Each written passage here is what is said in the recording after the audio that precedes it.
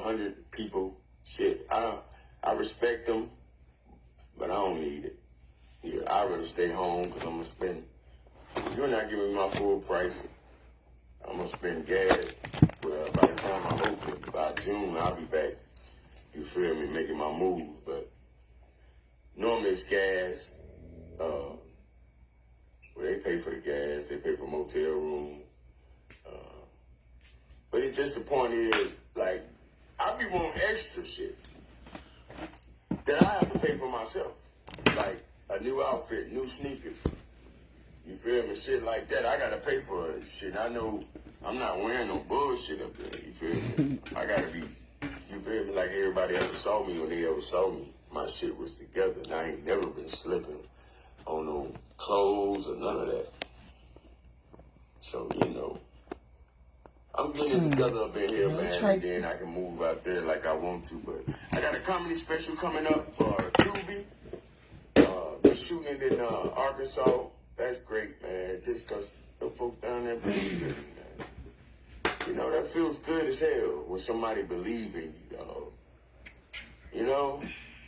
I don't know if you feel the same way. Some folks don't sit back and think about the blessings from God or how folks appreciated them. You know what I'm saying? Like, you gotta go through something I went through to know what that feels like. Man, when folks come up, give me a picture, whatever, I try to dive over there with them to do it. You feel me? Because I know that ain't just a picture.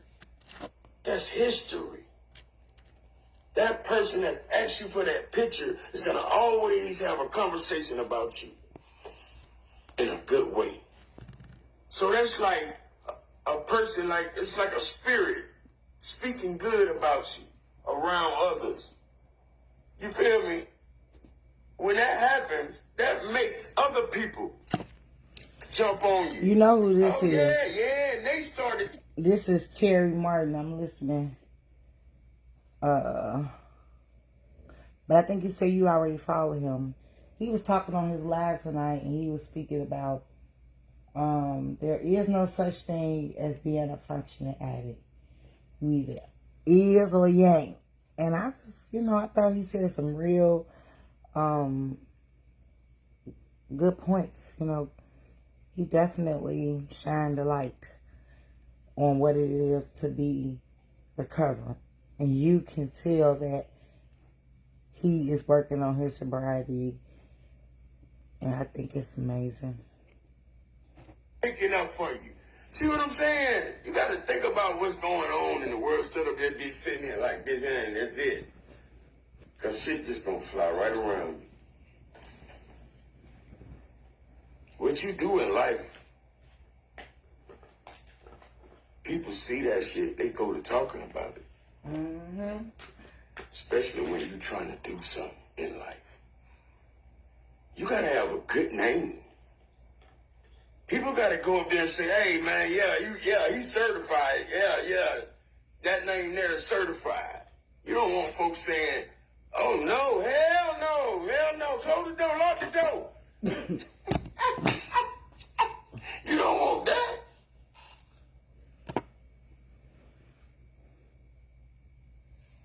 Man, I'm going to tell y'all something right quick, man. Then this hurted me so bad right here. Once upon a time. Before any of this, before her, before a couple of hers. And now I was at my lowest right there. I was walking in a grocery store parking lot. And there was a couple of people out there come in and park and shit. Park their cars and shit. And this was in my hometown. My hometown. So you know I'm telling the truth. As I'm walking, and I don't have a car, but I'm walking over there by the car. And, because that's the way you get out, whatever. Like the car came in. I heard people door latches locking. Like, damn. And I got the idea of what it was as soon as I saw it, you feel me? But as I My bad, y'all. Walked away, Thank you. You know, Okay. this shit is serious. So, from then on, I always try to treat people right. Let's see. You feel me? When it comes to people, I don't. Yes. Somebody talking about doing something to somebody, I'm out of the way. If I was sitting there talking to you, you know what I mean, or hanging with you or whatever, I'm not gonna do that. You know, because I feel like that's something that's in the atmosphere. What people see when they look at you. That's in the atmosphere. That's in the universe. It all depends on who you become. Make more people know about it. Did you say something? Because they, know you. Because I think my comments So, are stuck. just that alone, man, it like hurt my feelings. Especially if I never done that to you. And you So we was just sitting here listening to type of people. this comedian named Terry Martin, and he's telling a story about him being a recovery. I don't like the word addict, but it is what it is. And what caught my attention is when he got to talking about that there's no such thing as a functioning addict. You either are or you're not. And I thought about that like, yeah, when you hit it, you ain't functioning. So I just played a little bit of it. When that's all they focus their life on. But y'all should go follow him if you're not following him. They don't care nothing about washing their face, washing their ass, or none of that. Haircut, nothing. He's describing if they eat something, it's gonna what be they from really somebody look that like. cooked the shit. They ain't going to buy themselves nothing. They that shit got them trained to go straight from wherever you come from, straight to the people. Shed a light for me. They can have $100. They can have $1,000 in their pocket. Somebody say, "Man, this car here running $200. Give me $200 for it." They ain't finna buy it.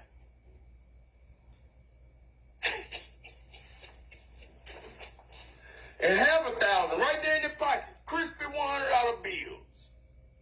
Won't even buy it. Thinking that's gonna take that dope money. Dumb as hell. But that's what it does to the brain.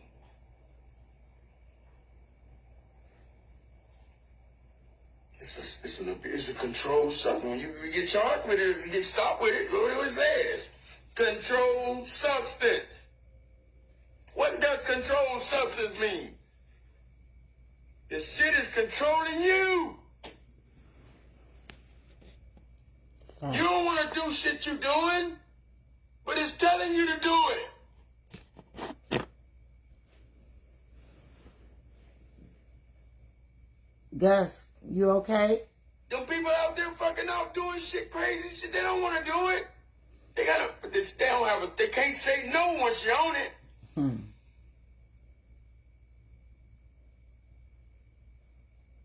You do what the fuck I tell you to do. What, you finna go home? Okay. You feel a goddamn, something just come over you like a taste or anything. His name is Terry Martin, Augusta. Go follow him. Terry, Terry Martin. He's a comedian. Right now, he's just talking about some real stuff.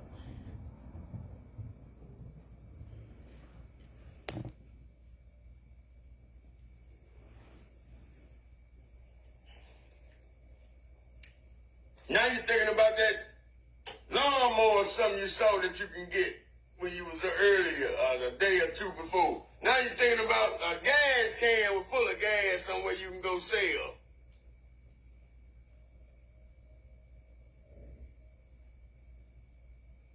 When you get like that, don't nobody want you around them. When they hear about it, they don't want you around them. But you can't blame them. Can't get mad with them. Get mad at your own ass. And that's why certain people have a problem with being around their family. It ain't really that their family don't want them around, but because they continue to use, they don't want to deal with it, you know. So it's like, it's hard, especially by me dealing with that in my family. You know, you love your family no matter what they going through, but when they doing stuff like stealing from you, you know, like you said, not bathing and stuff like that, want to come around, always asking for something, it's like, no. People that do drugs, they think everybody against them. Nah, you against yourself. You against yourself. Mm-hmm. You the one don't want shit. Don't come over here stealing and taking my shit because you fucked up. Mm-hmm. Come on with it now.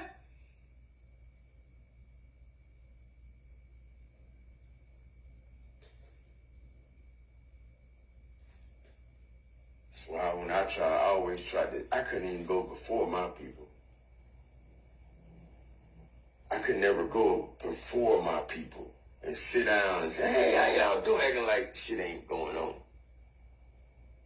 I stayed away. They be coming looking for me. My niggas be telling me, man, shit your daddy can't do it looking for you. Mad as hell. I was like, y'all sit back and think about it. And then I would never really think about it until somebody come tell me some shit. Or either I saw him, he pulled up on me, I'd be sitting back thinking like, damn, what the fuck am I doing? You know. And that was God sending a family member so much as like my dad to wake me up. Because you got a brain, cuz. And you can't sit there and tell me if you're a normal person, you ain't on no medication and shit to live. You think about shit. You know. Especially when you used to be around people that you love. And y'all did things together. And I can relate to that, you know, because with my mom being the only sibling that's living out of 6 children, it's so much that I miss doing with my immediate family. Like, you know, we got the offsprings, but I'm telling you, you know, like your first cousin, your second cousin, your aunties and your uncles. So I can relate to with that being a hard part of growing up, you know, the ones that don't make it. And you gotta learn to cope with that one.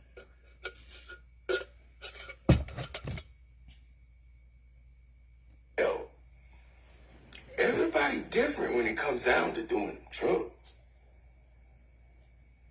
You feel me? Some folks born light skinned, some born black, just the same thing. Everybody's different. They don't treat everybody the same. It might treat the majority the same, but everybody, it don't. Because I done seen it all too. Some people call them functional addicts. There's no such thing as no fucking functional addict. Because once that dope hit you, when that smoke right there, it's the devil's smoke. First of all, it's the devil's smoke. So when that shit hits the pipe, it's like, it takes over. It goes straight to the brain. Now it's like you done jumped into a fucking robot. Like, remember them movies that you played in them? Or you jumping each other, then they're turning into something else. That's what you be. You know. I just thank God. I thank God. Oh God, I thank God. Because I'm gonna tell you something about it. It has an urge on you. Like, you'll have an urge for, like you got urges for a Pepsi, a certain type of candy, your favorite. That's what that is. It have an urge. And there's nothing else there to void it. Yeah, you need that, sis. So when you want it, if you've been doing it, that's anything. I mean, if you drink water all the fucking time, nothing wrong with that at all. God damn it, you're going to have an urge for water. I'm being serious. Ain't nobody functioning functioning. There ain't no fucking functioning addict. Think I Either just you own it or you're not. got a lash in my eye. So what if somebody say, well, I'm a functioning addict? Okay, I can tell you right now, I ain't had no dope in 2 years. 2 years. It's been 2 years since that shit been in my hands or body.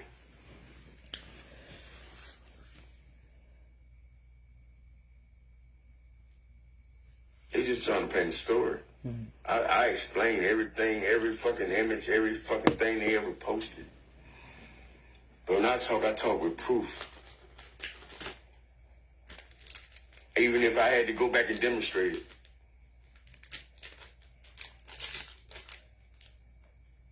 How much you want to bet, Shishi? Well, it's easy. They got fucking drug tests right here at goddamn Walgreens and fucking Dollar General. Let's make it happen.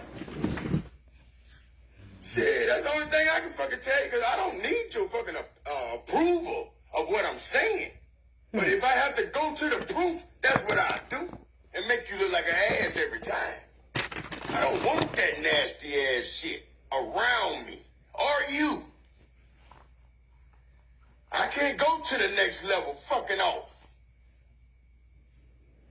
This shit here is serious when it come down to this. It ain't no fucking social media 3-4 letter word talking ass people here. This is my life. This is my fucking career. Well, you ain't got shit to do but wait on the fucking government every goddamn month. Get mad at the mailman when he pulling up late and shit. Don't you know I got to go pay my damn bill? The hell you doing coming late? The fuck?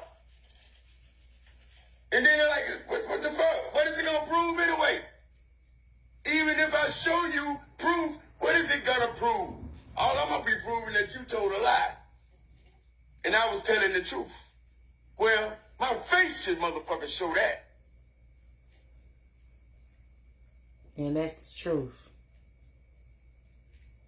That's the truth. Y'all. My body, my movements. Go follow Terry my Martin. Conversation. The natural little shit. You know fucking well those folks cannot function at all with that shit. And not talking about talking with sense. The fuck? Evidently, you don't know about the people you talking about.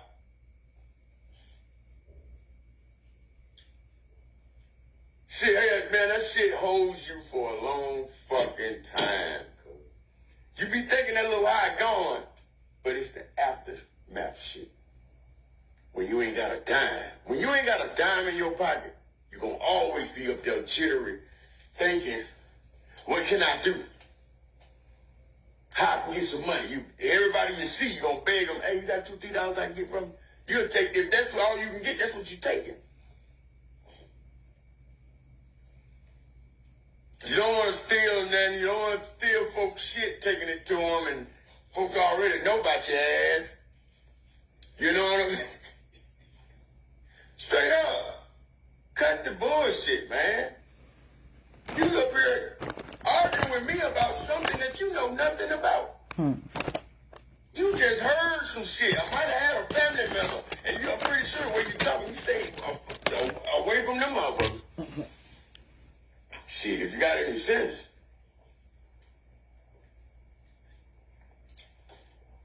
What'd you say? A functioning addict is somebody that got a job, go to work, and then come home, pay his bills, and get high with the rest? That's what you call a functioning addict?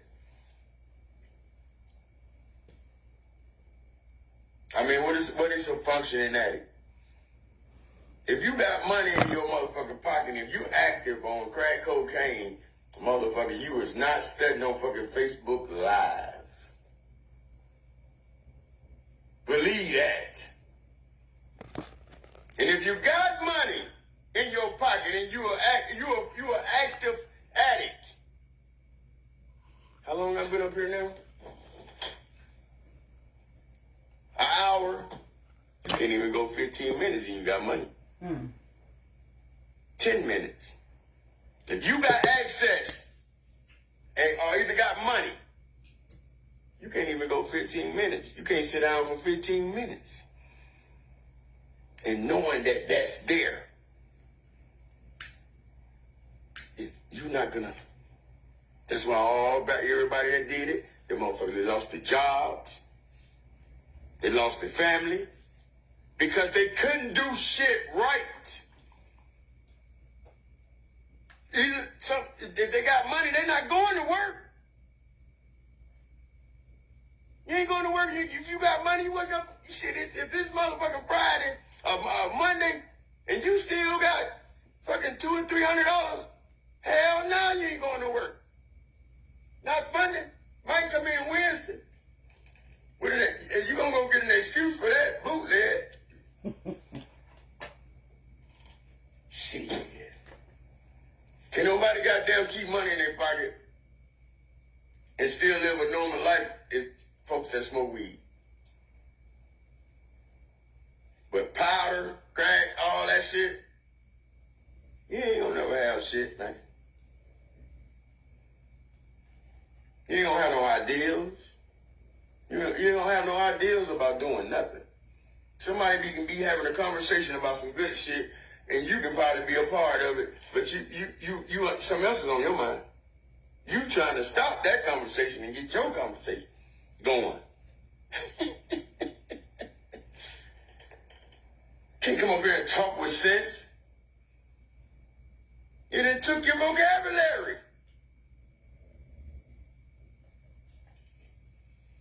Somebody can come ask you your damn name. You're gonna be 10 minutes before you can say your own damn name. You don't know what you're talking about when you're talking about.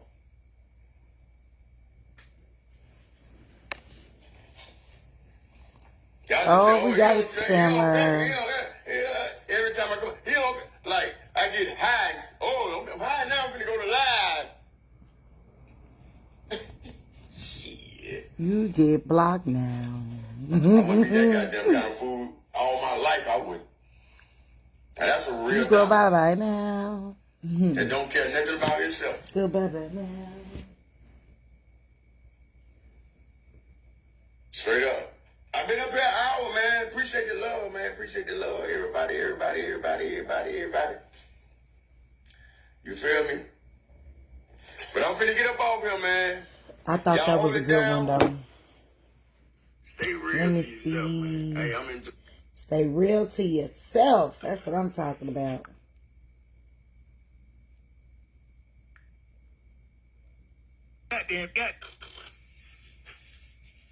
Make sure y'all react to the live. Thank you for the shares. Thank you. Thank you. Thank you for the shares. Thank you. Thank you for the shares.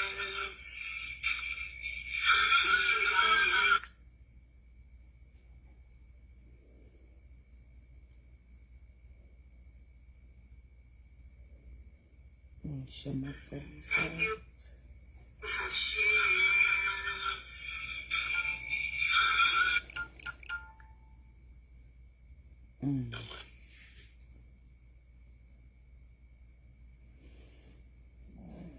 What would you do $50,000 to improve your home?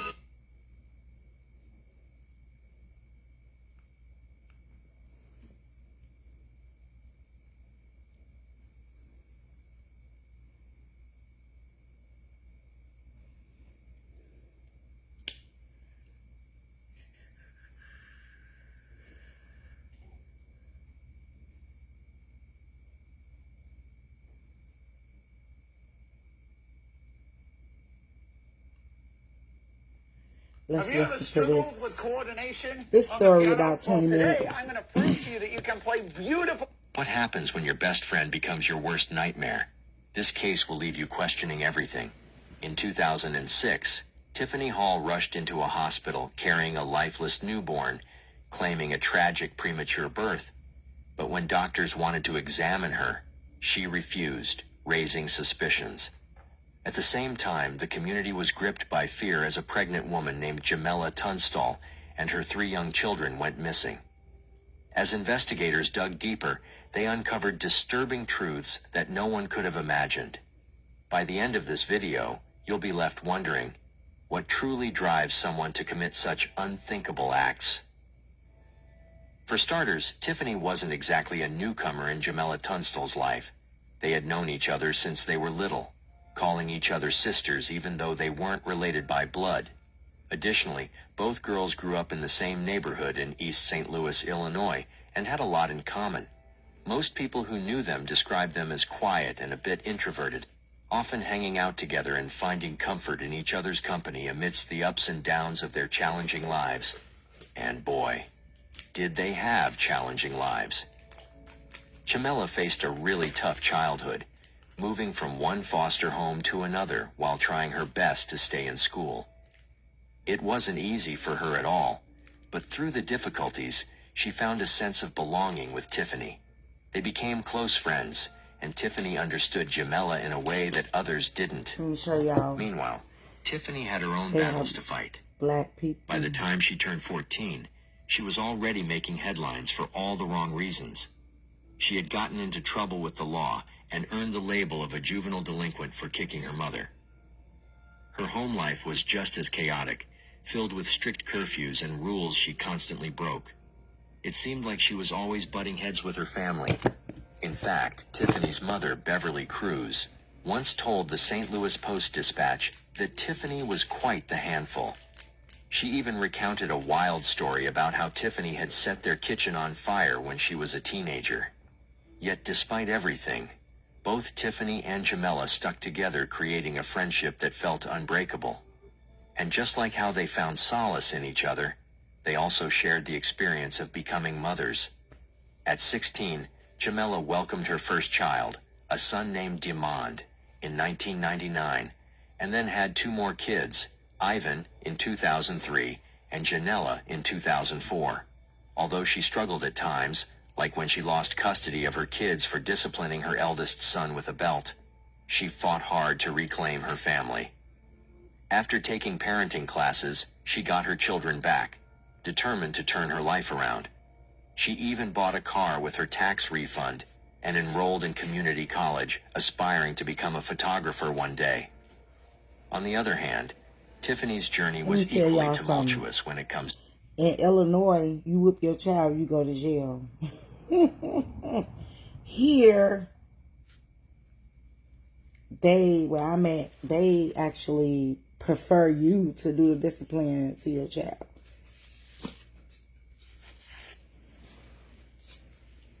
To parenting. Just like Jamela, she became a mother at just 16, welcoming her first child into the world, followed by a second baby shortly after. But her life took a dark turn in 1999 when she lost custody of her daughters. Authorities discovered alarming evidence of severe abuse against her 2-month-old baby, painting a heartbreaking picture of neglect. Witnesses recalled seeing the infant in Tiffany's arms, limp like a rag doll, which raised immediate concerns. The injuries sustained that day would leave lasting consequences, and by the time the little girl turned 7, she still relied on diapers and struggled to communicate, often speaking in sounds that were difficult to understand. But in 2002, both of Tiffany's daughters were returned to her care.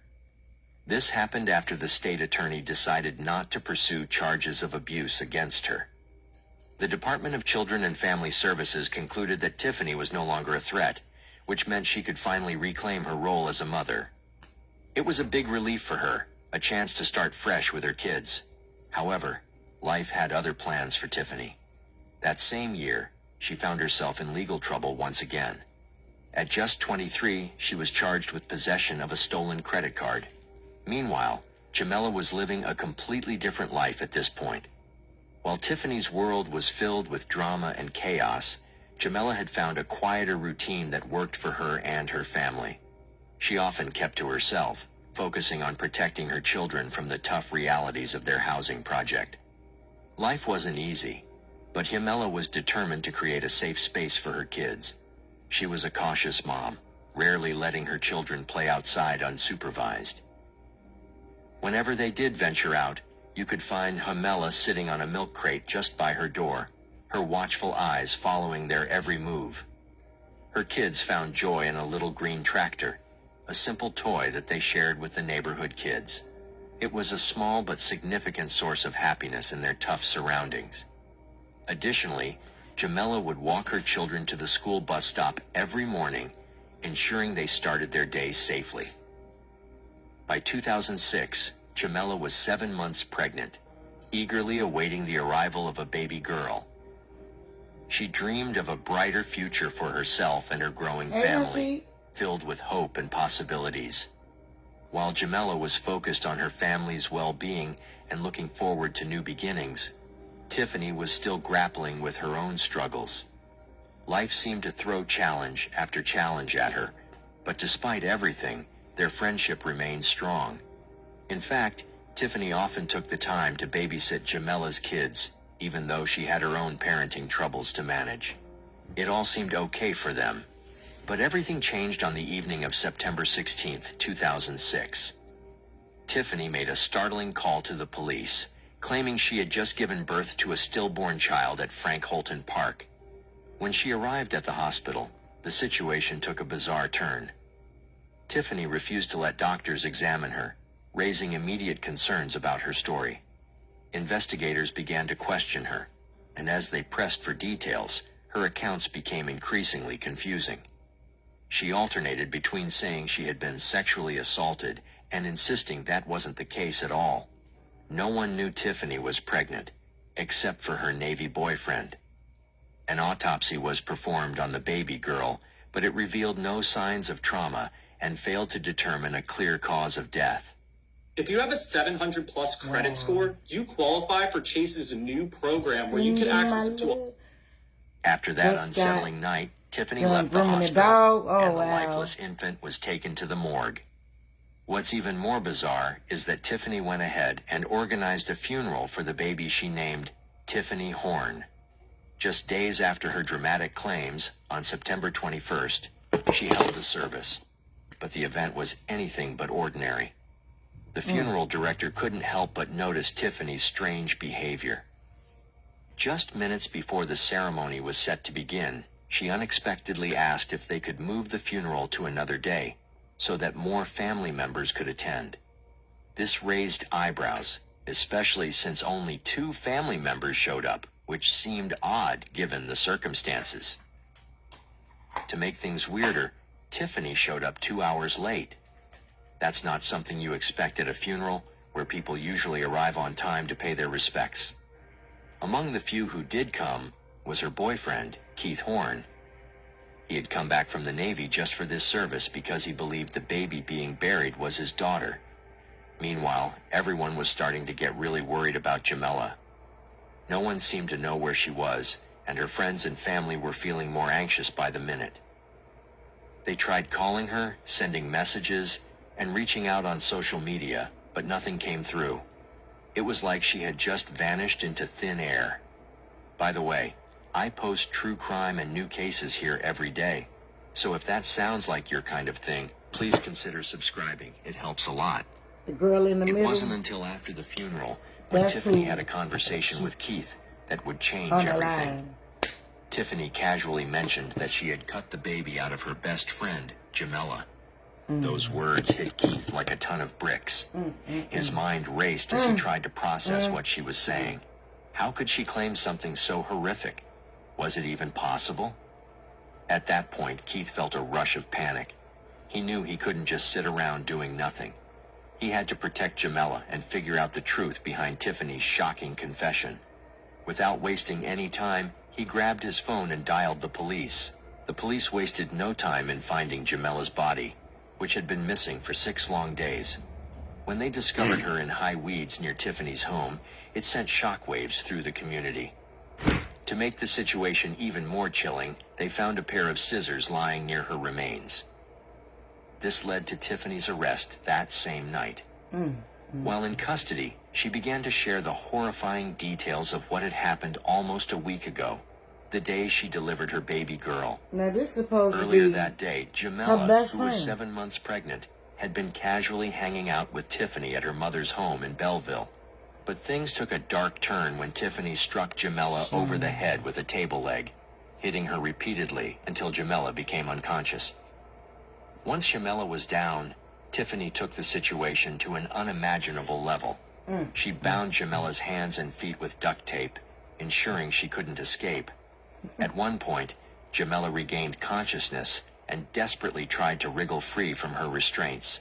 But Tiffany, now completely unhinged, struck her again and taped her mouth shut to silence her cries for help. Then Tiffany dragged Jamela's lifeless body into the bathroom. There's a hidden 5-minute credit trick that millions of Americans are using to send their scores soaring. Best friend. Have you tried it yet? If you're one of... In a chilling moment, Tiffany cut open They Jamela's was stomach like with sisters. scissors in a desperate attempt to take the baby from her womb. Tragically, Jamela was still alive during this horrific act, but she lost an enormous amount of blood and eventually succumbed to her injuries. After committing such a monstrous crime, Tiffany tried to cover her tracks. She wrapped Jamela's body in a shower curtain and transported it to a weedy, vacant lot behind her house, where she dumped it like garbage. What's even more unsettling is that Tiffany had been planning this for weeks. Just a week before Jamela's murder, love. she had purchased items for a makeshift birth kit, scissors, alcohol, and a bulb syringe. To make things even more twisted, she had been pretending to be pregnant, hoping to lure her boyfriend Keith home from the Navy under false pretenses. When the news hit that Jamela had died and Tiffany had been arrested, it horrified both their families. Both mothers were left reeling, struggling to comprehend the tragic turn of events. Just when everyone thought things couldn't get worse, another dark cloud loomed over the community. Jamela's 3 children were missing, and nobody knew where they were. The following day, Friday, September 22nd, the police sprang into action. They headed straight to Jamela's apartment, hoping to find photos of the missing kids to share with the media, hoping someone would recognize them and help bring them back. Jamela's partner, Ivan Collins, had already been questioned, and the police needed more information from him. While the police were piecing together the timeline, they learned that Tiffany's daughters were safe, but Jamela's kids were still unaccounted for. The officers reached out to Ivan again, hoping he could shed light on the situation. He mentioned that he'd last seen the children 3 days earlier, on the 18th, but when he was asked about their whereabouts since then, he said they had been with him before leaving with Tiffany that same night. This raised even more eyebrows. As the investigation continued, Tiffany was still in custody, and it wasn't long before she spilled the beans about where the kids were. This confession led the police back to Jamela's apartment the next morning, but what they found was nothing short of horrifying. As they stepped inside, a dreadful smell hit them, a sickening stench that made it clear something was terribly wrong. It was then that they discovered the heartbreaking truth: the naked and decomposing bodies of Jamela's 3 children. 2 were crammed inside the washing machine, and the 3rd was found in the dryer. They had been left there for 5 long days, and the police had unknowingly walked right past that horrifying scene just the day before. It was a chilling realization that no one could have prepared for, deepening the tragedy of the whole situation. Tiffany's confession to the children's murders. Now let's take a closer look at Tiffany's side of the story.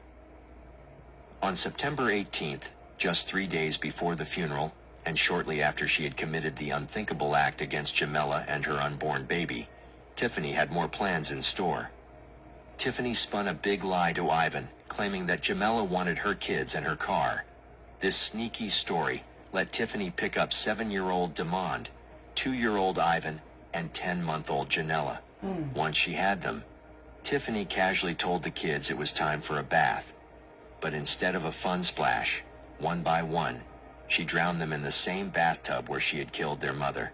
Some reports even say that she drugged the kids with cough syrup before putting them in the tub, making it even easier for her to carry out her horrific plan. After the terrible act, Tiffany stuffed their tiny bodies into the washer and dryer of Jamela's apartment in the John DeShields housing complex. By this point, she had not only taken her best friend's life and that of Jamela's unborn baby, but also confessed to the murders of her 3 children. all the kids were naked, except for a pair of underpants on one of the children. Surprisingly, Tiffany never gave any reason for why she killed Jamella's kids, leaving everyone puzzled. Why would someone take the life of their best friend? What could drive a woman to harm 3 innocent kids? Did Tiffany really have a miscarriage, or was she ever even pregnant? Did she struggle with mental health issues? The questions seemed never-ending. Jamella's funeral took place on September 29, 2006, and it was a massive gathering with over 700 people showing up to pay their respects. Friends and family shared stories about Jamella's bright, childlike smile, the way her face lit up when she talked about her kids, and how she often got bored easily. People remembered her children's unique personalities too, bringing warmth to an otherwise tragic day. So how would you purify water in case of a blackout? Wow, Boil it. bizarre. Boiling kills bacteria, but it doesn't remove. The community really came together, raising more than $30,000 in just 3 days to help cover the funeral costs for Jamela and her children. Initially, Tiffany was only charged with the murder of Jamela and her unborn daughter, but as the investigation unfolded, 3 more murder charges were added for the children. At first, Tiffany pleaded not guilty, leading to a psychiatric evaluation. She started with a public defender, but when the state announced it would pursue the death penalty, she was given a new lawyer experienced in such serious cases. James Gomrick, one of Tiffany Hall's lawyers, mentioned that while Tiffany was deemed mentally fit to stand trial, she also had some serious mental health issues going on and scored in the mid-70s on the IQ scale. But what sets Tiffany apart from other women who have committed similar crimes is that she already had kids of her own. Her daughters were just 7 and 8 years old at the time of the murders. On June 10, 2008, Tiffany was sentenced to life in prison without the possibility of parole for the horrific crime of murdering 5 people, including Jamela and her children. However, in September 2008, Tiffany tried to backtrack on her guilty plea, claiming her lawyer didn't do a good job defending her. Fortunately, the court shot down her request. In 2012, she filed another petition asking for a new lawyer, arguing that her trial attorneys weren't up to par. That one didn't get anywhere either, but Tiffany didn't give up. She felt strongly that her lawyers didn't properly investigate her mental health or whether she was fit to stand trial. In her petition, Tiffany claimed that Gomrish didn't even get the paperwork for her psychiatric evaluation until 2 days after she had already entered her guilty plea. The report from a second psychiatrist, who was supposed to figure out if she was sane at the time of the crime, was stamped as received on June 11, 2008, while Tiffany had made her plea on June 9th. A different report from an earlier evaluation said she was fit to stand trial, but didn't assess her sanity when the crime happened. That second report revealed that Tiffany had a long history of mental health issues that started in her childhood and included multiple hospitalizations. To back up her appeal, records from evaluations done after her plea showed diagnoses of several serious conditions: psychotic disorder, post-traumatic stress disorder, schizophrenia, mood disorder, bipolar disorder, and mild mental retardation. Because of all this, the court decided to reverse Tiffany's denial of post-conviction relief, which meant she could keep fighting her case. Tiffany's petition went through several revisions, with new attorneys working on it throughout 2015 and 16. They were granted a bunch of extensions to get it right. She even asked for a new attorney again, but that request was denied too. Eventually, the court dismissed her petition because it didn't meet the necessary requirements. But Tiffany wasn't done yet. She appealed this decision, claiming her lawyer didn't do enough to amend the petition properly. In 2020, Tiffany finally got a break and won her appeal, giving her another shot at filing a petition for relief. It looks like Tiffany's case might be stuck in the appeals process for quite a while, but at least Jamela's family can find some comfort in knowing she's behind bars. Now, at 42 years old, Tiffany is being held at Logan Correctional Center in Lincoln, Illinois. One source noted that Jamela's stillborn baby girl was exhumed and reburied alongside Jamela and her 3 other children in Millstadt, Illinois. With all that said, Tiffany's case stands as one of the most disturbing crimes ever committed by a woman. It's a chilling reminder that no matter how well we think we know someone, we can never truly understand what they're capable of. Now we ask you again, is life in prison enough for what she did? No. Let us know in the comments below. If you No. like the way we create these videos, That's crazy. This is the quickest way to clear out stuck poop. I have to poop. Labeled as the worst crime a woman ever Are you committed. trying to kill us? What? Fiber helps you poop. No.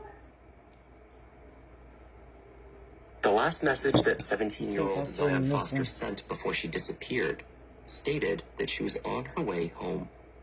The teenager told her mother and boyfriend But- that she was going out that night.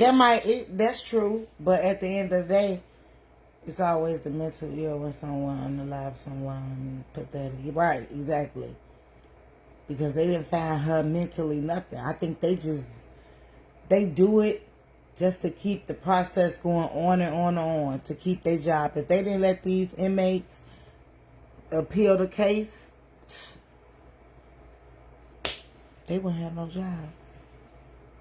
So I feel like that's the game they play, knowing they're not going to let these people out. They did the same thing with my case. And could still call me back for some type of With her appeal if favorite that's cousin. what they decide to Something that she bring did up. at least twice a month. Or file for, should I But say. when her mother sought him out for help finding her the next day, the cousin delivered some surprising. The last message that 17-year-old Zion Foster sent before she disappeared Leash. stated that she was on We, her way home. Listening to the story about he wanted to be more than cousins, and it's based on a cousin unaliving another cousin. It's crazy, y'all. Let's listen. The teenager told her But how you doing, beautiful Leash? How you doing, girl? Happy Wednesday, hump day. mother and boyfriend that she was going out that night with her favorite cousin, something that she did at least twice a month. But when her mother sought him out for help finding her the next day, the cousin delivered some surprising news. That he had not seen or spoken to Zion, he said, in years. That's crazy. Hi there, I'm Kevin, and welcome to Just Thought Lounge. Today we're taking a look at a missing persons turned murder case. It's a story about a family and Leash, what you disturbing doing up, revelations girl? about who you can trust. Let's take a look. That's some shit. Yeah. The one we just listened Mother to. of six, Ugh. Sierra Milton, awoke on the 5th of January 2022 Oh, man. Oh, man. to find that her eldest, Zion Foster, had not returned home the night before. That's the mama in the Zion was a glasses. 12th grader at East Detroit High School. She had only just celebrated her 17th birthday in November. Like most teenagers, Zion had experienced a rebellious streak. She had threatened to run away from home, and had even done so the year before, twice. 16 years old and frustrated with her mother's rules, she had run to her grandmother's house.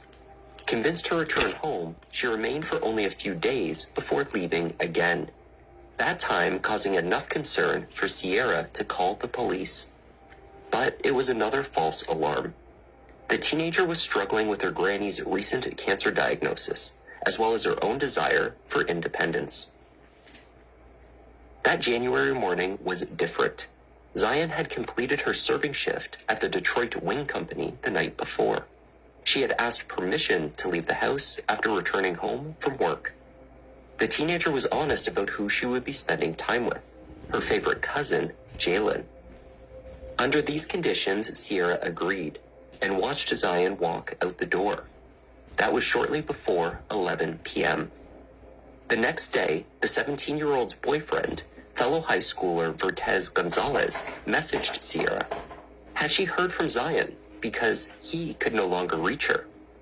The last text message that he received was at 12:59 a.m. It read OMW, meaning on my way. But Zion didn't make it home. Calls to her phone went straight to voicemail. Messages sent throughout the night were not being received. Finally, at 8:53 a.m., he wrote to her, "Are you alive?" Followed by, "This is the worst thing ever." Adding to the distress over Zion's absence was the response Sierra received from her cousin, Jalen Brazier. Despite what her daughter had told her, Jalen responded that he had not been with Zion the night before. He asked Sierra exactly how often had Zion claimed that she was spending time with him. Once or twice a month, she said. He messaged her back in frustration. Zion's lies about him were sneaky as hell and not safe, he said. But why lie about spending time at his house?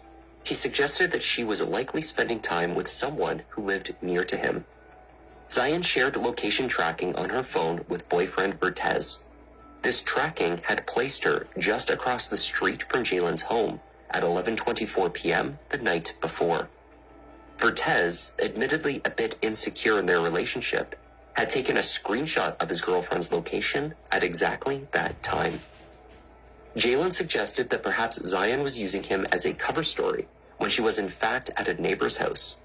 She must know someone else on the street or nearby. Jalen helpfully suggested that Sierra go to the police, but he requested to be kept out of it.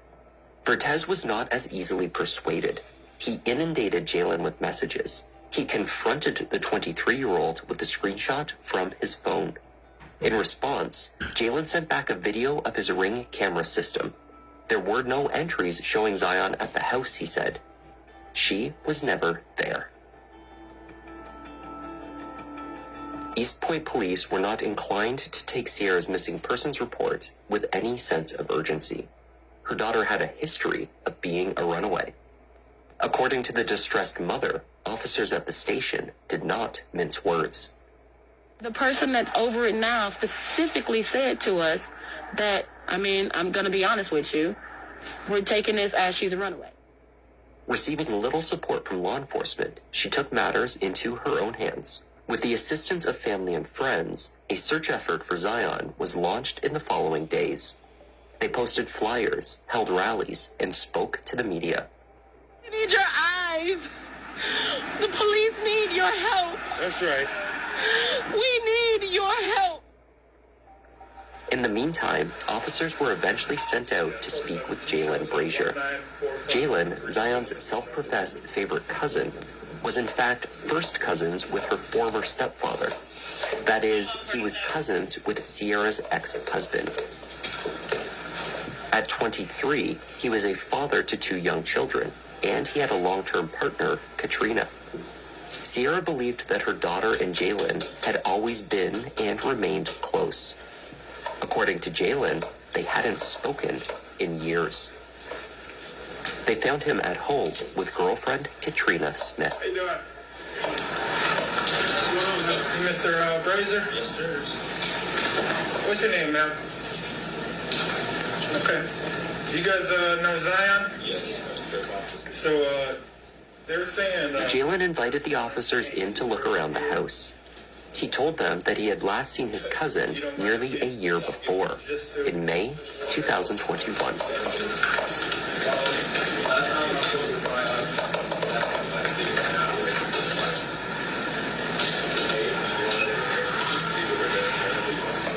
Jalen continued to explain that it was Zion's mother and her boyfriend that seemed fixated on the idea that she had been with him that night. He had offered to show his Ring camera footage to Sierra as well. When she took a look at it, the mother thought that there were gaps in entries for footage for the night of January 4th, which had obviously been deleted. Never here, but her location did say she was here. That house across the street. Also, I thought she was never here. I don't know. But either, I have cameras to show me I did, but she was never here.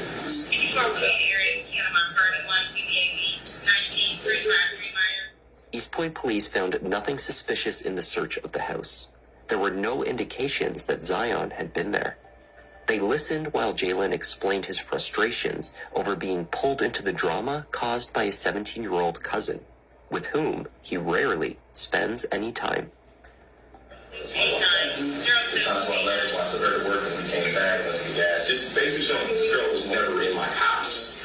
So we really, and she's known to be a runaway. Now, she's ran like 4 times, and every time she got some dude's house. Her mom knows this. Her mom's just playing it a certain way and it's making me so fucking uncomfortable. She's known to be a runaway? Yes, I would assume you guys would know that. Not saying you're not doing your job, just assuming she would tell you the damn information. No, I know. Appreciate it. All right, guys. Enjoy the rest of your night. Jalen may have been fooling the East Point police at this stage, but not Sierra Milton. She did indeed watch to see who her daughter left with from the house, and she often greeted Jalen herself in the drive when he came by to collect her. She knew he was lying. He told me he hadn't seen or been in contact with her for 3 years. Which is impossible when you were in my driveway and gave me a hug. Good morning, everyone. I'm LaVarn Burton, President and CEO of the American Kidney Fund. And on behalf of all of us at AKF, I want to wish you a happy Kidney Month and warmly... Perhaps the easiest way to verify if Zion had been across the street from her cousin's house, as her location data suggested, was to check the neighbor's doorbell cameras. At about 11:15 p.m. on January 4th, a white sedan, the car known to be driven by Jalen Brazier, was captured pulling into his drive. Emerging from the vehicle were 2 individuals, clearly seen walking into the house, 1 male and 1 female.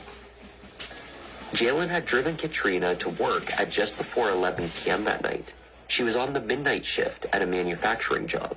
The shift spanned from 11 p.m. to 6 a.m. The second individual who entered the house at 11:15 could not have been Katrina. Full location data would later confirm the 2 individuals captured entering the home, Sandra. Jalen Brazier and Zion Foster. The camera did not show Zion leaving. At 1:41 a.m., the same camera from across the street captured Jalen pulling his car out of the drive and then backing it in. The trunk then faced the backyard. After a few minutes, the car drove off. It returned to the house less than 10 minutes later. Search warrants were obtained for the house and the car. Inside the house, the search was fruitless. The contents of the car were carefully itemized and examined, but there was no clear evidence indicating what had happened to Zion. That is, until law enforcement brought in the cadaver dogs. The dogs clearly indicated at the trunk of Jalen's car. On January 19th, the 23-year-old, accompanied by a friend who was a lawyer, voluntarily sat down with detectives. It was clear that he had lied about being with Zion on the night that she disappeared. Jalen came forward to offer what he claimed was a truthful version of events from that night. He had picked up Zion from her home and brought her back to his place. He put his 2 children, boys aged 1 and 2 years old, to bed, then joined Zion downstairs in the living room. You guys mix up the weed, you go out, you guys start smoking, you're just watching TV, just chilling? Yeah, she's telling me about her mom. Their relationship's a lot better than it was the last time she talked to us. And her boyfriend about the job and everything, and how she's working on getting an apartment and everything. Jalen said they smoked some marijuana, which appeared to make Zion very sleepy. He saw her head tilt back, as though she intended to take a nap while sitting upright on the couch. At that point, he went into the other room to pour himself a drink. Now, you guys are just chilling, and that's all of a sudden she just blanks out like that?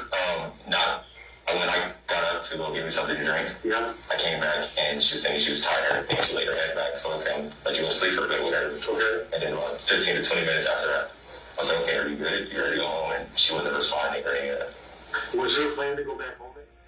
Jalen reported that Zion's pulse was faint. Then he described her heartbeat as non-existent. His young cousin had simply died on his couch, he said.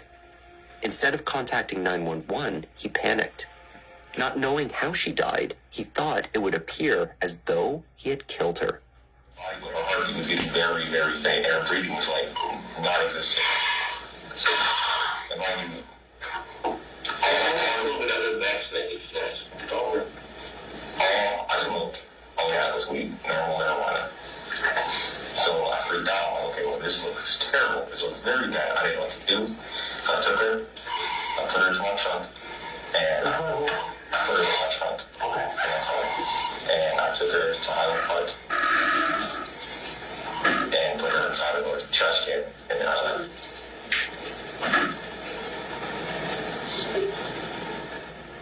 Damn. Put her in the Detectives trash. queried how Jalen knew that Zion was dead. According to his story, the 17-year-old had inexplicably, very abruptly, stopped breathing. The head's back on the couch. She's still alive at that point. You should probably just hide or whatever, bleeding. And then you start shaking her. She doesn't wake up. You check her pulse, you said, and you can see she's not breathing, not like that. So at that point, what are you doing? Freaking out. Okay, so you're freaking out, and this whole time you've been home. So at that point in time, we thought she was definitely dead. Yeah. Okay. Well, was she dead? Do you think she's dead at that point, or does she still just have pain breathing? And if there wasn't anything. There was nothing at that point. Yeah. Okay. You know the difference between dead and alive, right? Was she dead? She wasn't breathing. So I assumed that was saying her heartbeat was like, I couldn't read her heartbeat, couldn't feel her heartbeat or anything. So I would say she was dead, definitely. Okay. Now I want to have you show us it, okay? Because I don't want to mistake it, and I want to obviously get out there and see if she's still there, then we need to recover her, and if not, then we need to do the steps to locate where she's at. Okay? You okay with that? Absolutely. Yeah. All right. Jalen led detectives to the dumpsters in Highland Park, where he claimed to have left Zion's body weeks before. Jalen told detectives that Zion had been at his home for roughly 2 hours before she died.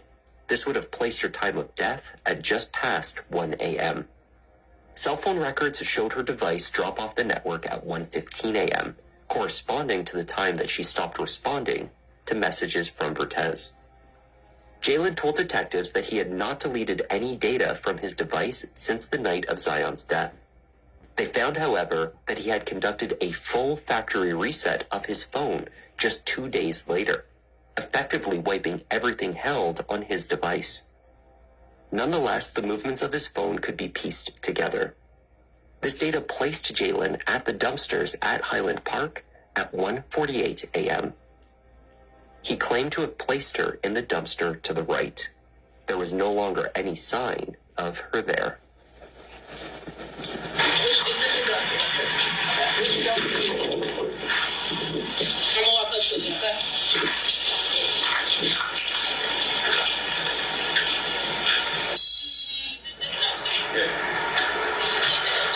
It was already open.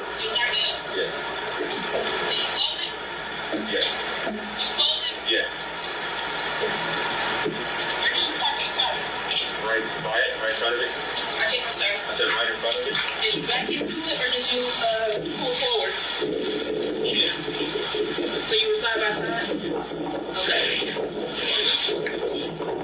He said that my baby just died. And then that he threw her in a dumpster.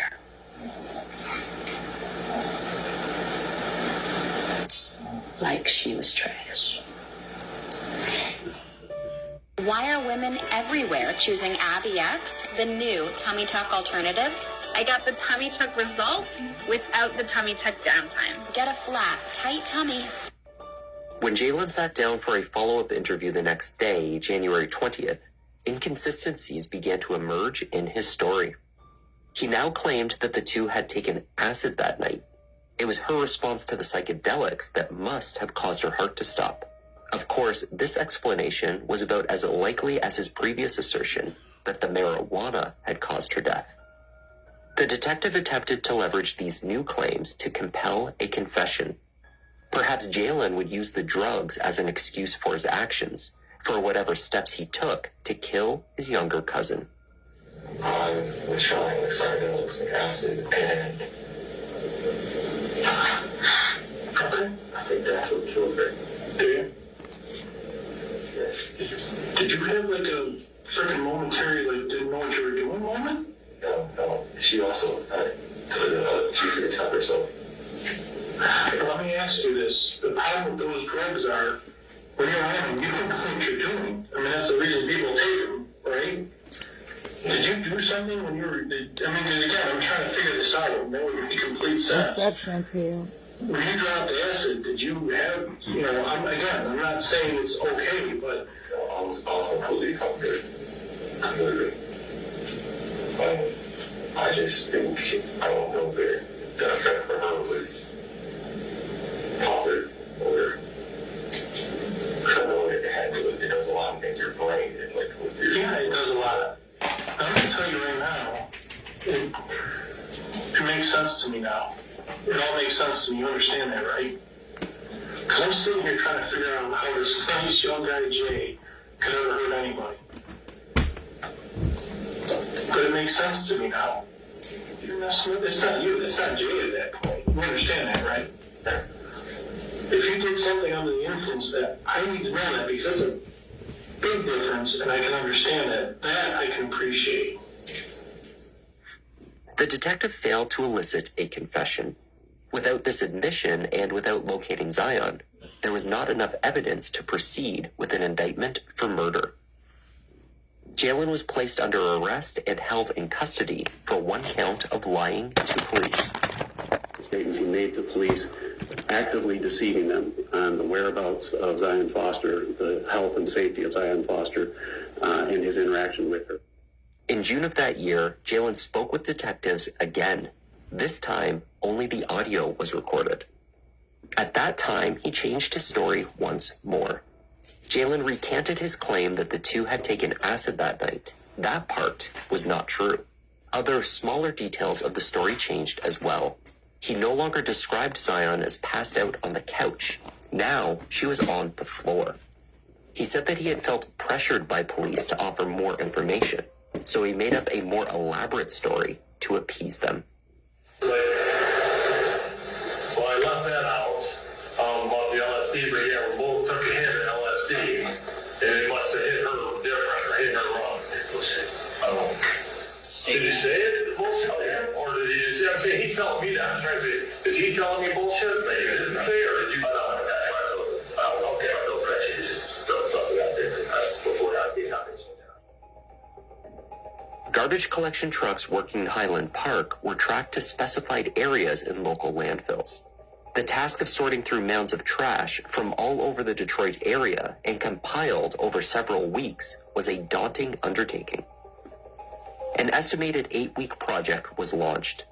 Dozens of volunteers, mostly wearing masks and hazmat suits and assisted by heavy machinery, picked through layer after layer of the landfill systematically, looking for any sign of Zion. Hang on, Heather.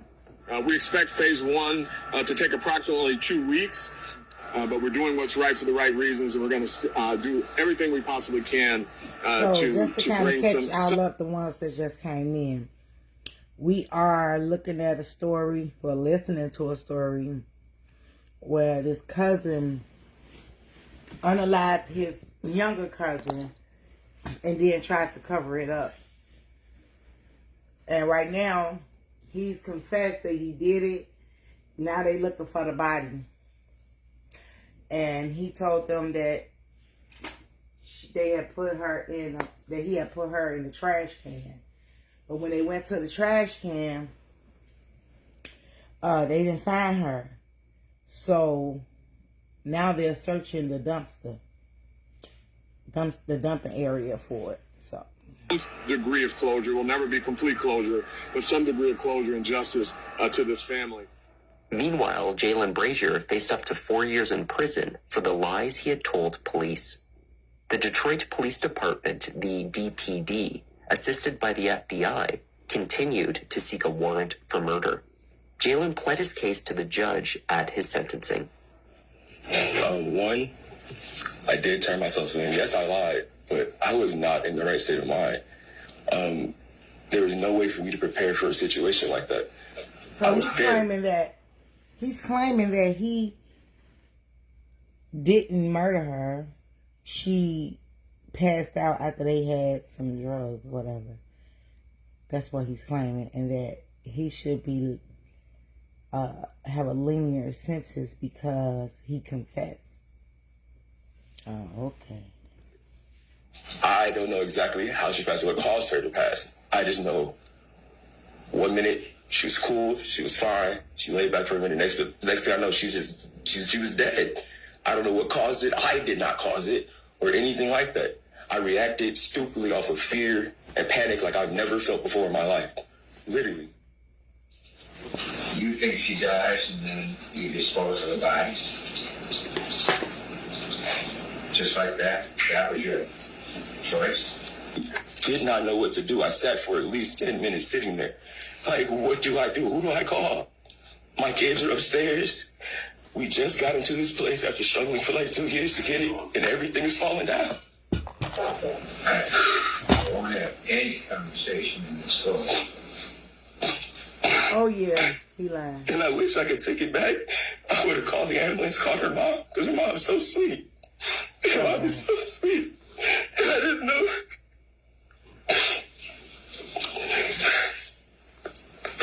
I wish I could take it back. Nobody had been in the situation. At the very least, they'd be like, okay, this happened, confirm this. And everybody has some sort of peace right now. You know? But...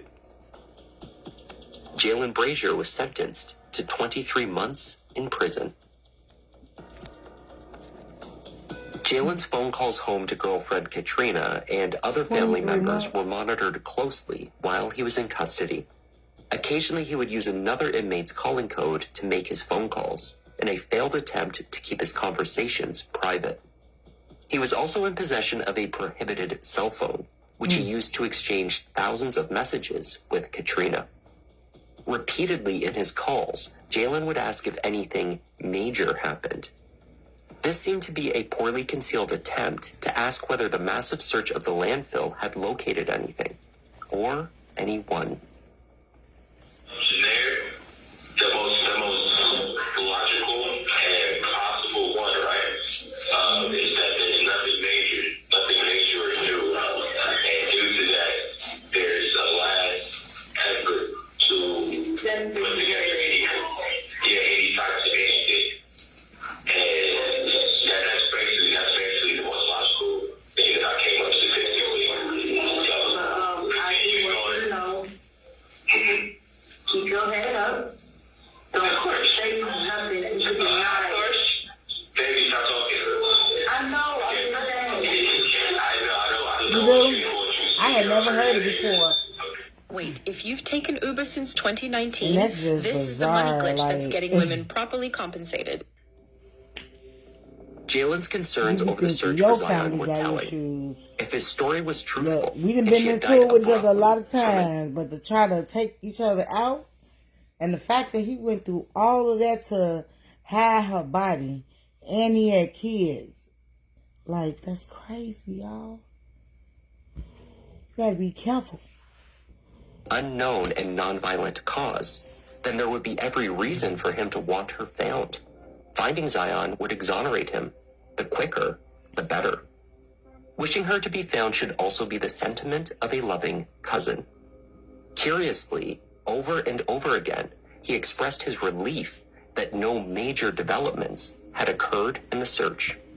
As the final days of the landfill project drew near, he referred to it as a search for COVID. Yeah, just relax. Today is the first, tomorrow's the second. That's what, if we stop the COVID thing here, searching for COVID essentially.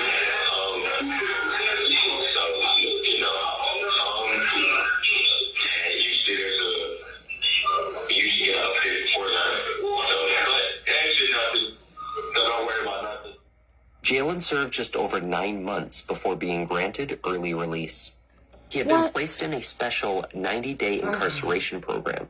This boot camp is designed like a military program in which inmates convicted of certain crimes can better themselves while inside. and in turn, they are rewarded with early release. Because this is It had first been offense, nearly a I'm year, sure. and Zion had not been found. An indictment for murder had not been sought, and now the prime suspect returned to his home and his family. Why is this man free? What?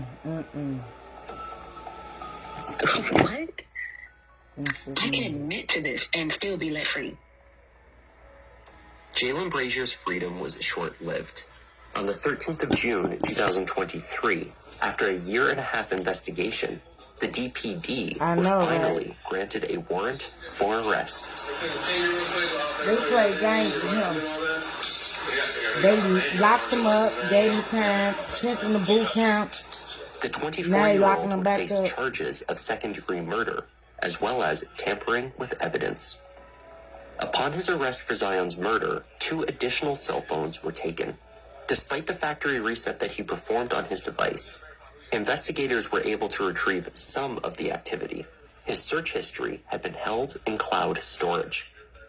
On January 7th, 3 days after dumping his cousin's body in a dumpster, Jalen performed a handful of Google searches. Are garbage trucks also compactors? What is the force of a garbage truck compactor? How do police get your phone history? And how do you know if police are watching you? In addition to these incriminating searches, investigators found that in the months before the incident, Jalen had performed a number of disturbingly suggestive searches for pornographic content containing the words cousin and step-cousin. Experts were able to retrieve the video results of these searches, some of which were reportedly very violent, as well as graphic in nature. As the case approached trial, a preliminary hearing offered more insight into the additional evidence that had emerged since Jalen's release.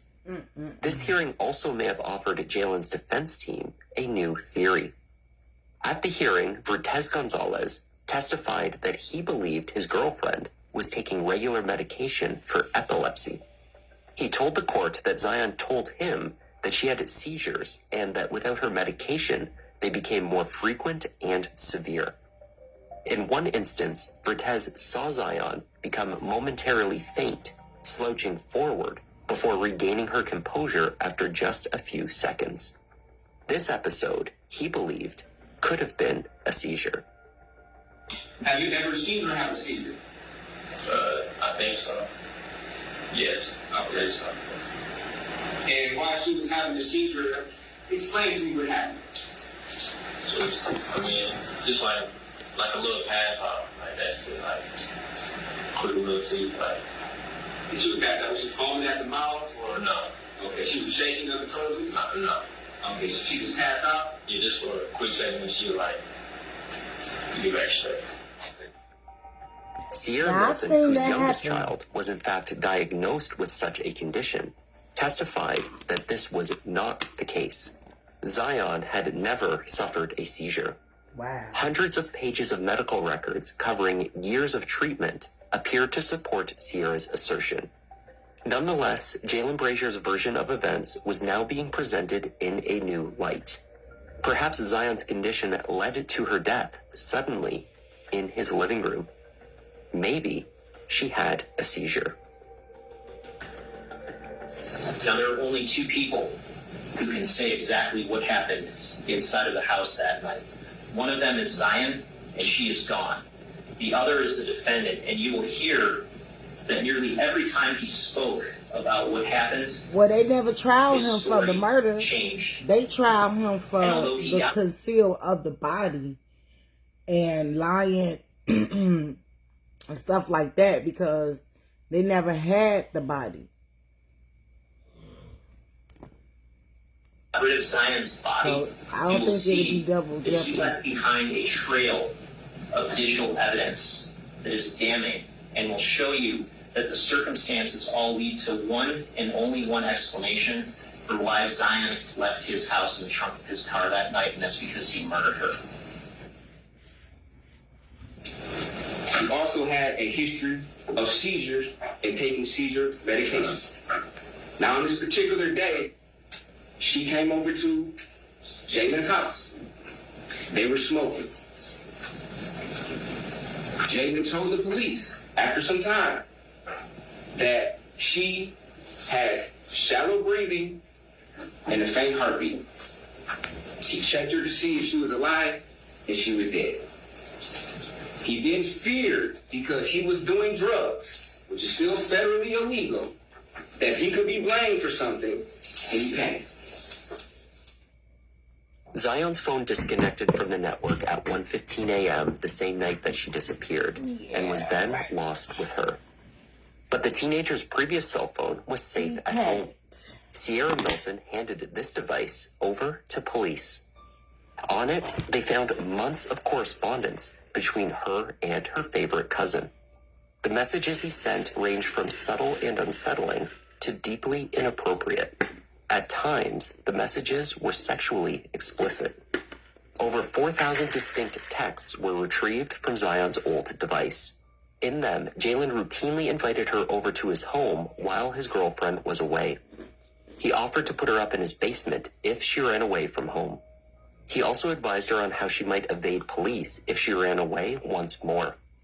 Wayne County Assistant Prosecutor Ryan Elsey described the texts as pervasive, at times complimentary of her intelligence and looks, at other times probing in an immature way.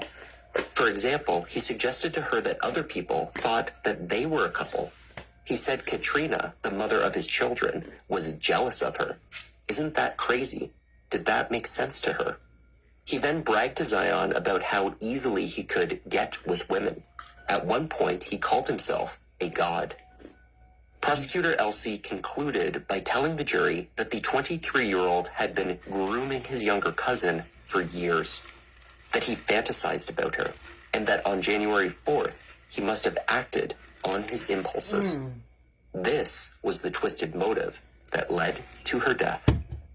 I just found out I'm genetically wired to handle more caffeine than the average person. That's insane. I've always drank a bunch of Jurors heard about how Jalen learned that Katrina was pregnant with their third child on the day that he brought Zion to his house. Messages between the couple showed how he had lied to her about what he was doing after he dropped her off at work. Earlier that day, her nausea and hot spells had led to a trip to the emergency room. Hours later, the nausea resumed. She messaged repeatedly that she felt too ill to remain at work and asked him to pick her up. At 1:25 a.m., she wrote, "I think I need to come home." At 1:26, "I don't feel good." A few minutes later, "My stomach hurts. I feel sick and keep getting hot and cold." Jalen's response was simply, "You can make it, baby." He did finally pick her up that night at nearly 3 a.m. When he did so, she noticed a deep scratch across his collarbone. He told her that the cat had scratched him deep enough to draw blood. Odd, Katrina thought. The cat had never scratched that deep before. The trial lasted 2 full weeks in May 2024. Jalen chose not to testify.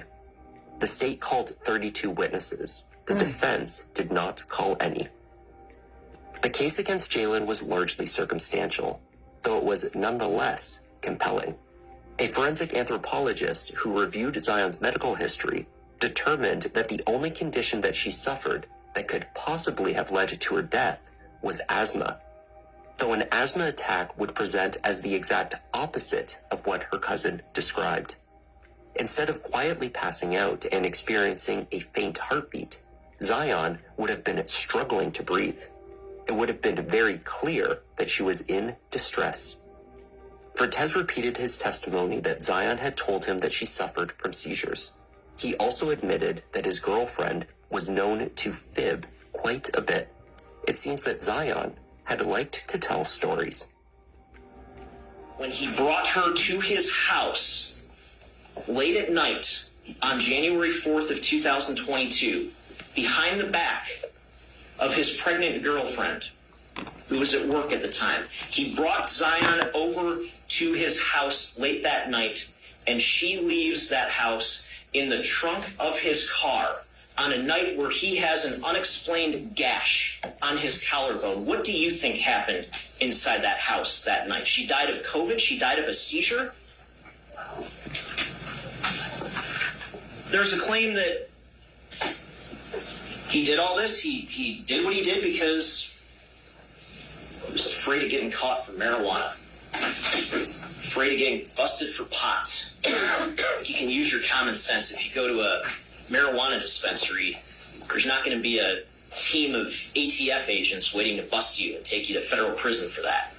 It's about the equivalent of a parking ticket. You ever heard of somebody getting rid of a body to avoid a parking ticket?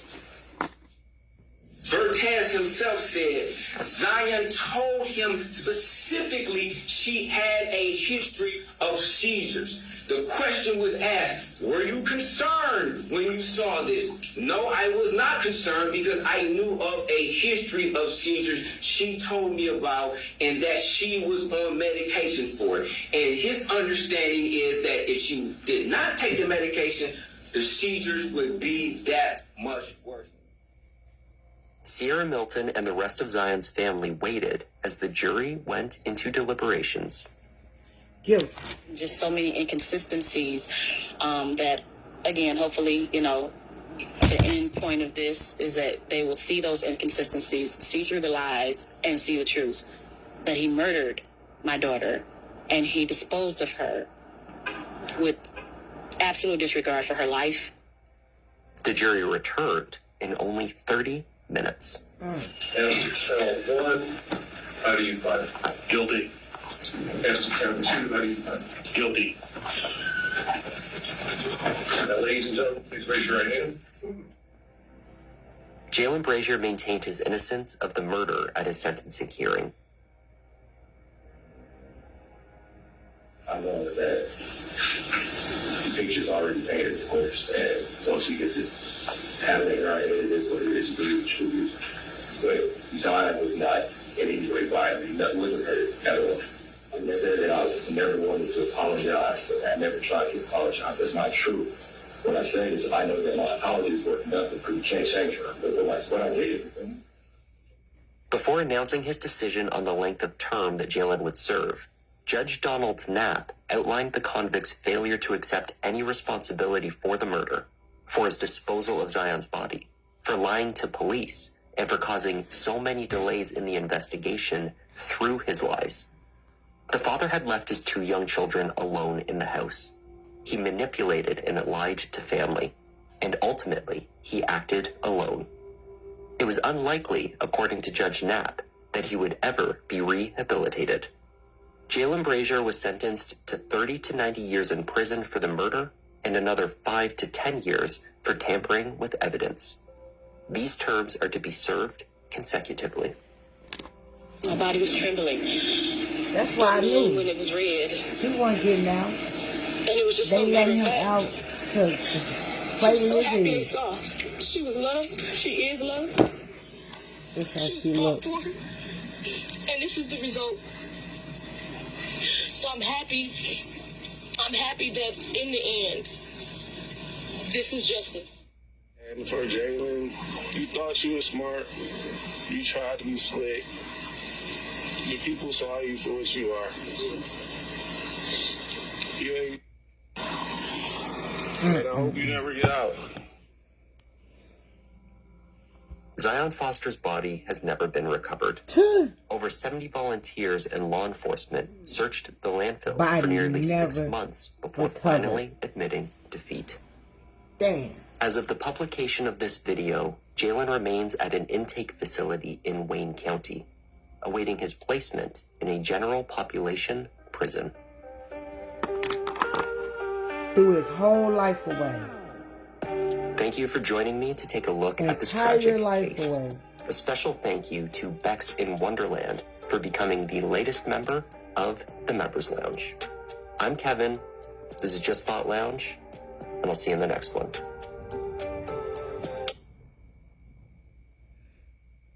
This looked like a interesting.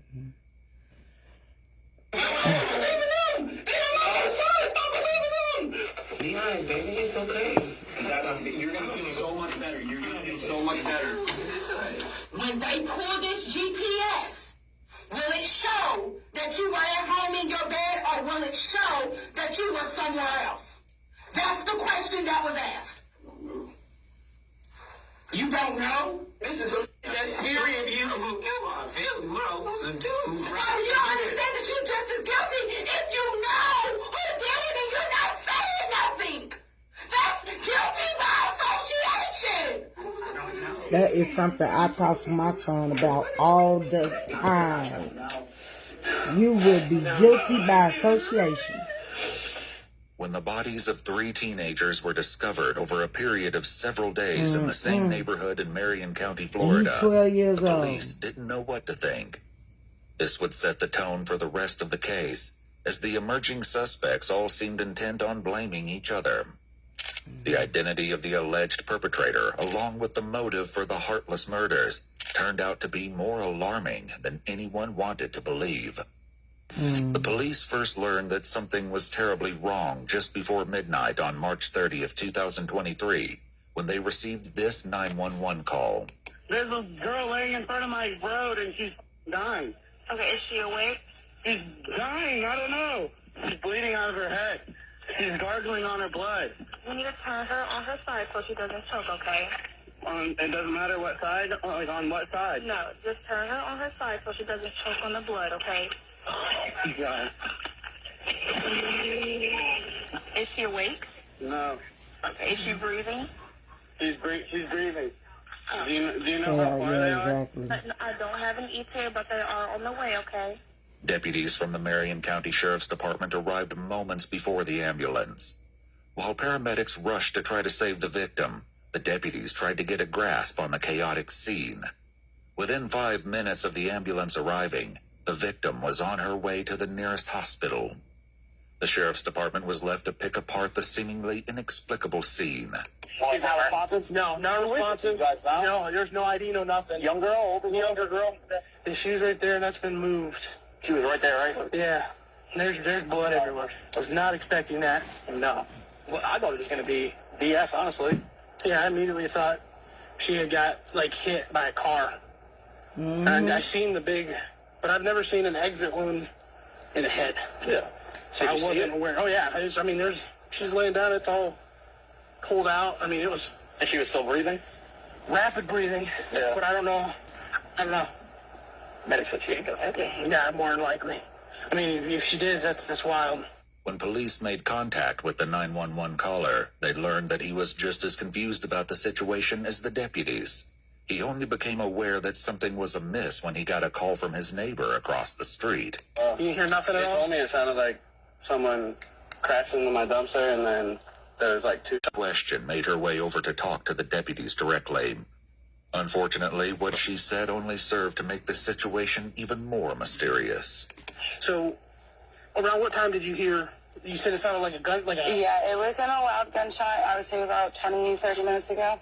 It wasn't a loud gunshot, but I heard about 4 or 5, and I kind of blew it off casually, and then I just looked out my window because I did think it was strange with how the way it was, and I saw the car run into the dumpster, and once I seen the car run into the dumpster, I stepped out my door, and I seen a man run out of the car down the road towards my yard, and I yelled at him, "What the f*** are you doing?" And then I seen him run back towards the car, take a minute, and I was calling him because it was his dumpster, and I seen him skirt off into the neighborhood. Did you see if anybody was in? Was it only one? Was there I only seen one person running, and it was a male. It had a male figure, had a hat on. I want to say he was 5 foot, maybe, but it was only one dude running down the road. This once again tracked with the evidence, as police found several sets of footprints at the scene. Did you hear the crash first, or did you hear what sounded like I heard the gunshots first. The deputies closed down the main entrances and exits to the Forest Lakes Park neighborhood, hoping to catch the alleged shooter as he attempted to flee. Unfortunately, the area was heavily wooded, with plenty of places to hide and lots of back roads. This made for a difficult search for police, and an easy getaway for the alleged perpetrator. Meanwhile, the hospital where the victim was being treated was able to provide some help in that regard. They identified the girl as 16-year-old Layla Silvernail. Her grandparents, who were her legal guardians, were understandably distraught. Detectives first made contact with her grandfather, Kenneth, Layla was found, she was apparently with a gunshot wound, and she was taken to the hospital. So that's part of the reason why we came here, was to let you know about her status, but we also wanted to know any information that you had about who she was with yesterday, who she hanged out with. What's she in the hospital for? She had a gunshot wound. Huh? She was shot. You're kidding. No, that's what I told you when This is what I've been trying to tell her. You're hanging around with a crew. Kenneth hurried to the back of the house to get his wife, Lisa.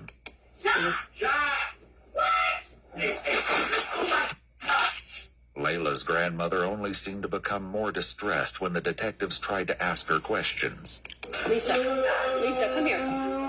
Lisa, have a seat right here. Is my granddaughter okay? Will she be okay? She's going to be in the hospital. I don't know anything that might Lisa, I'm a victim advocate, okay? I'm here for you. Have a seat for us. We need some information so we can find out who did this, okay? I'd like to know, too. We will go and I will shoot their asses. So no. Listen now. Where was she shot at? Does anybody know anything? She was shot in the head.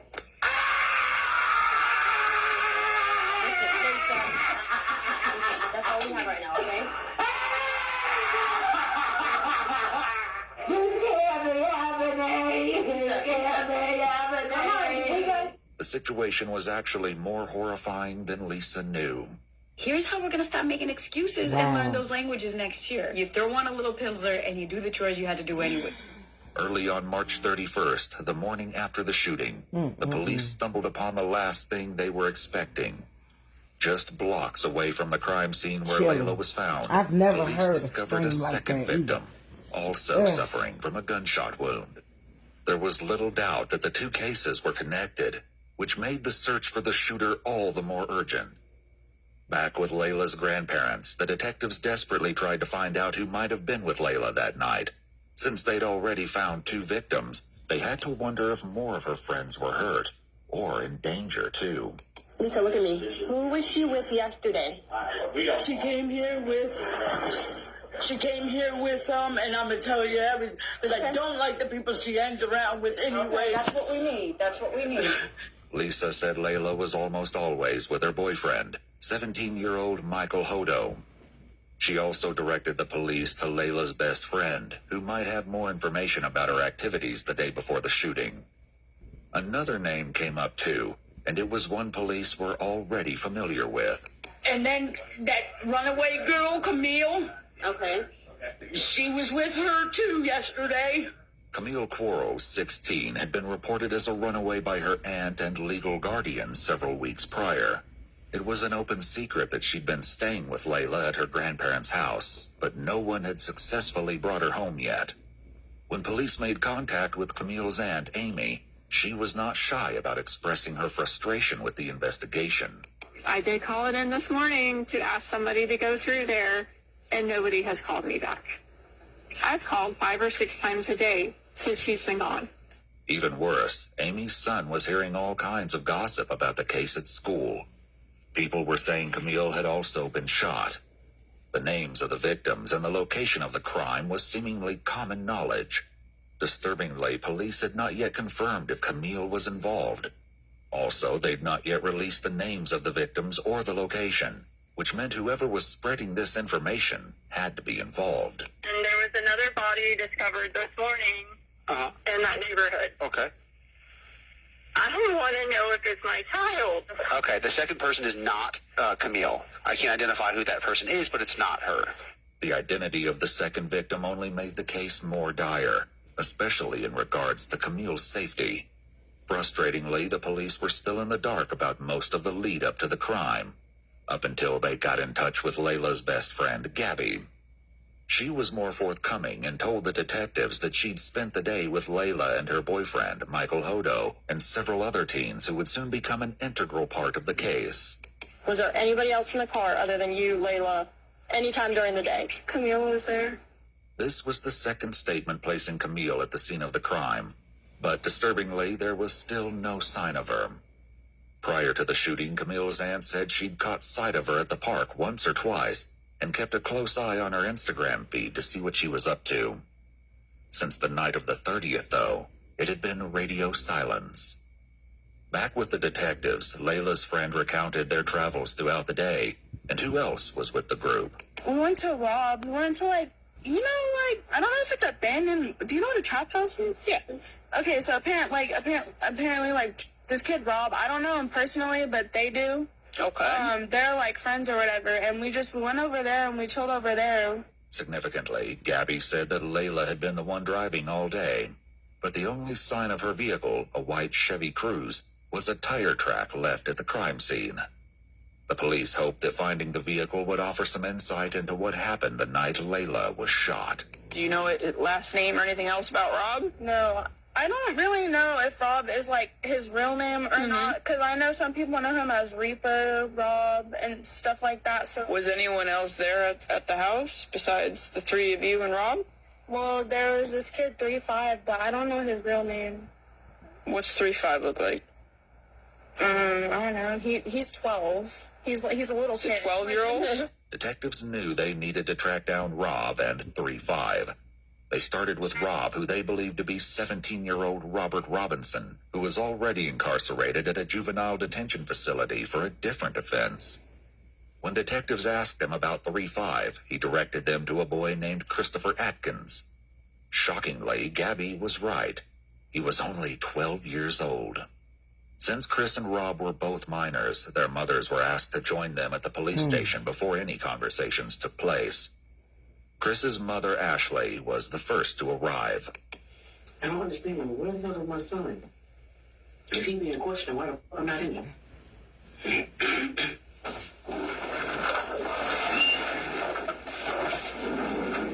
What's taking so long? Where's my son? He's in the other room right here. Are you talking to him? Not yet, no. They're all getting their stuff together. It seems she wasn't convinced they weren't already questioning him, because Ashley did her best to hear what was going on in the other room.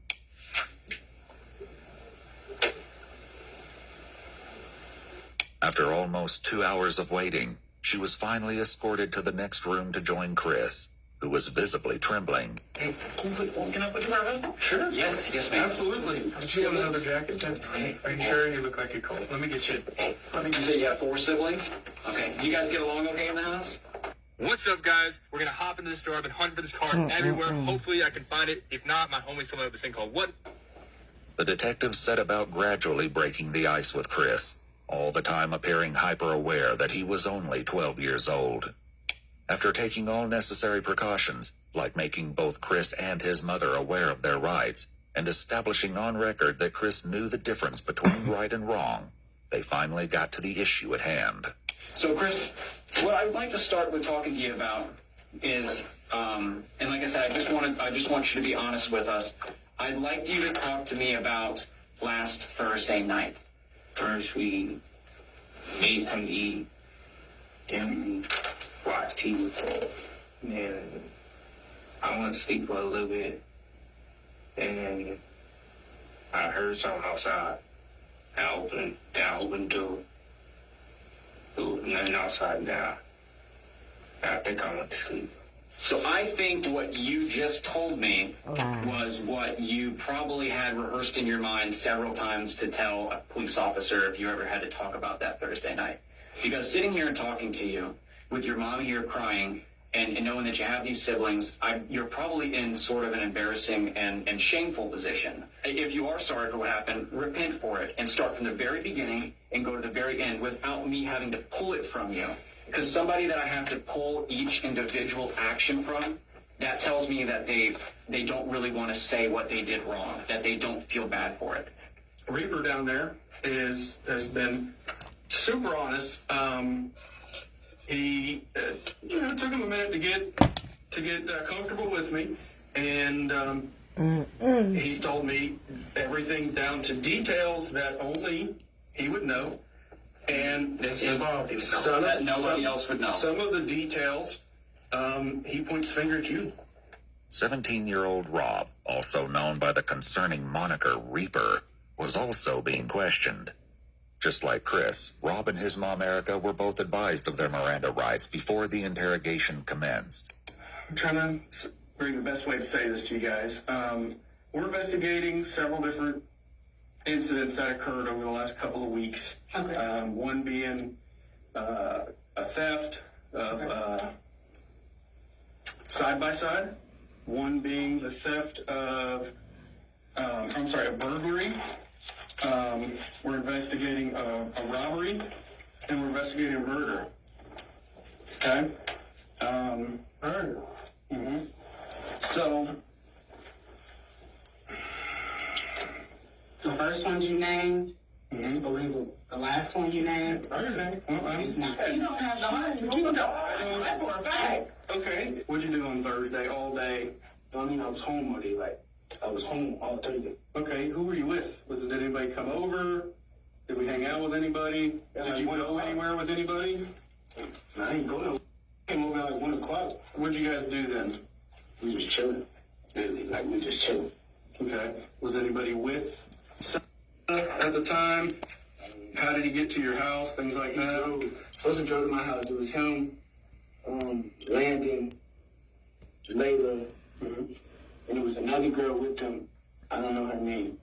Sosa was a nickname that Layla's boyfriend, 17-year-old Michael, used. Michael's father had last seen him about 6:30 last night, around the same time Gabby said she parted ways with the group. Landon was another local boy who police determined didn't know anything that would aid the investigation.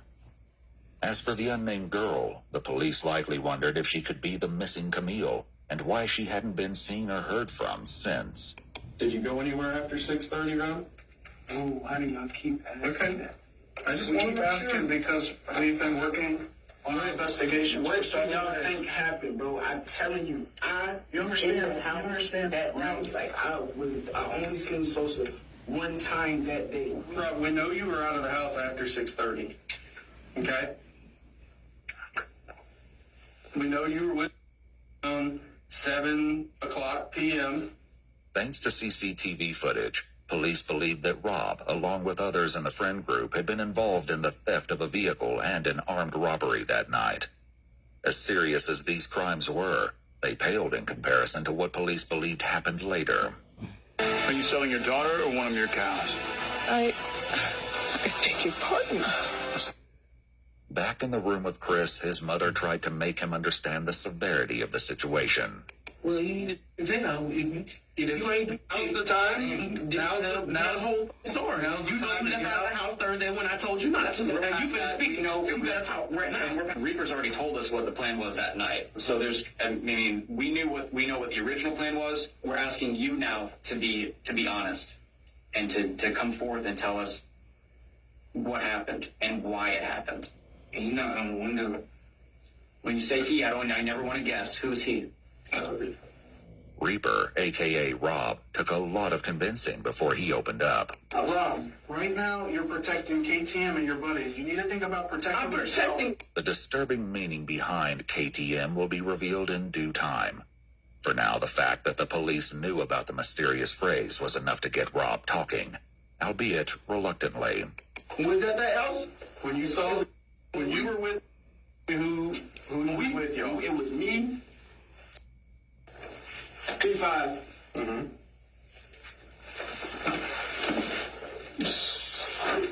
Layla was there. And that was it. The police knew by now that there were more people at the house than just Chris, Rob, Michael, and Layla. Did you go anywhere with them? That's what I'm saying. And, it's another reason why, I got to work from home. I can't be away because stuff like this. The mom been at work all day, told the little boy don't go outside. He go outside anyway. She not there to stop him from going outside. He just not going to listen. And this is his consequences. So. I just told you. I swear to God, was at the house. They said they was finna leave. I went back home. Actually, Mom, I didn't come in until late. I didn't come in until after 7 anyways. You don't know what time you came home. Now, they talking about what time Mulark at 7:10. What I'm saying is, you don't know what time you came home because you defy your curfew so much. You don't know what time you came in. It might have been 8 o'clock. It might have been 7:30. It might have, you know what I'm saying? So you don't know. What I'm saying is, if you know something that they're trying to get out of you, I don't give a who your fans are, who you trying to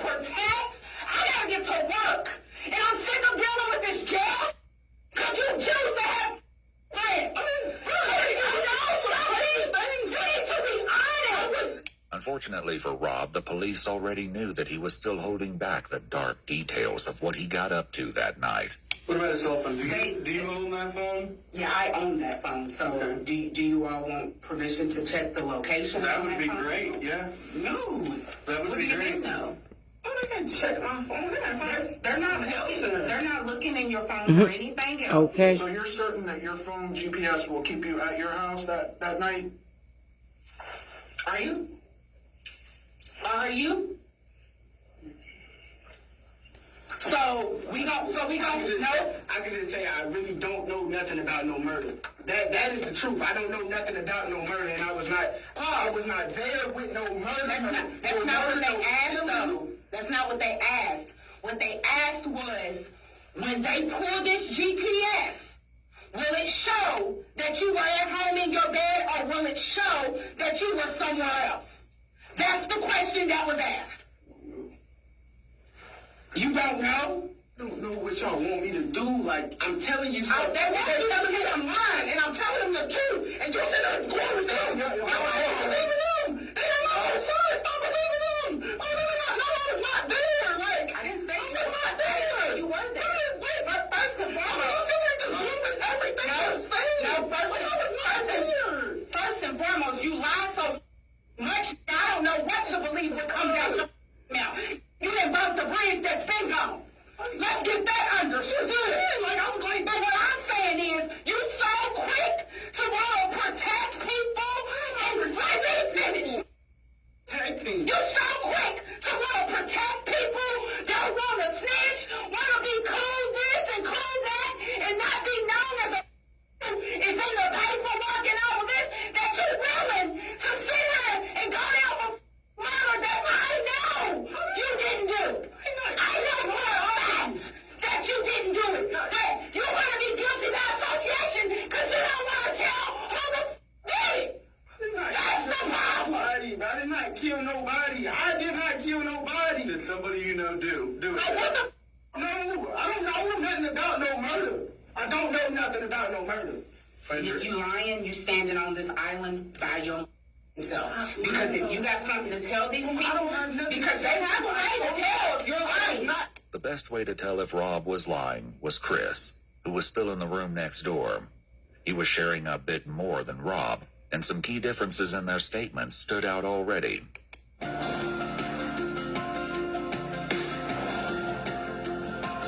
Vote against House Bill. What do you think he's going to tell us, Robert? He's not going to, with me, I swear to God, he's not going to, I didn't do anything. I promise you I didn't do anything. Who did? I don't understand why you keep lying. And then you go back. That is going to be a snitch. And that doesn't matter. To me, it do matter. That is a snitch and I would die. This is not a joke. You would die. Like, you would die for snitching out here. People die for that. We don't talk about it. People get caught and killed for snitching. We're talking about life sentences here. Right. And this is like really just listen. Your actions and the people you choose to hang with and all of this I didn't kill anybody. is slowly killing me. I should just pause. Let me talk. I'm supposed to be at work right now. I just took a promotion. I can't keep missing work. All the that you are doing or the people you hang with or just any of that. Like, I don't know if you know or not, but they threatening me with contempt of court because I don't come to none of your court and stuff that you got going on. I make sure you get there, but I cannot keep missing work. And you sitting there in my face telling me that you don't want to snitch because your life is they gonna kill you in your house. You lied. It wasn't me. I didn't kill nobody. They trying to get me. I didn't say that you killed anyone. Well, you don't understand that you're just as guilty if you know who did it and you're not saying nothing. That's guilty by association. Like, what part of that is not clicking for you? If you know who killed these kids, then you need to tell them. Some part of this tirade must have made an impression, because at long last, Rob shared his version of events. Times kid all three of them. Okay? Tell me about it. Were you there? The whole story? Were you there? The whole story. I said, tell me the whole story. Rob just mentioned 3 victims, but the detectives had so far only asked him about 2. Not only did this grab their attention, but they likely suspected that the Taj that Rob mentioned was 16-year-old Taj Bruton, with whom they were already acquainted due to previous cases. Unfortunately, this didn't mean they knew where to find him. Several weeks earlier, Taj cut off his ankle monitor and went on the run. The detectives would focus on this after they got more of the story from Chris, who picked up the story after he said Rob, a.k.a. Reaper, knocked on his window. Okay, Reaper knocks on the window. He knocks on the window. He said, come on, we finna go see some girls or something. And we went out. And this girl and the boy picked us up on the wood. And the girl and the boy described. From Rob's statement, the police believed this had to be Michael and Layla. He made no mention of Camille, however, even when he explained where everyone was sitting in Layla's car. The seating arrangement would be crucial later. Layla was driving. Michael was in the passenger seat, while Chris and Rob were in the back seat. But they weren't alone. Then somebody came in the car, I don't know what his name. It was like somebody all black. Okay. And how does this person look? I know you said he's wearing dark colored clothes, right? I heard you say that. Ski mask on too, yeah.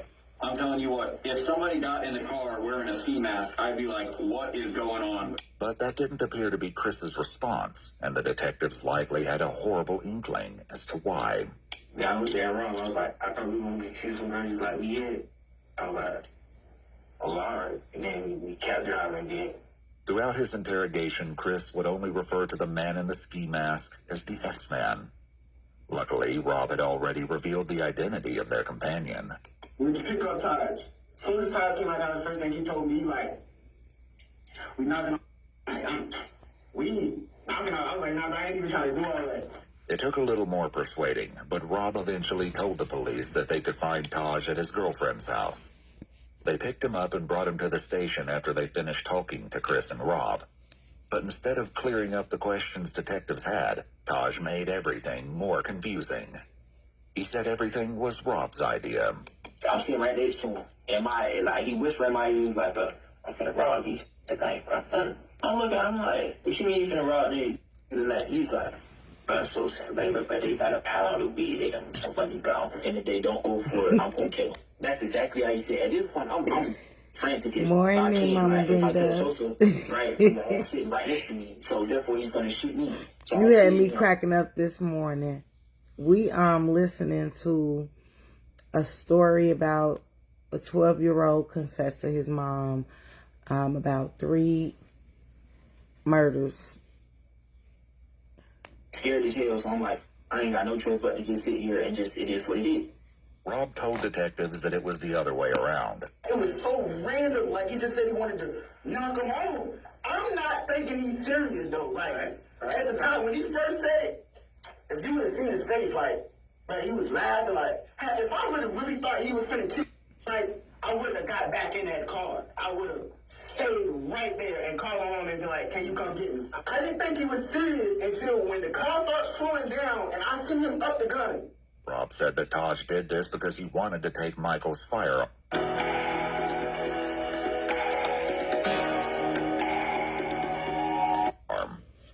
Over in Chris's interrogation room, his story aligned with Rob's. For now. What triggered him to just start shooting? I'm trying to think, right? It's something in between that you're not saying. Because, I think the person that, the white guy, I think he said he had a lot of money or something.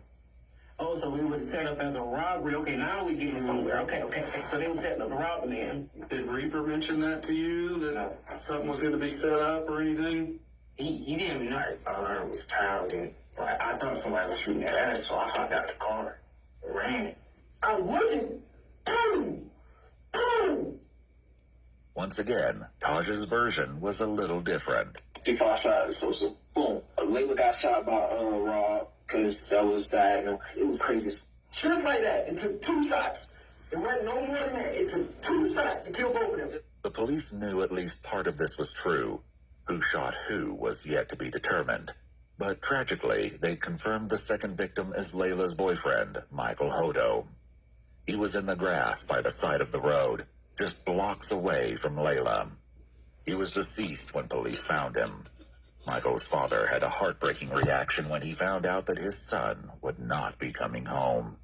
My son's dead, isn't he? I'm sorry to be the one to tell you. No! Oh my God! No! Can they come back out here and help? We have to talk. We have to find this out. Who's to find this? This is to go find out who did this to him. I'll find him when I go and kill him. Oh my God.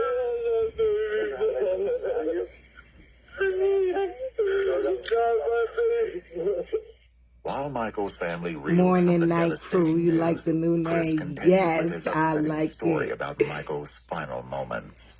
And you said he shot this white guy first? Yeah, the white guy was like sitting like this, and like, Where did he shoot him at? like right here. And the gun was pressed up against his head? Is that what you're... I think it was like, Okay. And then, what about the white girl that's driving? Tell me about that. he turned the gun aside. Where did he shoot her at? And I don't know. Rob agreed, which would soon become increasingly rare. where did he shoot Layla? I don't know. I think it was headshots. On the other hand, Taj put the blame back on his two companions. I know he shot Sosa in the back of the head. I seen that happen. I seen Rob try to shoot her, right? And when he tried to shoot her, he shot her, and then his gun didn't go off, so he reloaded it again and shot her. All contradictions temporarily aside, Chris added another disturbing detail. Did he see it coming? No, it was like to the back of his head. Okay. Did he have any time to defend himself? No, but Taj just upped him and shot him in the head. At this point, police were still searching Forest Lakes Park for evidence. Now that they knew the shooting had occurred in Layla's car, it was more important than ever to find the vehicle. Most of all, though, they were looking for any sign of Camille. They hoped to find her alive, but the police were likely aware that, like Layla, she could be seriously injured and in need of medical attention. If that was the case, every passing moment decreased her chance of survival. For the time being, though, her family was left in an exhausting state of limbo. The situation was made infinitely worse by rumors that Camille had been caught up in the shooting. Unafahamu Kiingereza. She speaks Swahili. Is it just... Frustratingly, the police still had no concrete answers for her family. They had to hope that Chris, Rob, and Taj would ultimately provide an explanation. They got even closer when Chris continued with more of the story, but once again, the details started to get shaky. Was the car driving whenever they got shot? You know, it was just like, it stopped, and then like it kept going, like, and I hopped out the car and kept going. Where did the car keep going when it kept going? Like to a dumpster. Did you get back in the car? Yeah, I got back. I mean, did you want to get back in the car, or did you not? No, you didn't want to. Okay, what made you get back in that car? Explain to me that. Because he had a gun, I thought he was going to get shooting at me. Because if I was just with him, and if I was just with him, he just killed somebody, and he probably would kill you too. Because you think, oh, On the contrary, Rob said that he was the one who jumped out of the car. When he shot Layla, I got out the car because the blood started dripping. I ain't wanted to get on me. Taj claimed the same thing. I get out of the car, they still shooting because it was like 4 to 6 shots. I don't know exactly how many shots it was, but it was a couple shots, bro. So at this point, we hear this lady. This lady's over there like, I'm running, I'm trying to hide in the forest. I don't know what I'm going to do. I'm trying to call Spring, everything. So this lady, she, hey, what's going on over there? He sees me, or I guess he ran back over there. I run over there, and he was like, hey, this, that, and the third. So I'm like, I'm just doing what you tell me to do. I just want to go home. So the only thing that this established was that at least one of the boys had gotten out of the car. But this wasn't news, as the woman who saw the car hit the dumpster also told police that she saw a male figure running around shortly after she heard gunshots and saw the crash. The detectives decided not to challenge the boys on this front for now, and pushed for the truth on more important matters instead. They started with Rob. What happened to Layla? Where did they... I don't know. Taj threw Layla out the car and hopped in the driver's seat and started driving. Rob said Taj repeated the process a short time later. And Taj pulled. Monty out the car, patted him down the mechanic. He grabbed the mechanic, got back in the driver's seat, and drove off. Was that next to Layla where she was pulled out? No, it was in a different spot. This made sense to police because the second crime scene, where Michael's body was found, didn't have much blood. There were, however, what appeared to be drag marks leading from the road towards the brush where the body lay. Did you help take? I ain't touch nobody. I ain't touch a body. I ain't touch nothing. I swear to God, I ain't touch nothing. When they was dead, I said, take me home, man, take me home. Yet Taj said that wasn't how it happened. Rob drives. He pulled Layla out of the car. That's why she got left by the dumpster. He started driving. He's driving. We go around the corner. He goes over to the Sosa. Sosa had, I think, in his somewhere on him. So he pulled Sosa out of the car. He just dragged him over in some woods. And were you driving the car? No, I was not driving the car. The detectives asked Chris similar questions. Did you pull her out of the car? What is Rob doing during all this? He's saying that. What's he saying? He was like, oh, he was like, go. And what happened next? Yeah. And he drove all the way out there on the wall. And he tried to put the thing in the river, but I think got stuck or something. What thing are you talking about? The car. Okay. Once again, the detectives already had information that would let them know if one of the boys was lying. The search of Forest Lakes Park had finally paid off, leading police to another grisly and tragic discovery. Taj picked up the story again to tell his version of what they did with Layla's car. We get over here to this lake. It's dark as hell. 3-5 get out of the car. He get out of the car. Rob tells him, hey, start wiping everything down. So he started wiping everything down. He's wiping everything down. The door handles everything. He's wiping everything down. So after he started wiping everything down, Rob takes Layla's phone or Aunt Sosa's phone or whoever phones to find him. Threw him in the lake, watch the phone in the lake. The lake in question turned out to be 5.5 miles or 8.8 kilometers outside Forest Lakes Park. But police had no question that this was the scene they were looking for. When they dredged the lake, they recovered the 2 phones from the water, which were determined to be Michael and Layla's. But this wasn't the only evidence they found. Taj attempted to explain what was found as he continued his story, starring Rob as the mastermind of the crime. He tell 3-5 get in the car, drive the car into the lake, for whatever reason. When the detectives asked Chris, though, he said he was nowhere near the car at that point. Were you in the car when it was going in the river? Or? Yeah, I was trying to run back to my house. You were out of the car. What was Rob doing? I don't know. I left. I was running back to my house. What did he say he did with the car after that? I didn't ask all of that. I didn't ask nothing. What about the guns that were used?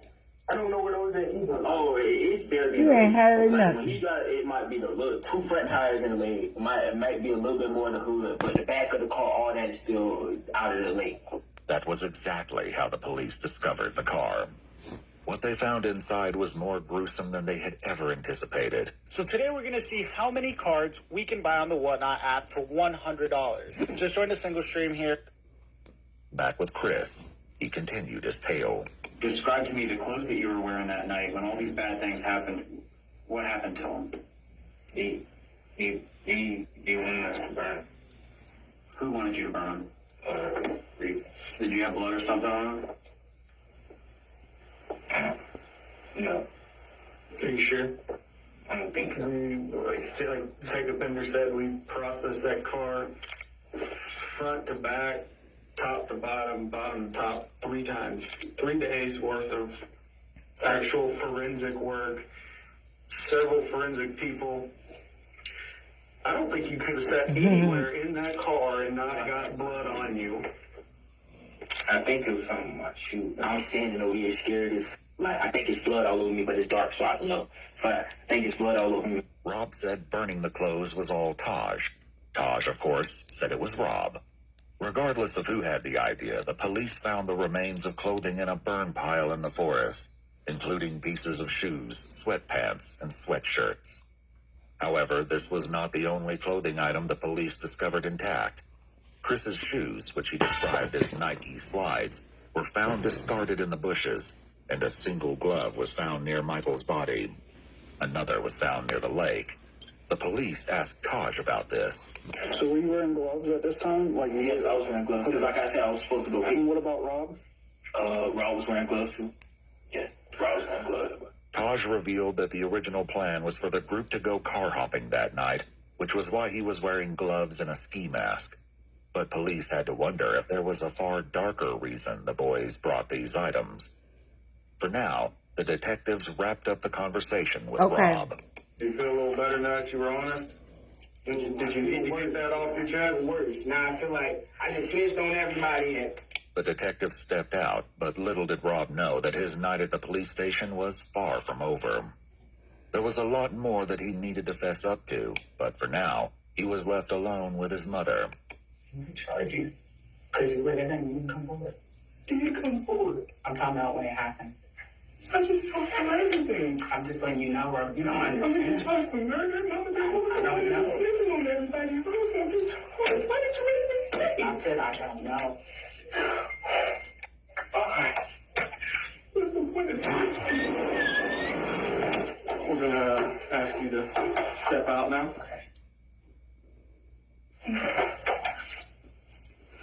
Hey, Mama. Wait, hey, is my mama still here? Yeah, she's still here. Wait, Mama. Talk to me. Can you see if they do charge me? Can you see if she can give me a lawyer? I didn't kill anybody. Relax. Can you ask her, please? Rob waited, asking the detective stationed at the door several times to bring his mother back, but she had left to go back to work. Before she did, she informed police that she did not want Rob answering any more questions without a lawyer present. Rob was not on board with this plan. Is my mama still here? Hold on. How can I get charged for murder? Listen, can you explain it to me? Hold on. We got it. We're taking your DNA, okay? While the police took Rob's DNA, fingerprints, and photos, he continued to ask them how it was possible that he would be charged with murder. Listen, can I tell you the situation, please? Listen, let them do this thing. Your mama's not here yet. We can't talk to you. She's close? I don't know how far she got, but she is on her way. Rob's interrogation might have been on pause, but the conversation with Chris remained in full swing. The questions he faced were about to get a whole lot harder. They executed a search warrant on the house, which they did collect some things, and I'd like to talk to you about those things too. But because you, because it was like a surprise on that. Yeah, like what was in my house that got to do with this homicide? And I will, and I'm going to tell you about that because, like I said, I'm not going to leave anything out. It's, I can tell you it's pretty damning. I guess I would use that word. So, serious? Do you own any firearms, ma'am? Does anyone in your home own a firearm? Okay, because I'm pretty sure they found one or two firearms in the house. And I'm sure you guys have watched CSI, right? We can take a firearm, we can shoot it. That round that you shoot, we can take, and we can put it into a computer and tell you who got and actually compare it to other fired casings, like the shell from the bullet.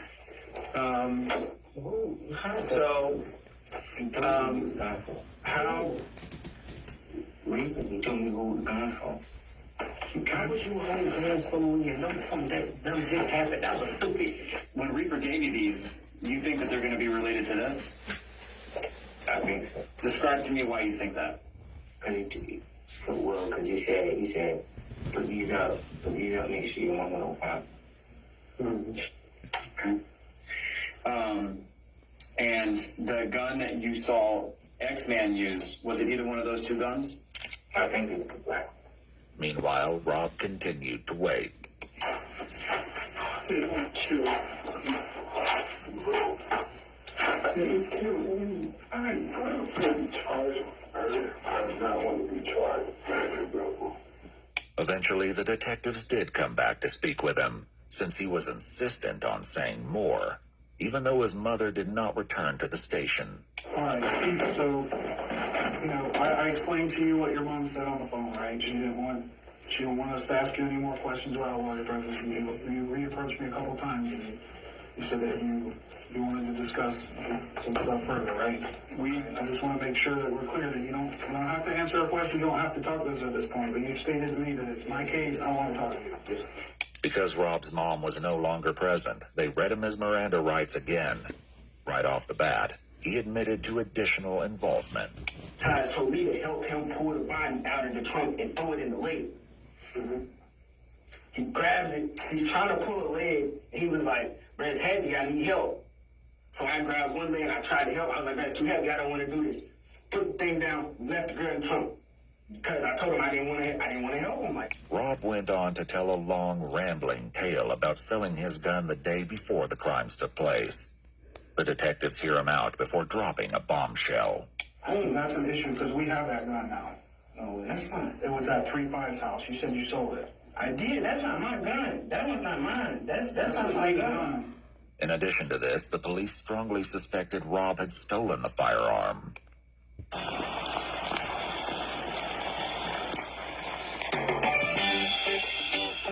I don't know that you didn't pull a trigger, but you knew this was going to happen.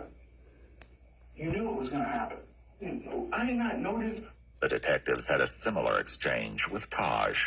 We've sent some of the casings off to be examined already. It's not back, I'll tell you that. Otherwise, we would probably be having this conversation. That those casings aren't going to come back, like he said, to a third gun. To a third gun, they shouldn't. Multiple casings were found at all three crime scenes, but especially near the car at the lake. Even if the boys weren't budging on the issue of who shot who, lab tests would reveal the truth in due time. In the meantime, the detectives brought up something two of the boys in particular were probably dreading. Let's talk about the trunk. Trunk of that car. Looking at the trunk, yeah. There's another part that we haven't talked about.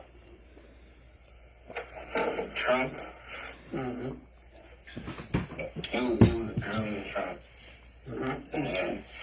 And he told me to open the trunk, so he shot her. Where did he tell you to open the trunk from? You see this right? He told me to open the trunk from the inside, like the inside. Okay. And whenever you pulled that open, tell me about what you saw in there. I watched him with blood test, and then he said move, and then he shot. Okay. You said all you saw was luggage? Luggage and it was like a girl. And what part of her body could you see? Could you see her feet, or hair, her hand? Describe it. I seen hair. I did not even know there's another person in the trunk at all. Okay. So you just ride around and she just in there? Yeah. I mean, we rode around like that before, though. Just because there ain't no room for all the people? Just because there ain't no room for all the people. When you go to open up that seat, what were you thinking in your head? Like, what am I gonna do? I was confused. I was like, I was thinking like there's this person back there. Did this person say something? I don't. Describe to me what you heard whenever you opened that seat up. What noises?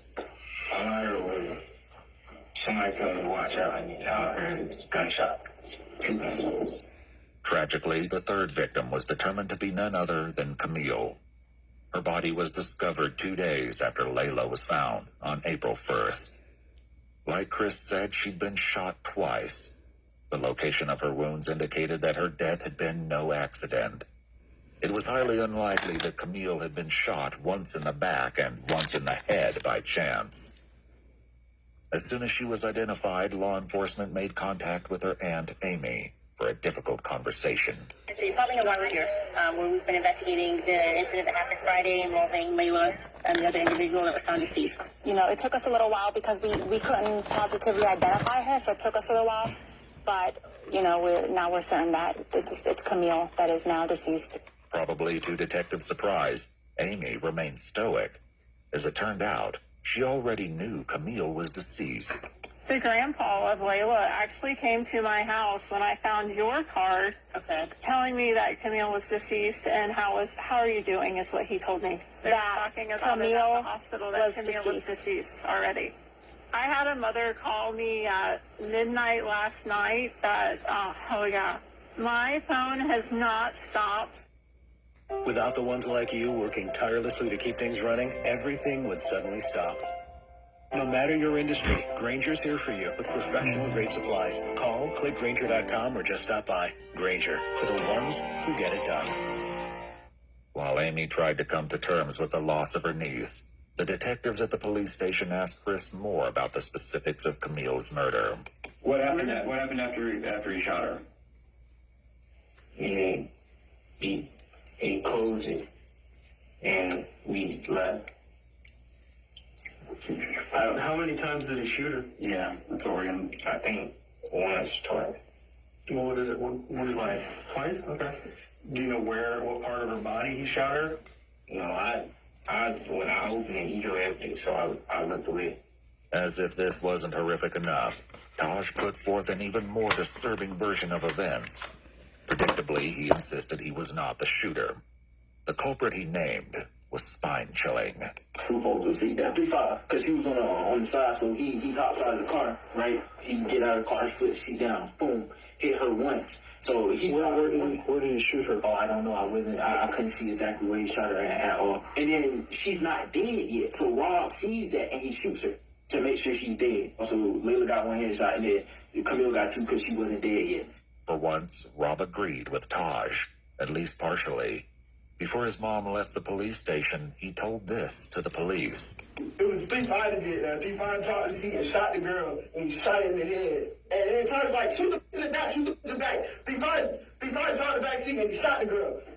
She was still alive. It's like, finish her. So he shot her again. 3-5, police knew, was Chris's street name. Still, something wasn't quite right. After getting this far, the police were not willing to accept anything short of the full truth. Now, Reaper, Rob, there's a lot of similarities that are overlapping here, but there's definitely a discrepancy that Rob told us about what happened to the person in the trunk. And they're trying to make him the shooter, right? Yeah, that's what y'all leaving out. I mean, be honest. We being all being honest here. Just be honest. Is he the shooter? That's what they're saying. That's all you gotta do. That's all you gotta do is just say that. I mean, stop going around it. I can tell you that he is not. You, Chris, are not being blamed for those people in the front seat. In the back seat is what the trunk. It's the one that we have some issues with the trunk. I'm gonna keep it real about. Tell us. Be honest, baby. It's okay. You're gonna feel so much better. You're gonna feel so much better. You're gonna feel so much better once you talk about what he's telling me. Say it. Just say it. Everybody you do it, you gonna kill everybody I know. So tell us what you did. He said you gonna kill everybody I know. Yeah. Who made you do it? Who is it? Rob. Rob made you do it? Yeah.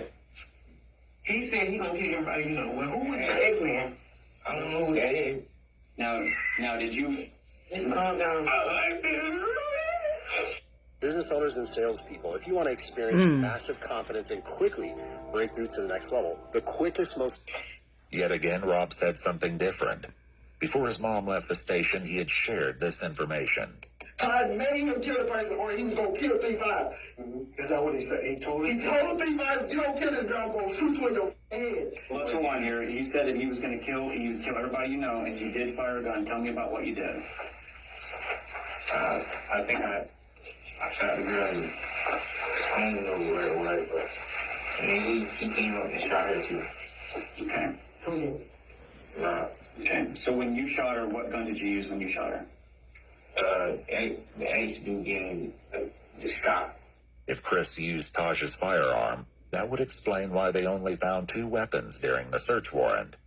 This brought up another question, though, which the detectives had addressed with Rob and his mom. So that's my concern here, is that you said that Taj was pretty much orchestrated this and was concerned that 3-5 would snitch on him. So he made him 3-5 do that. But you saying that he was completely fine with you not He part of that. Yes, with me, he just told me.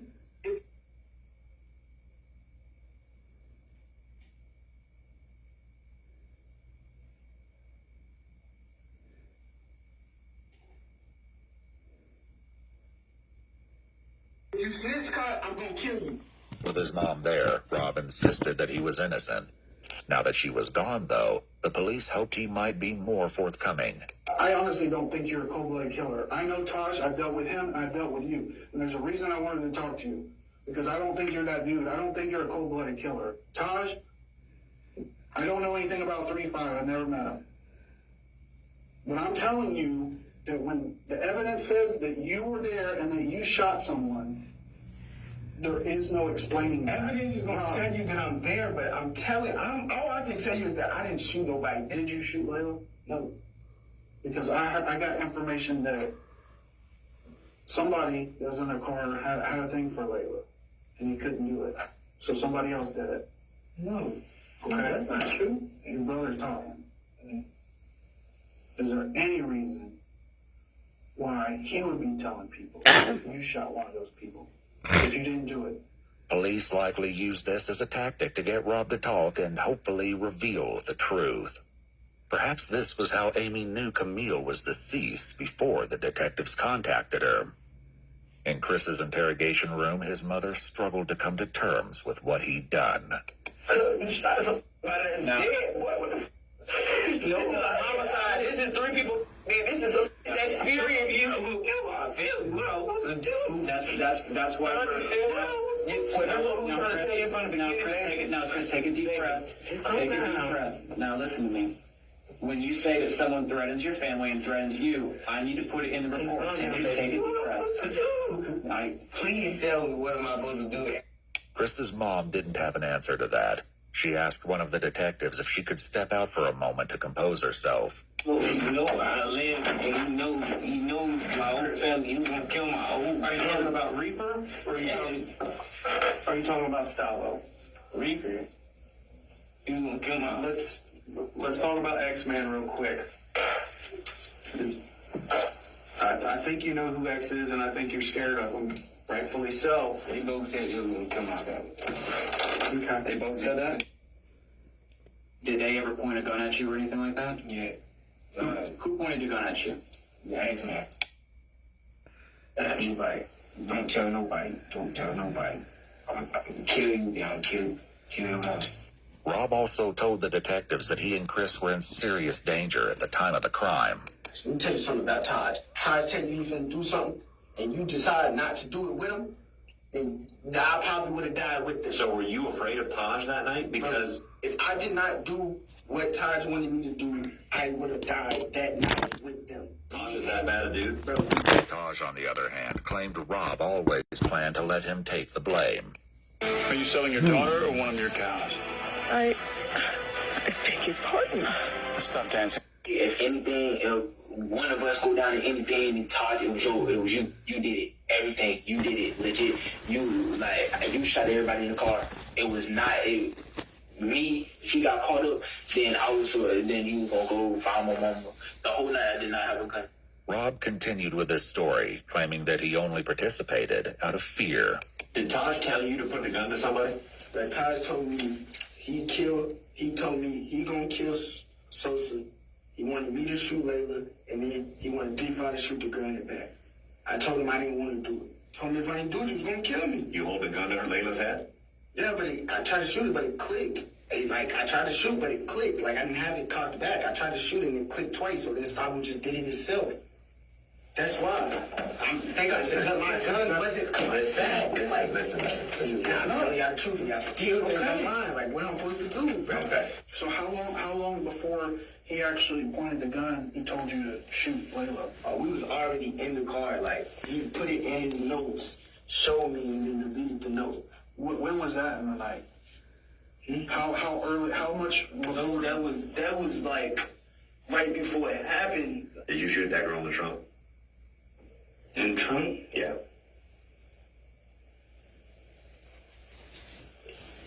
Like I said, I wasn't there. D5 shot that gun in the trunk. Still, the police suspected something was being left out. Was she still moving after you shot her? He said she was still breathing or something. Who said that, X-Man or Rob?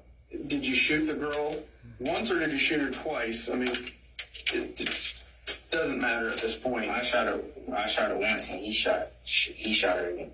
Chris was talking about Rob. Thankfully, the police were finally getting somewhere with him, too. You shot her once. How many times you shoot her? Once. You shot her once? Where'd you shoot her? I don't know. Yeah, you do. There ain't no question. There ain't no question where she was shot.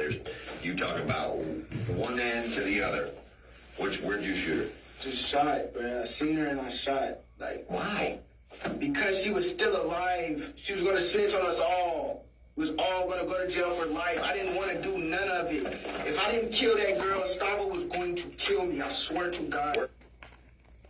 I'm looking at her in her eyes. She's dead. Finally, the truth came out. Ballistics reports comparing shell cases found at the scene to the firearms found in Chris's house indicated a match. Whether or not there was a third shooter remained to be seen. I am. I did not want it to happen. I never wanted that to happen. Like, I never wanted to kill anybody. I never wanted to shoot anybody. I never wanted any of that. I just wanted to get a little bit of money. The detectives made one last effort with Taj. And they already ended up there because of you guys' craziness. No, not my craziness. It's not my craziness. Were you going to rob them and it was like either you had to do what you had to do or a finger slipped and it scared everybody in the car and then it's too late at that point. Yeah, I feel you, but that makes more sense than the story that they're telling, that you planned to kill these people. That from the beginning of the night. I didn't shoot no gun. We talked to Rob and we talked to Chris for hours. For whatever reason, one of them was more afraid of bringing you into the middle of this than they were Rob. So for that story that Rob's this guy that's, threatening everybody or his people threatening people or your people, I just don't see that. But Taj remained stalwart, insisting that he had never used a firearm that night. The detectives hoped that unpacking one final secret could be the key to determining the truth about his involvement. They turned back to Rob to accomplish this. Like Chris and his mom, Rob was also given a jacket to keep warm in the cold police station. But he used it in a less typical way. Even as he tried to get comfortable in the interrogation room, one of the detectives returned to unpack a final secret to try to pull the case together. The KTM, what exactly... What is it that you guys do? What is it? Like a gang? No. It's the first time we did something for it. So how many people, consider themselves a part of KTM? A few of us, me, Gustavo, Big Five. Rob's list went on, but he only had nicknames for most of the KTM members, not their real names. Notably, Michael, Layla, and Camille were not included. Tom was the leader of it. Chris was somehow even less willing to give up the details of KTM. What's the deal with the KTM thing? Like KTM. Huh?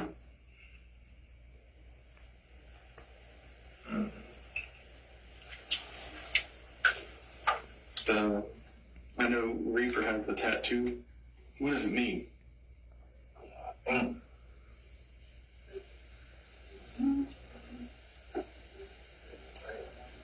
Cutthroat?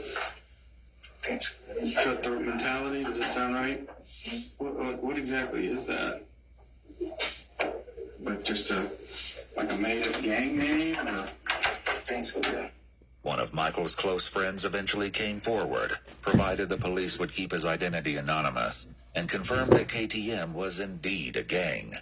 His description of their activities was chilling. What's up, guys? We're gonna hop into the store. I've been hunting for this card everywhere. Hopefully I can find it. If not, my homies told me this thing called...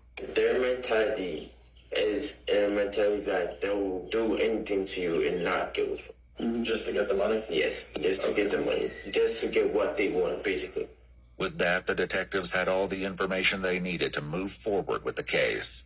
It had taken 8 hours each to get the truth from Rob and Chris.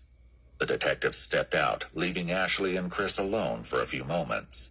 Listen, baby, listen. It's not over. Yes, it is. It's not over. It's not over. You just better pray and hope that the man that you shot her with wasn't murder. Ashley also had some devastating news to deliver that was sure to upset him further. I'm gonna go to jail. So now leave him. Top. That's because I got a lot. So I'm gonna go. I'm gonna be trying to figure out something. I'm trying to get out of this. When I get out of here, I'm trying to get you on. Ashley had a warrant out for her arrest, and in order to be with her son while he was interrogated, turned herself in to police.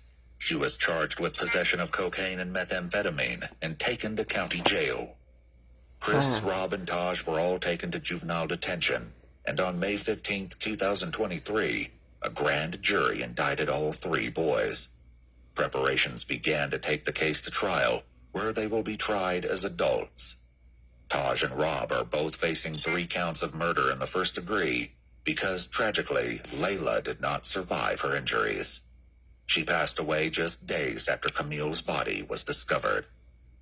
Taj also has been charged with robbery with a firearm, tampering with evidence, tampering with an electronic monitoring device, carjacking while armed, aggravated assault with a deadly weapon, and grand theft auto. Rob had a similarly long list of charges in addition to 3 counts of murder, including armed burglary, grand theft of a firearm, petty theft, robbery with a firearm, and tampering with evidence. Chris, meanwhile, was only charged with 1 count of murder for Camille, whom he admitted to shooting while she was in the trunk. The other charges against him were dropped, including grand theft of a firearm and burglary. However, he's now facing an additional charge of battery after getting into a fight while incarcerated. Currently, all 3 boys have entered pleas of not guilty, but the trial is ongoing. What the court finds and how justice will be served for Layla, Michael, and Camille remains to be seen. Yes! You've been shot! Ma'am. Ma'am, can you hear me? Breathe. She's got a pulse. You're good. I'm dying. We're good. We got you. Breathe. Just keep breathing. Keep breathing. Oh my goodness. Homicide is here. She didn't die. Yeah, that's not. A peaceful morning turns into a terrifying nightmare when a woman is shot and her infant twins are kidnapped. As the police scramble to save the mother's life, a deliberate attempt to spread misinformation leads investigators to a dead end they did not anticipate. With no witnesses to the crime, police must race against time to find the babies before they disappear forever. Some Lifetime movies. On May 11th, 2021, Savannah police rushed to a scene of a brutal shooting. 23-year-old Gabrielle Rogers had been shot multiple times inside her home before the shooter kidnapped her 2 children. Though her injuries are severe, Gabrielle manages to run across the street to get help from a neighbor before collapsing on her front porch. The following footage has mostly never been seen before. Where's she shot? Where's she shot? Right there. Y'all in the leg. We need a tourniquet. Do you have an extra set of gloves? Set of gloves. Tourniquet. I need gloves. If you turn her head, you'll see her ear is all whatever. I don't know if it's here or down there. All I know is she told me she was shot. I don't know. I got gloves. If you turn her head on that side of her ear. She has her chin. She took my kid. They took her to and they took the 2 kids, 2 months old. Much tighter. As officers assist Gabrielle, she shares a horrifying detail that she knows the shooter. What's your name, ma'am? Kathleen Daniel. She took my kid. Kathleen what? Kathleen Daniel took my kid. Where does she live? She lives in Cooler. Here's how we're going to stop making excuses and learn those languages next year. You throw on a little Pimsler and you do the chores you had to do. With the suspect's name identified, the officers are already a step closer to solving the case. However, they don't know yet that this information would in fact lead them down an unforeseen path of deception and twisted schemes. The shooter, Kathleen, had been visiting Gabrielle when she suddenly became agitated and claimed her phone was missing. When Gabrielle turned around to search for the phone, Kathleen strangled her with a phone charger and said, "Those are my kids, and I'm taking the kids." After a brief struggle, the suspect shot Gabrielle, grabbed the children from the nursery, and fled. As the officers work urgently to provide assistance to Gabrielle, her sister grows completely distraught. Ma'am, can you hear me? Breathe. She's got a pulse. You're good. I'm dying. We're good. We got you. Breathe. Just keep breathing. Keep breathing. Keep breathing. Later investigation would reveal that the suspect and Gabrielle became fast friends, bonding online over Facebook chats about their pregnancies with twins, before meeting in person at the hospital for the first time the day Gabrielle had her twins. But Gabrielle didn't know that Kathleen is not who she believes her to be. At the crime scene, Gabrielle's sister Jasmine desperately tries to work through her trauma to provide a statement to the police, while a witness helps fill in the gaps. And then the police officers, they said she's got 2 kids, 2 months. This is her sister that lives with her. She wasn't home at the time, so she don't know what's going on. Okay, ma'am, twin boys. They're about to be 6 months. Okay. They took the woman that did this crime. They were 6 months yesterday. They took them. No, 6 weeks. 6 weeks. Did you see? She just said this all the information that she gave. I just came. She just came. She came to me. Okay. She came to me and she said a friend of hers, do you know Gabrielle or Gabriel or something like that? Somebody took her kids. Came in, saw her, took her 2 kids. Oh, wow. Bring her a whole bunch of formula, and I was at Mama Brenda. a job interview, and I just got home. How did your comment get a timeout? You know her name? What's her name? What's her name? Gabrielle. Hers is Gabrielle. What's her name? Okay, you should be able to comment again now. Do you know where she lives? Get the most important. Come on, let's go. Well, I can't get off. As the officers attempt to remove the witness from her porch, it only fuels the chaos while Jasmine breaks down. Okay, ma'am. Ma'am, come with me, please. There's a 2 and a 2.5-year-old. Okay, I got you. Yes, ma'am. Yes, ma'am. How are you going to take care of him? You can't even get in the house. I have more stress right now. I'm going to go through my back door. I understand this, but I got 6 kids under the age of 6, and I got my blind husband. He can't walk. Get through the back, okay? Yeah, I don't know how that happened, but I fixed it. She'll be okay. You know Kathleen Daniels? Do you know what kind of vehicle she drives, ma'am? The last time she came, I believe it was a silver car. Before she said she had a white car. The trade success rate is 80%. If that sounds unbelievable, I totally get it. But Okay, ma'am. Okay, ma'am. It's gonna be okay. So who is Kathleen Daniels to her? She met her at a mom's group? She's just a friend. She met on a mommy's group on Facebook. Has she ever been in your house? Yes, she has. Apparently, Kathleen had met Gabrielle a couple of times and had provided baby supplies during some of those Nah, visits. I must have hit As something. Jasmine continues Mama to assist Brenda. the officers, she shares information that potentially brings them closer to nabbing Kathleen. We have a camera at our front door. You have a camera at your front door? Yes, we do. Okay. Go ahead and pull it out for me. Oh, Jesus. As Jasmine searches through the footage, she makes a spine-chilling discovery. So it's going to be about 15 minutes ago. So that'll place us about 10-15. Okay. Awesome. I only have these ones. I only have 957, 1022. That's when I came. I don't know if they got it. Well, a picture of her vehicle? Was her vehicle taken or someone took the kids? Her vehicle's in the backyard. Okay, what about the people that took the kids? Who took the kids? I guess it's a girl she met on the mommy group. She told me before I left this morning that she had a whole bunch of cans of formula that she was bringing over, and I left to go to a job interview, and I just got back, and I saw this little. All right. Did you? So the lady was already gone, and the kids were gone. So no one's seeing that, to your knowledge. No. Uncannily, Kathleen is never caught on camera, and police must now rely on Jasmine's description to find the suspect. Back on the porch, paramedics arrive to rush Gabrielle to the hospital, as other officers work to secure the crime scene. Yep. Pulse, breathing. He's breathing. Got a pulse.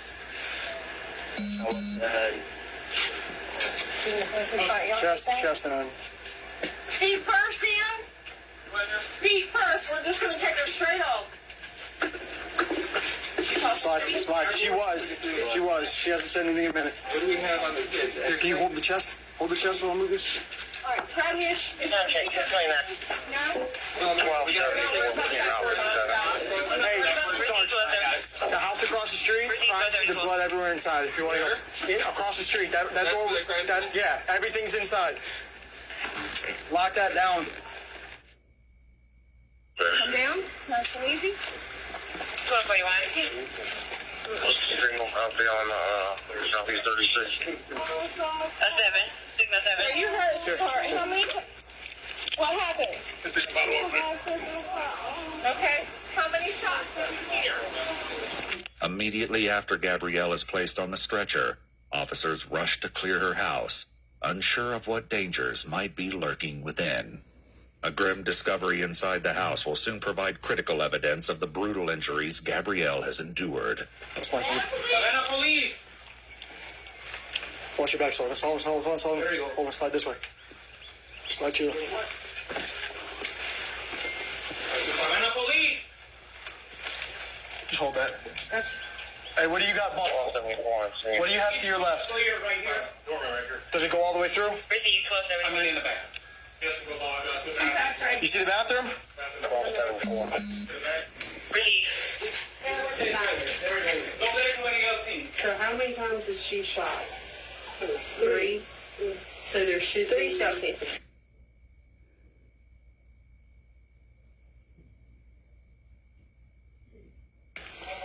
Meanwhile, inside the ambulance, Gabrielle informs the officers that the suspect had stolen something else before she fled the scene. She has my phone. She has your phone? As officers locate the phone nearby, they suspect that Kathleen may have taken the phone from the scene, possibly to prevent Gabrielle from calling emergency services before quickly discarding it a couple of streets away. As officers run the name Kathleen Daniels through their database, confusing reports begin to pour in. I don't know anything. I found one with a Fuller address in Tiburon. What's the address here? I don't know. Is it? Okay. Quick. Davis, Kathleen. We need to figure out who she is and about how old. And I got nothing for Kathleen Davis and Fuller. While some of the officials continue to hunt for Kathleen in their database, other officers canvass the neighborhood, searching for witnesses and footage of the suspect's fleeing vehicle.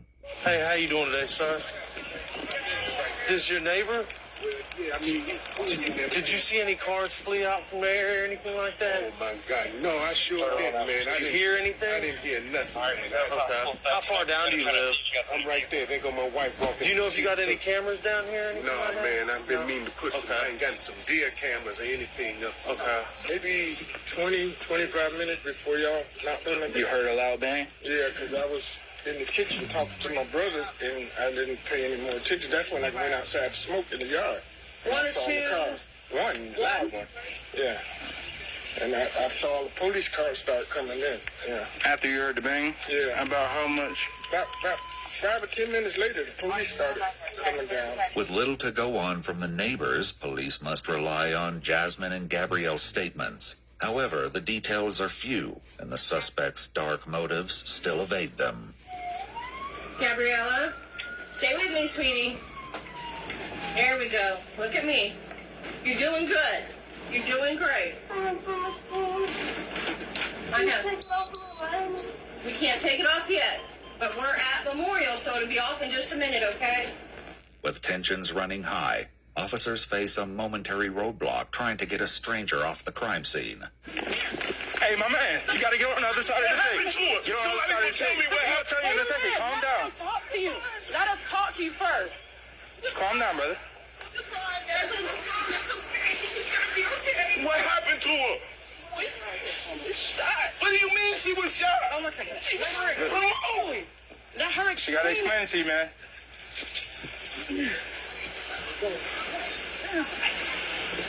Hey, look, I get it. As the community continues to reel in the shock of the attack, officers and detectives begin formulating theories for the motivation behind the diabolical crime. The most prevalent theory is also the simplest. Did she ever have why this? Honestly, I think that it was an abduction. I think it's an abduction. I'm trying to get all that. She met somebody. That's perfectly clear. Listen to the story. Befriending her, a female. Like, hey, girl, we can be mommy, thing, whatever the case is. Join this mommy group. Right. So what would be her motive? She wanted the babies? She wanted the babies. Or she want to get her out the house for somebody to do it? Okay, all right. She wanted those babies. Okay. Stephanie, who does this? That's some TV stuff. Like, this is for It's TV. TV. Who does this? This is a woman.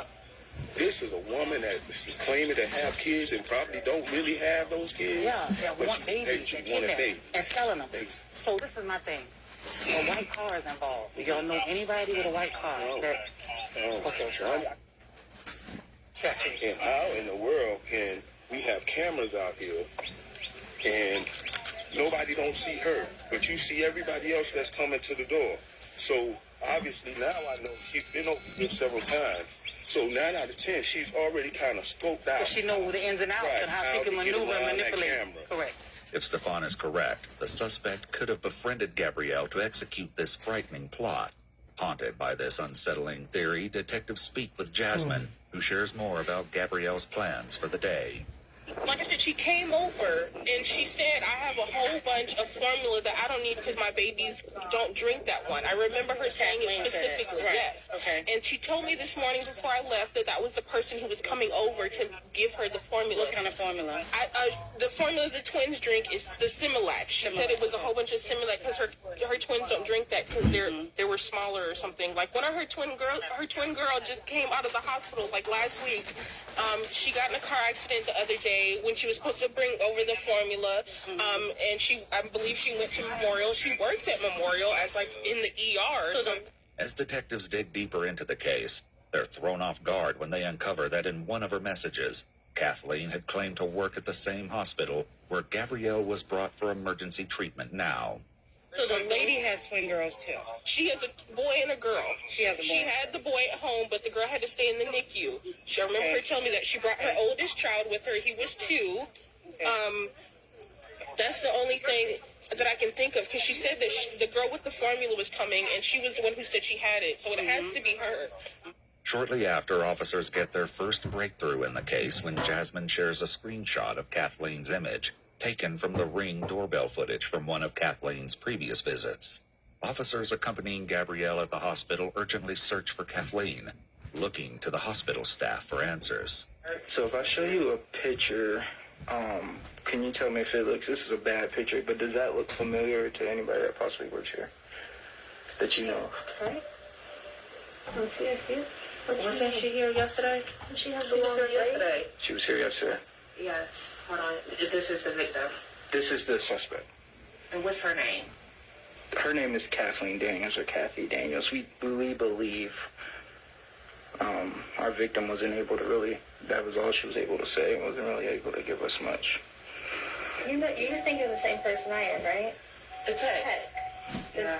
So there was... Your set tech, she was here yesterday. Red braids, I think. She has braids. She was here yesterday. Okay. She was here yesterday. They have the same body build. Unsure if the tech and the suspect are the same person, the hospital staff search through the names in their database. However, they don't find anyone under the name of Kathleen Daniels, or anyone who looks like the person captured by the security camera outside Gabrielle's home. With a promising lead quickly turning into a dead end, additional officers attempt to locate the list of visitors from the day Gabrielle gave birth at the same hospital. So I'll be honest with you, since it's already on the news. There was 2 babies abducted today. Okay, so 2 babies abducted today. There was a woman who visited the victim here when she had her children on the 28th. The woman who visited her is the one who abducted the children. We're just trying to figure out who she is. So was it a family member? We don't know, and we believe she gave the victim a fake name, because you guys don't have Kathy Daniels or Kathleen Daniels that meets her description in your database, but somehow she got back here. So if you told me a few years ago that both my fiance and I would be working remote tech jobs, making more money than ever, and is they're not able to give you any information without going through our legal department. So we have to get you connected with them. Okay. Yeah. In order to give any information, and at that point in time, I think Rosemary can help you out. While they couldn't obtain the visitor list from the hospital staff, the officers are about to learn something so extraordinary, it will completely flip the case over on its head. While Gabrielle fights to survive, police gain access to her phone, but somehow the social media profiles of Kathleen Daniels are nowhere to be found. With no proof that she even exists outside of the surveillance footage from a week ago, police have no choice but to go to the media and release the image from Gabrielle's Ring doorbell footage, along with an Amber Alert for the twins. Oh, that's the alert. 2 6-week. Yeah, 2 6-week-old twin black males last seen leaving Savannah with a black female. I hope they do. On the phones. Oh, you got both phones. You all get the alerts too. Miraculously, tips pour in immediately from local residents. According to the police report, a tip from the community provided information which advised that the infants were being held inside a home in Rincon, a city nearby. The reason officers couldn't find a single record of the mysterious Kathleen Daniels is because she doesn't really exist. This wasn't a simple case of a missing record or a misspelled name. Rather, this was a carefully crafted deception, an alias designed by the suspect to shield her true identity from her crime. Behind the mask of this fabricated identity was a woman named Angela Montgomery. The pieces of this harrowing puzzle were beginning to fall into place, and this revelation would only lead to darker secrets being uncovered. A SWAT team rapidly heads to Angela's home. At her residence, officers found Angela's 2-year-old son, her fiancé Dale, her mother, and 3 sisters, and the greatest discovery of all, the missing baby boys. Officers carry the infants from the house to a nearby police car and finally share an update that everyone had been desperately waiting for. Hey, babies. All right. Hey, darling. Somebody advised that we got both babies. That's all one. Somebody advised that we got both. We have both. We have both. At the time of her arrest, Angela was found naked and hiding in a closet. Outside, one of the detectives interviews Angela's mother, and what she has to share is nothing short of a nightmare in the making. So Angela lives here. Whose babies? I thought they were hers. Huh? I thought they were hers. She had babies lately? Yeah. Okay. Where does she have her kids at, you know? Today, supposedly, she had them. This is crazy. Okay. According to the police report, Shaniqua shared in a later interview that after she heard the Amber Alert, Angela took everyone's cell phones away and confessed to the kidnapping, saying, "I have something to tell you. I did something bad, and I know you and Dale are going to hate me for this." Shaniqua immediately told Angela to give the babies back, and Dale began packing the babies' things. She had a baby today? That's what she said. When last time you saw her other than today? Yesterday. Where did you see her at? My house. And she looked pregnant? She's been pregnant. She was supposed to be being induced today. Okay. When officers and detectives began searching Angela's home, they quickly located 3 firearms. Additionally, some baby formula was found in the kitchen cabinets. The house appeared to be fully equipped for 2 newborn babies.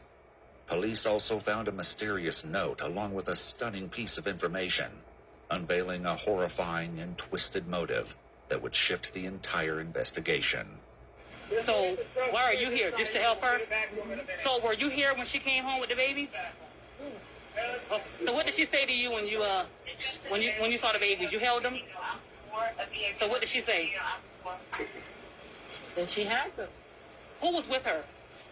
Nobody. She was by herself? What kind of car she was in? At the time, she had my car. She had borrowed my car.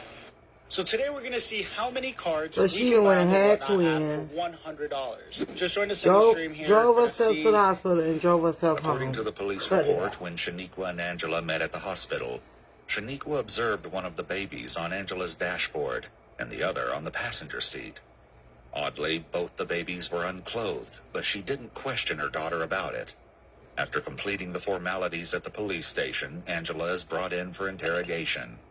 Soon enough, Angela, a.k.a. Kathleen, confirms what Jasmine told the officers about the Facebook group.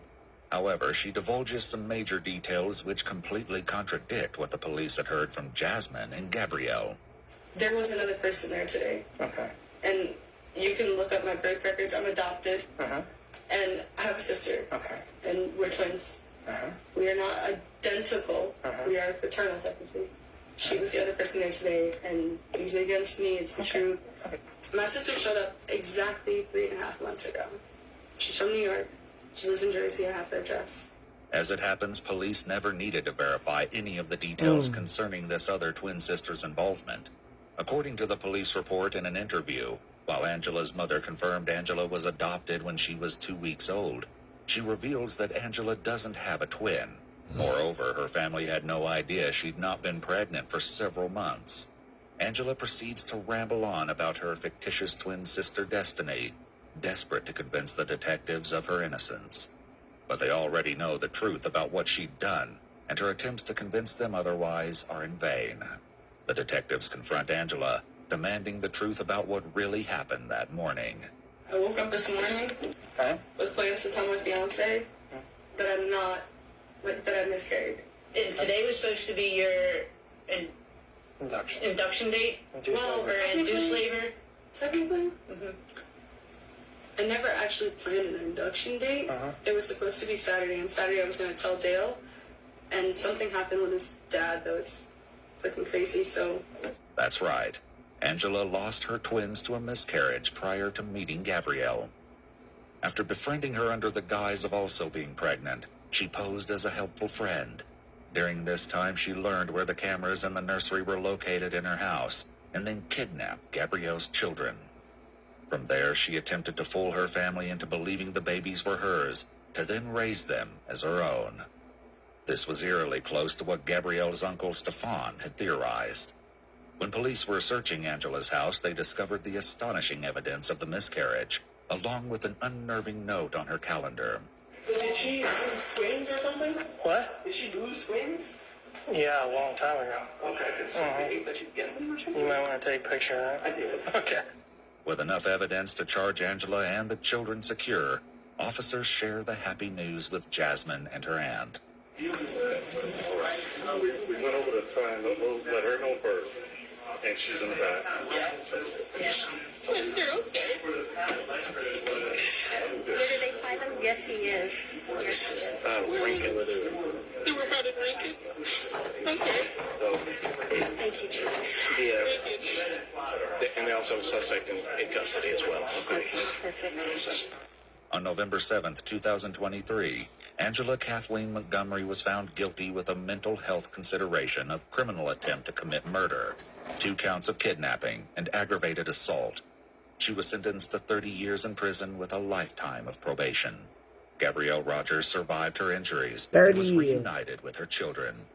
She is on the road to a full recovery. I want you to make me a promise. Yes, Mom. Don't you dare live a life of a...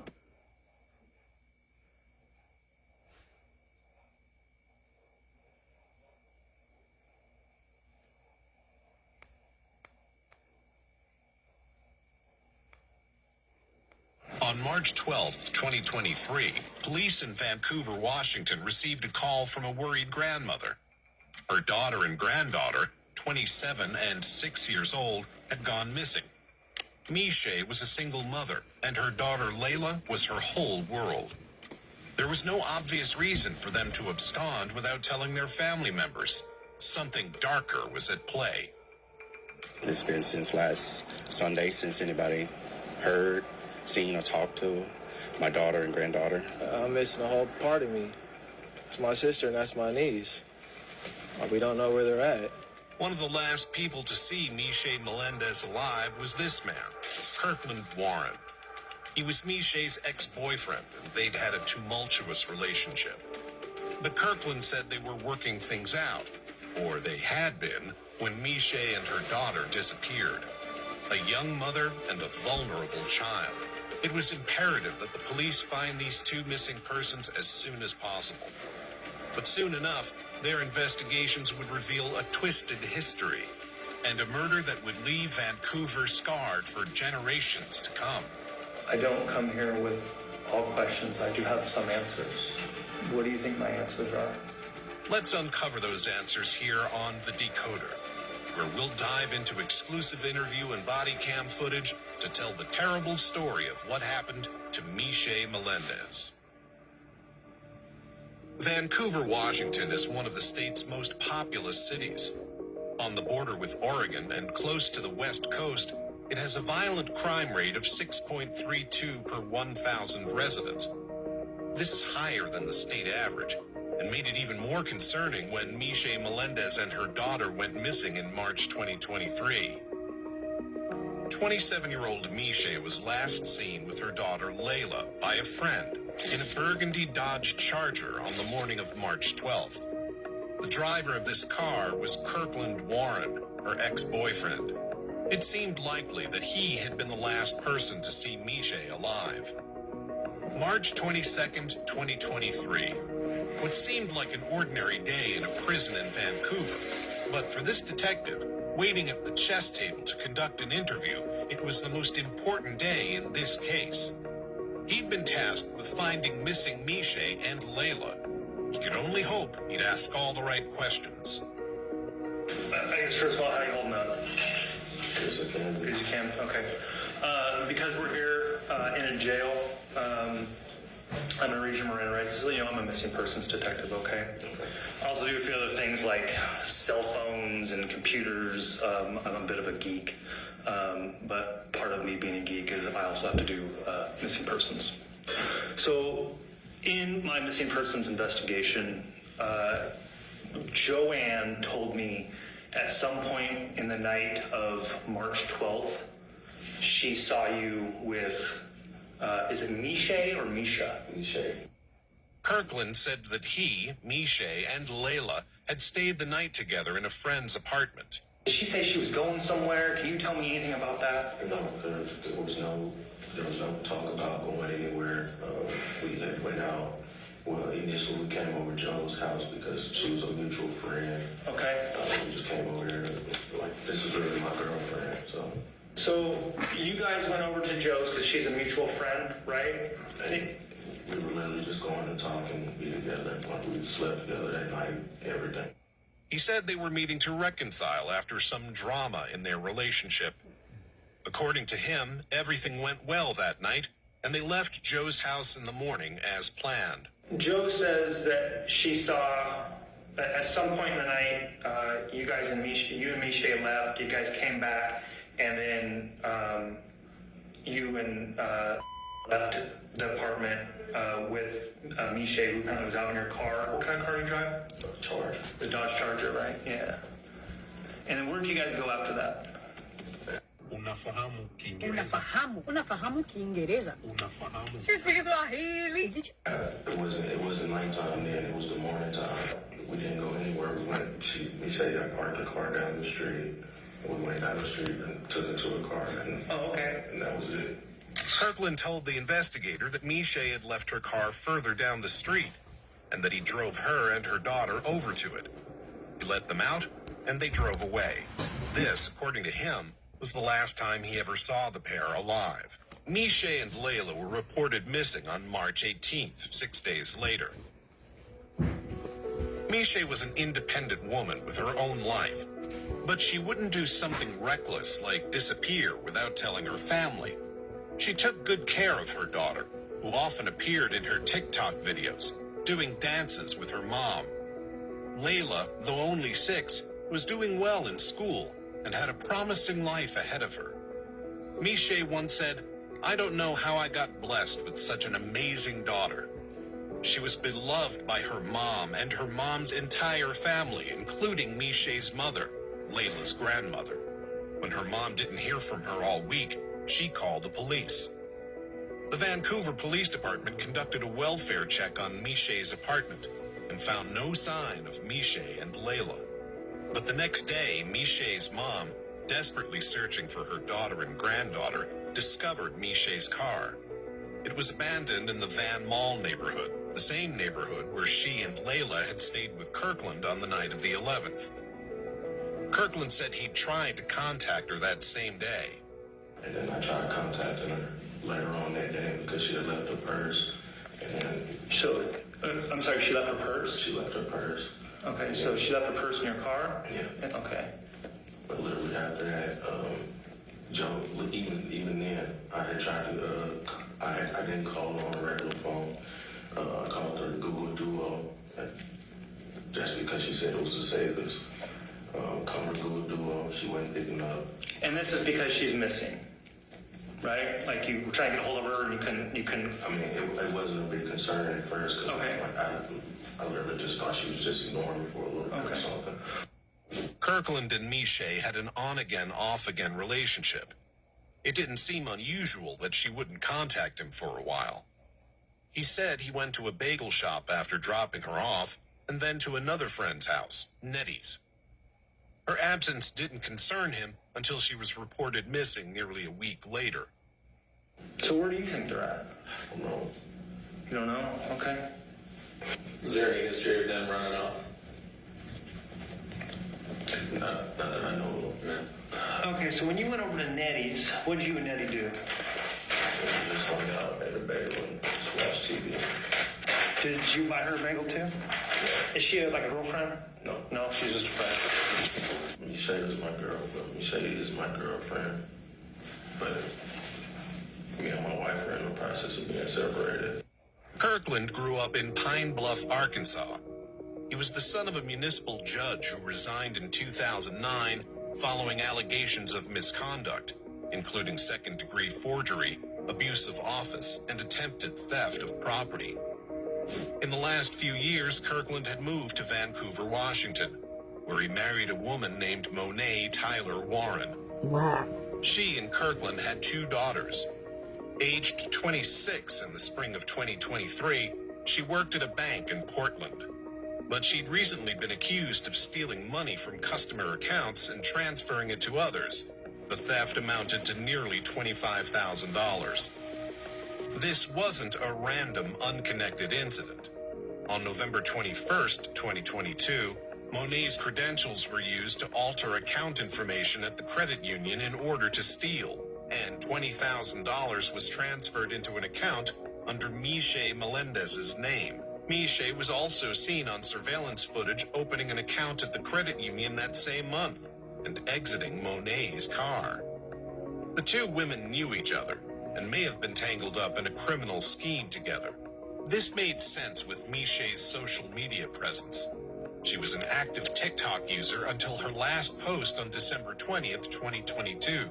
Right around the time of the thefts from the credit union, she began to go dark online, perhaps trying to minimize her exposure in case of an investigation. In both of her last posts, she could be seen with Kirkland. But what was Miche and Monet's connection? How had they developed the scheme if they were indeed both involved? The only thing the 2 women had in common was one man, Kirkland Warren. And Monet blamed Kirkland when she was questioned by police. She said she'd been changing the account information on behalf of her husband, who'd asked her to help him steal money. He said he was divorcing Monet, but his relationship with her wasn't just turbulent, it was criminal. And this went for his relationship with Miche, too. They'd been staying at their friend's apartment instead of one of their own for a specific reason, a restraining order. And you guys were going to stay, how long have you guys been staying there? Literally the first night. Okay, gotcha. We, like I said, wasn't trying to violate or get caught violating. Understood. The previous December,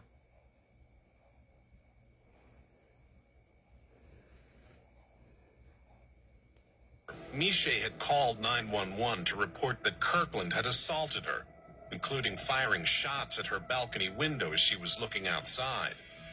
In February, investigators had corroborated her story with a friend who was also present during the altercation. But a mere 2 weeks later, on February 17th, Miche recanted the accusation. She said she'd lied about the shooting and that she and her friend both had mental health and substance abuse problems. She discredited herself and wanted the police to assure her that Kirkland wouldn't be arrested. But the police found this suspicious. On March 2nd, they arrested Kirkland on charges of second-degree domestic violence assault, drive-by shooting, making a false statement, harassment, and possession of a stolen firearm. The prosecutor said he posed an extreme risk to Miche's safety, with a score of 31 on a scale of 1 to 18. The judge held him on bail of $100,000 and ordered a domestic violence no-contact order. Kirkland violated this order within only hours of its issue. He called Miche twice from the Clark County Jail, saying she was the reason he'd been arrested and that he needed her to get the charges dropped. She said she was trying her best. He was released on bail later that day, but was cited in court for violating the no-contact order. A higher bail and GPS monitoring was ordered on March 6th, but the next day, the case was dismissed, and he was not fitted with a GPS monitor. They're not protected. DV has never really been taken seriously. The restraining orders are false security blankets. He was released with no GPS in the first place. With this troubled history, he was the first suspect the police looked to in their investigation of the mother and daughter's disappearance. They served a search warrant for his house and car, and on March 19th, they took him into custody based on the violation of the order. Hey, show me your hands with the police. Put your hands on top of your head and raise your fingers. Listen, you are under arrest for a violation, okay? Do you understand? If you do not obey commands, force may be used against you. Do you understand? This gave the police the opportunity to interview him about Miche and Layla. So, I mean, I'm trying to gather leads, right? So, if you were me, where would you go looking for? And again, if I find, I'm likely going to find Miche, right? So, where do you think they're hiding out at? Where do you think go? Where would she want to be? I don't know. The only, and like I said, again, I'm not trying to point fingers or anything. Her ex-husband literally took and wouldn't give her back for a couple days, and we had an issue with that. So when was that? This was like sometime last year, maybe. Kirkland suggested that maybe Miche's ex-husband had something to do with it. But the police had already visited him and determined that Miche and Layla weren't with him. And unlike Kirkland, he didn't have an outstanding no-contact order against him. Fair enough. I'm trying not to get too involved in your other case, right?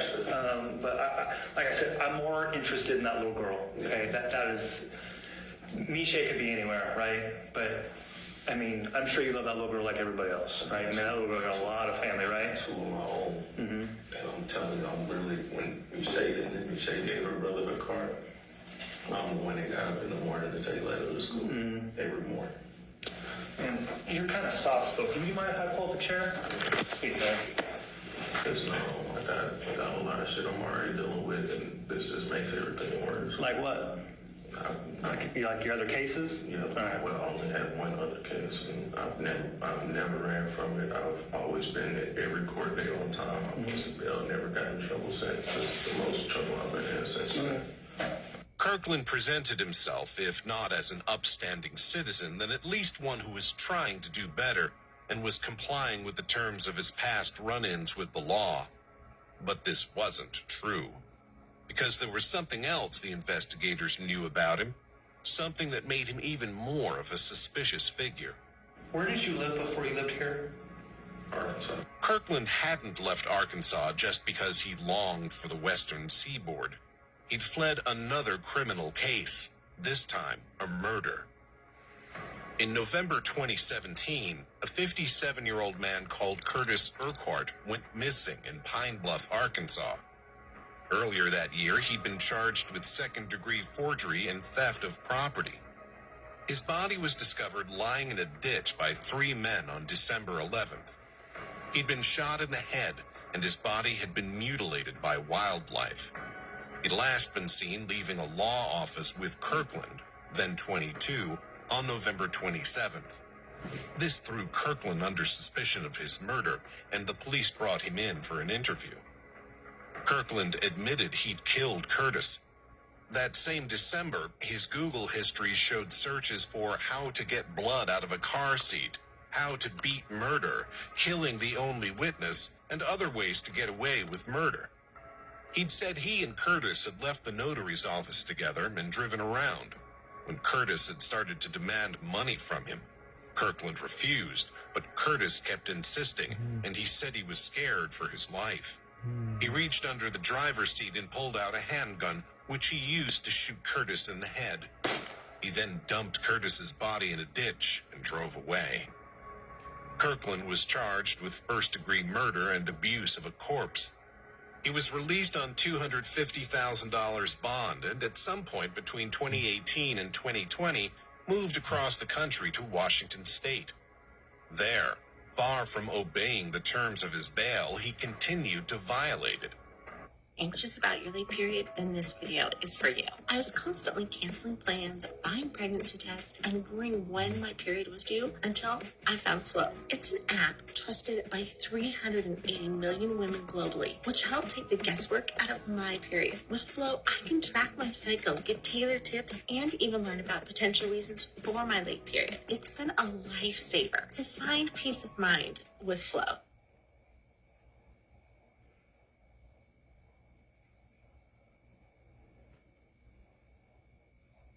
Hey, yo, we're starting green now. Light. Okay, let's see. Move is red, green is hold. Wait, I'm confused. Red light. Wait a minute. Why are they skip?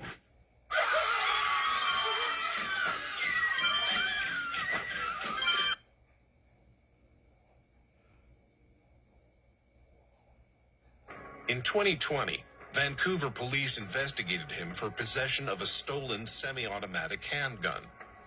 He surrendered it to them, but the following March, he lied on an application to buy another semi-automatic handgun, saying he wasn't under indictment for a felony. The application was denied. But he got hold of a gun somehow anyway, because in December 2022, he used it to shoot at Miche's balcony window. Kirkland's murder charge in Arkansas was still pending, and now the disappearance of a mother and child was connected to his name. On March 17, 2023, the day before Miche and Layla were reported missing, an Arkansas judge revoked his bail in the murder case. On the 22nd, he appeared in court and admitted he was wanted in Arkansas, but refused to waive extradition to be turned over to the authorities there. The judge ordered that he be held without bail. And that same day, 2 bodies were found. On Wednesday morning, the Clark County Sheriff's Office got a call from someone who was walking on this rural road in Washougal. The caller described what they believed to be 2 life-sized mannequins down an embankment near a creek. But when deputies arrived on scene, they discovered 2 bodies. Investigators contacted Vancouver police, who determined this was likely Miche Melendez and Layla Stewart. They'd both been killed by gunshot wounds to the head. Miche had been shot once and Layla twice, and Layla had been assaulted. The investigators took this discovery to their interrogation of Kirkland. Do you think I'm here to judge you? No. Do you think I'm here because maybe God put me here? You're here to do your job. Yeah, and what do you think that job is? To find them. To find them, right? Do you think maybe I have found them? No. You don't know? I hope not. Do you hope not? I hope not in the way you think. I hope not in the way that I think you're about to say. What do you think I'm about to say? Kirkland. Just tell me they're okay. I can't tell you that. That's all I need to hear. Just what do you think? Where do you think they are? I don't know. Kirkland, I'm here to ask about what actually happened. And I wouldn't be here having this conversation with you if I didn't think that maybe you'd want to talk about it. I didn't do anything. You didn't do anything? So what did happen? I don't know. I don't know where they are. You don't know where they are? I've been called and called. It's not easy being the one everyone counts on to keep your operation running. That's why at Grainger, we're here for you with professional-grade industrial supplies and fast delivery. Call, click Grainger.com, or just stop by. Grainger, for the ones who get it done. I get it. Do you think that maybe that might be some denial? No, sir. Kirkland. I made a mistake before. Okay, fair enough. I'm not here about that stuff. I don't learn from it. Then tell me about what happened to that baby. I don't know. You do know. I don't. Kirkland, I don't want to go down the road with all the stuff that I have on my phone. I want to hear it from a man You're a man, right? I am. You're a man that maybe made a mistake, not a monster? Not a monster. I made my mistakes in the past. So tell me about the mistake that happened. The one in Arkansas? No, not about that. Tell me about this baby. I don't know. Kirkland tried to bring the conversation back to his past charges, including the murder in Arkansas. But he'd already confessed to that. This was something new. And it displayed eerily similar hallmarks to the killing of Curtis Burkhart. They'd been shot in the head like Curtis and left in a ditch, also like Curtis. I was there. I was at the scene. I know what road you were off of. I know why there's mud on your car. I know why there's tire tracks on the road that goes up where you turned around and went back. I know all that stuff. I don't need to know if you did it. Everyone wants to know why. And I think a man like you would at least give people the peace of mind of to at least know why. I didn't do anything. The investigator urged him to confess, but he refused. But this is your opportunity to at least tell your family why. I told you I didn't know anything. We can go with an attorney from that. He asked for his attorney. But even without a confession, the evidence was mounting that he'd had something to do with Mishay and Layla's murders.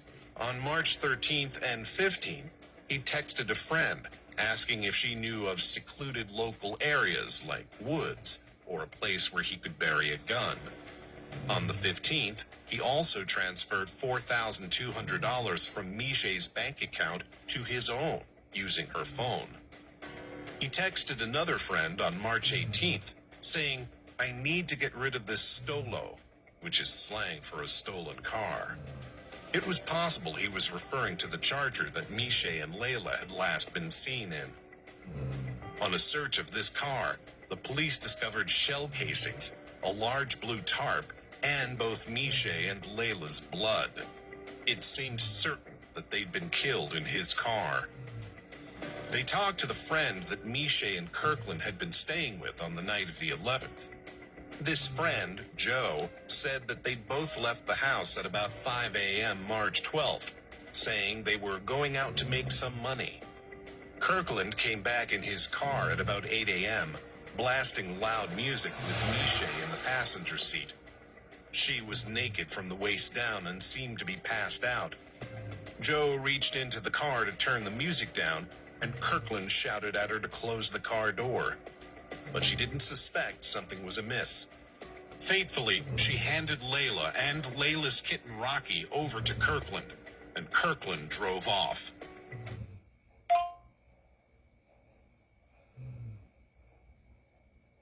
No. Cut. We get it. Our rascals, we get it. The performance, they're very absorbent. We get it. Like seriously get it. We are obsessed with containing the mess. Yeah, we get it. Kirkland often took Layla to school, and she trusted him like a father. When she got into his car that morning, she would have no idea what was coming, and no idea that her mom was already dead in the front seat.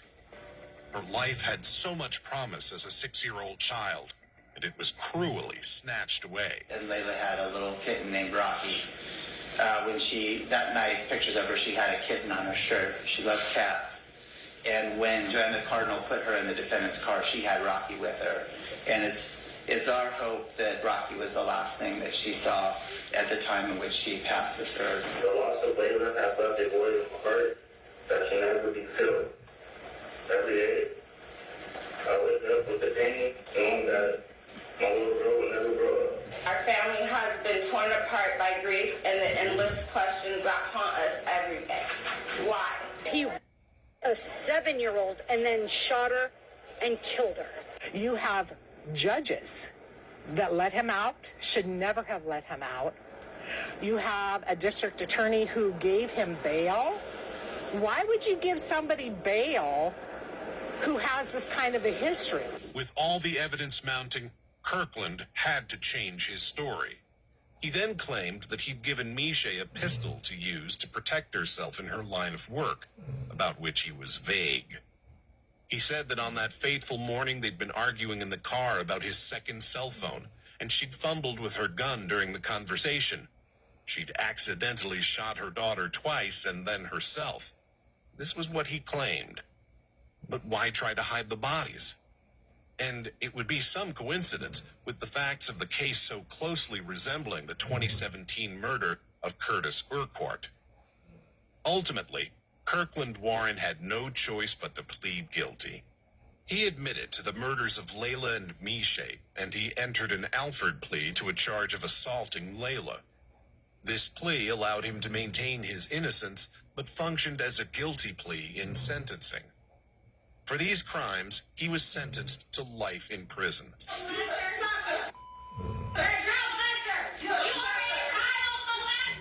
I can't even make any more memories. The 7 years was all I had. And it's all because of Kirkland Warren. And I want him to suffer every single day. Miche's family questions why he was allowed out on bail for the domestic violence charge when he had a murder case standing against him. The trouble is when we have a legal system with district attorneys and judges, they are horribly undertrained in domestic violence. They know laws, but they don't know a perpetrator. They don't know the characteristics of a perpetrator, and they don't know what they do to a victim. He also pleaded guilty to Curtis's murder. His sentence for this 7-year-old crime will run concurrently with the life sentence handed down for the killing of Layla and Miche. And though Arkansas is a death penalty state, that punishment has been taken off the table. It was abolished in Washington state in 2023. The motive for the murders remains unknown, though his interference in Miche's accounts and his theft scheme involving his wife Monet suggest it was potentially financial. Monet pleaded guilty to 2 counts of first-degree theft and 2 counts of attempted identity theft, and was sentenced to 2 years probation. Kirkland Warren now begins his life sentence, but the Clark County community is angry, and Miche and Layla's family won't ever move on.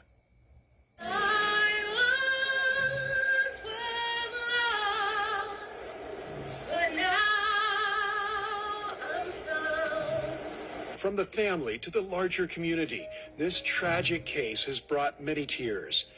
At a vigil at Vancouver's Esther Short Park the weekend after Miche and Layla's bodies were found, hundreds came out to remember and honor them, including Layla's classmates. We really want to honor the family and make sure they get lots of support for that Layla and her mom is gone. Close friends with Layla and Miche. Layla was pretty much my niece.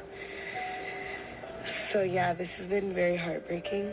We hope something changes. We hope that if a victim comes out and they're scared, that the police do way more than what they did for her. What do you think about this tragic story? Could Miche and Layla's killings have been prevented? Let us know your thoughts in the comments below. Until next time, stay safe, keep up with our channel, and we will see you very soon on The Decoder.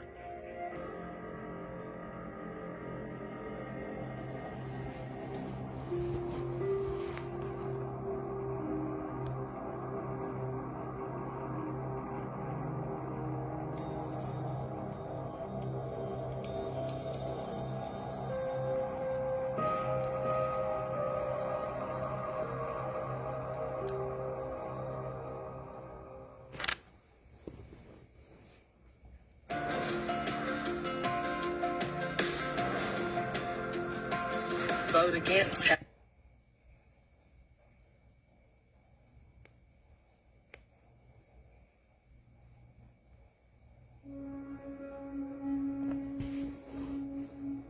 Could that have possibly happened when I did CPR on her? Because I was pushing her whole body. These lacerations? I told you, we see this in airplane crash victims. I love you so much. I love you too. Jesus is going to watch over you, and he's going to protect you and keep you safe. Okay. Okay? And he's going to heal your mind and your soul and your body. And he's going to cover you. Okay. Yep. And there's going to be a hedge of protection around you.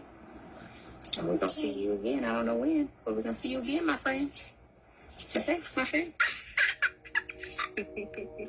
Dark waves that pull me under, secrets buried in the night. It's not over until the truth comes out. Drowning in the sound of thunder, whispers hidden from the light. My blood was in her veins. Cold depths that hold the sorrow, echoes calling on my He name. came and visited at my mom's house. Shadows creep into tomorrow in this silent, endless game. She was my grandmother. Whispers in the water, secrets never spoken, dreams untold and shattered, promises are broken. I knew it was going to be intense. I knew it was going to be graphic. I knew it was going to be a lot of what most people may not be able to handle, but I needed to know what happened to my granddaughter. Colorado-born Janiyah Russell should be 10 years old right now, and she should be focused on little more than laughing with loving family members or riding her bicycle with her friends.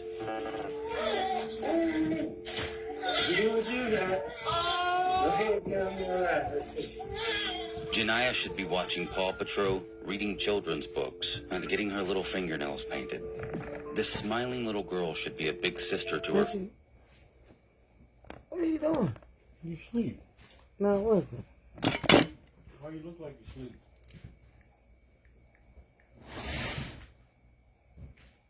Her 4 siblings. And she should be helping her grandmother bake a batch of cookies before happily consuming her fair share of them alongside the ones she loves. She should be lighting up everyone's lives with her big, easy grin, and she should be the donor of the best hugs the world has to offer. Janiyah should. But Janiyah Russell will never participate in any of these typical childhood activities again. As a matter of fact, there will be no new experiences for innocent Janiyah. And that's because her life was taken when she was just 5 years old. It was callously snuffed out by the actions of pure evil. The people who were supposed to protect her from the beasts of this world ended up being the very monsters that stole her final breath. And for that, those that harmed Janiyah Russell shouldn't have the right to inhale. They shouldn't have the right to blink, to eat, to drink, to smile, or even to think. I shouldn't know who this little girl is, and this video should not exist. Instead, Janiyah should. Today, I will tell her story. We'll also hear from her grandmother, who personally reached out and asked me to cover it so that Janiyah Russell may be remembered. But also because those who truly cared about Janiyah are still searching for answers. You're about to see never-before-released crime scene photos and body cam footage. This has to be a joke. Unfortunately, I'm sorry it's not. This is the horrific account of how an innocent bundle of light and joy was extinguished by the hateful darkness that surrounded her. I'm Mr. Black, and this is the disturbing truth.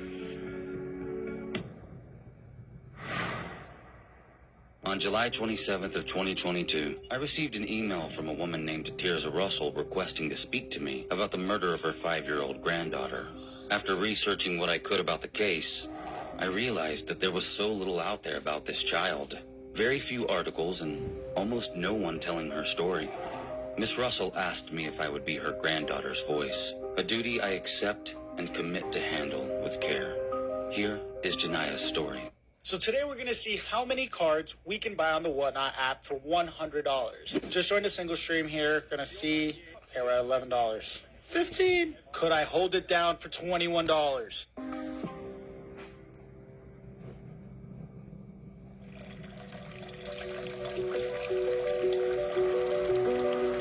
On Wednesday, September 11th of 2019 at around 7:45 a.m., 911 received a call from someone alleging to be the babysitter of a child that was unresponsive at an apartment complex in Las Vegas called The Suites.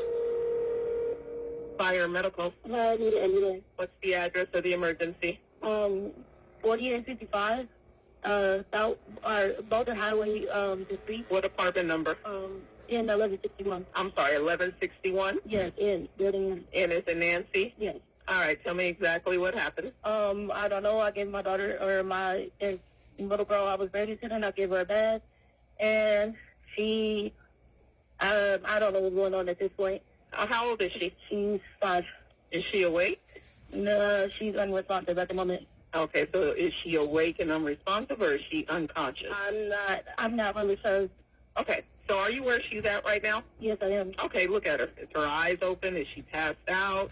I'm not sure if she's passed out. Her eyes are kind of open. Okay. Is she breathing? I'm not really sure. I can't tell. Okay, so these are questions. All right, we're getting help started, but these are questions that are very important for me to know. So what I need you to do is put your ear next to her mouth and see if you can feel or hear any breathing. No, I cannot. Okay, so let's go ahead and get her on her back on the floor. Do that right now. Okay, she's on the floor, not on the back. Okay, and she's still, on her back on the floor. Okay. All right, she's still unconscious, not breathing, right? I believe so, yes.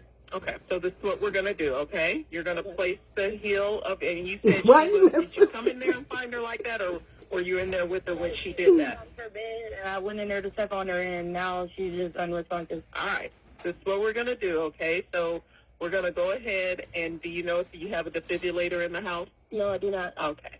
So you're going to place the heel of your hand in the center of her chest, okay? And just make sure there's no pillows or nothing underneath her neck, okay? There's nothing. All right. And just look at her mouth and make sure there's nothing in it. If it is, take it out. Nothing in her mouth. All right. So you're going to place your hand on her forehead, the other hand underneath her neck, and then you're going to tilt her head back, okay? And one more time, I just want you to put your ear next to her mouth one more time and see if you can feel or hear any breathing. I don't feel or hear anything. All right. So what I'm going to do, I'm going to tell you how to do mouth to mouth. Okay. So what you're going to do, you're going to pinch her nose closed and completely cover. I did want to say this too. The other day, she ended up getting, I guess some girls were bullying her because she played outside and stuff like that. And I guess they ended up jumping on her. Okay. And I don't know if that could have possibly had anything to do with this, but she did get beat up pretty bad from the situation. Did she go to the hospital when that happened? No, she didn't, because, we thought it was kids, though. So. All right. Well, let's go ahead and let's start this, okay? They are coming, though. Is there somebody else there with you that can open the door for us? Nobody's here. All right. All right. Okay, so this is what you're going to do. You're going to pinch her nose closed and completely cover her mouth with your mouth. And you're going to blow 2 regular breaths into her lungs, okay? About 1 second each, just to make the chest rise with each breath, okay? Okay. All right. So did you feel or see the air go in and out, or did her chest rise at all? Her chest rose, and then the air just blew out her mouth. All right. Is she still unconscious and not breathing? I'm assuming. Is that okay. It's still the same as what it was when you checked just before you did that, right? Yes. Okay. So you're going to place the heel of her hand on her breastbone, right between her nipples. Okay. No, your hand. You're going to place the heel of your hand, okay, in the center of her chest. You're going to, and then only with the heel of your hand touching the chest, you're going to push down about 2 inches, and you're going to start pumping her chest hard and fast 30 times, at least twice per second. So I'm gonna count with you, okay? And then after the 30 times, we're going to do 2 breaths, okay? So let's start pumping, okay? We're going to go 1, 2, 3, 4, 1, 2, 3, 4. I was only 7 when my cruel stepsister burned my face by pushing me into a fireplace. She wanted to punish me for being more beautiful than her. What happened? What did you see? I don't know, stepfather. 1, 2, 3, 4. Now go ahead, pinch her nose, tilt her head back, and blow 2 more breaths into her lungs, okay? Okay. Let me know, and once you do that, start pumping her chest again 30 times. Oh, sorry. Now, if she wakes up, we're going to... They're there? Okay, I'll go ahead and let them take over, okay? Okay. Thank you. Bye-bye. When the first responders arrived, the child, 5-year-old Janiyah Russell, was laying on the floor of the residence near the couch. She wasn't breathing, she had no pulse, and she was unresponsive to pain. Only one other person was in the apartment when the medics arrived at around 7:50 a.m. And that person was 23-year-old Chevion Imani Miller. She told the first responders that the last time she had checked on Janiyah was around 4 a.m. Immediately, bruising was observed around the child's face. Then when the medics cut off her shirt so they could administer aid, they found similar significant damage to her torso as well. Chevion Miller told them that the little girl doesn't have any previous medical history. She also ruled out any possible injury resulting from a fall. Miller did, however, mention that Janiyah had been in a fight outside with other children a few days prior. Janiyah was rushed to Sunrise Hospital in the back of an ambulance. Upon arrival at the hospital, the child's body temperature was only 88 degrees. This is about 10 degrees cooler than it should have been. Janiyah was described as covered in bruises. Contusions were found on her forehead, eyes, lips, neck, arms, legs, and stomach. She had also sustained lacerations to her mouth and nose. Then she had serious bruises to her bottom, as well as 2 black eyes. Observations also revealed 3 broken ribs that were determined not likely to be from CPR. But the worst of all Janiyah's injuries was a major laceration on her liver that led to internal bleeding, which, sadly, the little girl never recovered from. She'd passed away long before she got to the hospital.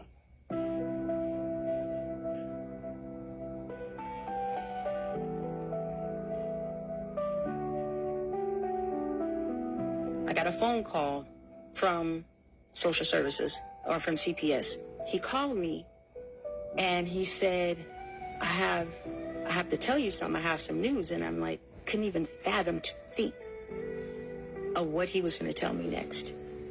He said, I was reading the paper. He said, Janiyah. And I said, who? He said, she passed away. I said, who passed away? What do you mean she passed? It was like an immediate emotional separation from that moment, that phone call. The memory is fuzzy after that. And I just remember saying, what? And according to Sarah, my youngest daughter, she was there. And as soon as I said, what? Like, think of a bomb. And when it hits, it just explodes out. So when I said that, she came running in the room. And according to her, she said she had to catch me because I was going down.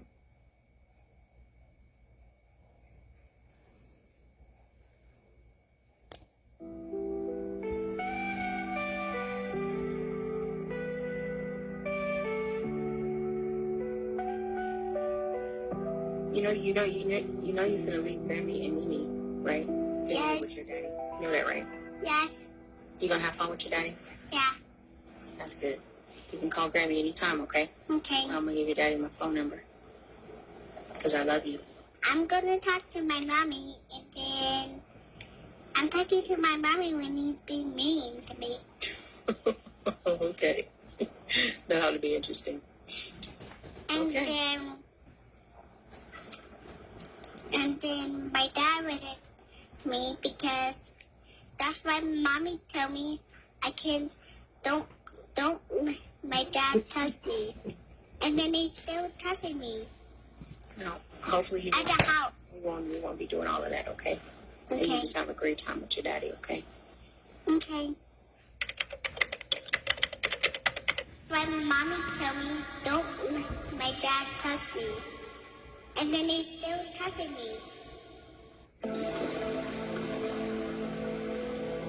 The coroner stated that the injury to her liver was so severe that it likely killed her within minutes. But these weren't the only damages Janiyah Russell sustained. There were small tears and abrasions to the little girl's genitals, inside and out. The doctor claimed he believes these are from blunt force trauma and introducing something foreign into the child's body. Then, underneath Janiyah's fingernails, a male sperm sample was found, as well as another smaller sperm fraction inside the child. Both of these were sent away for DNA testing. Janiyah's death was ruled a homicide, and her cause of death, blunt force trauma. Her tiny little body seemed to have been used as someone's punching bag. This beautiful child with an infinite smile and never-ending energy had quite clearly been beaten to death. If the coroner was right, one can only hope that her passing was quick and she didn't have to suffer for long. Her estimated time of death was initially believed to have been within an hour of first responders arriving, but that's something we'll come back to later. because it may very well be an important key to what actually happened. What you're about to see is the body cam footage from Sunrise Hospital. This takes place shortly after arrival, before Chevion gives official voluntary interviews to police. This is the first time you'll see her on camera. Pay no attention to the time shown on the body cam, as it's inaccurate. Hey, ma'am. Are you babysitter? Yes. Are you family? Yeah. Okay, who are you? Sitting around?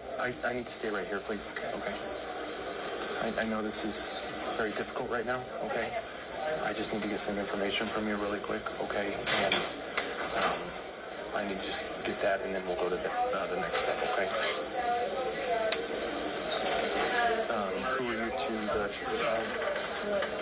nobody? Are you family? No, I was dating her dad, so I just did this. Okay, and what's your last name? First name? What is it? S-H.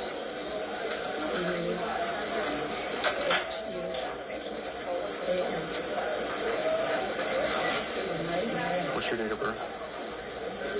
And your social? No? And a good phone number for you, please?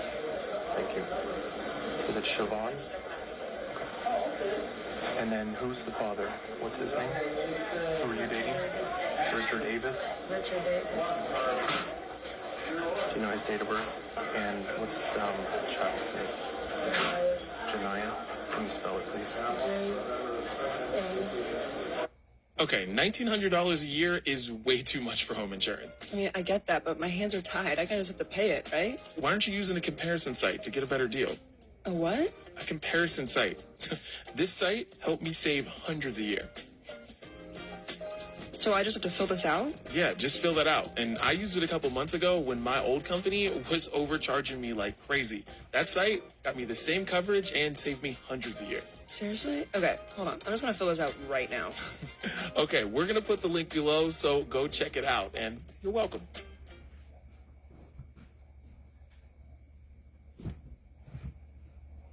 Do you have a history with having maybe an addictive personality? No, I don't. So it seems like your body. This is really new for me. Smoking.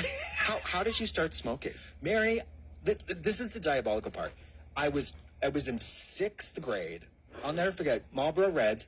Yeah, you're the person huffing at the McDonald's. Mama, I was originating the shade at the Macca's. Okay, I remember so vividly. I smoked the cigarette. That cigarette tasted like the cat's mother ass. That cat's ass, like you rimming your tongue way up in a cat's booty hole, and I puked. I can't even kiss a smoker. Again.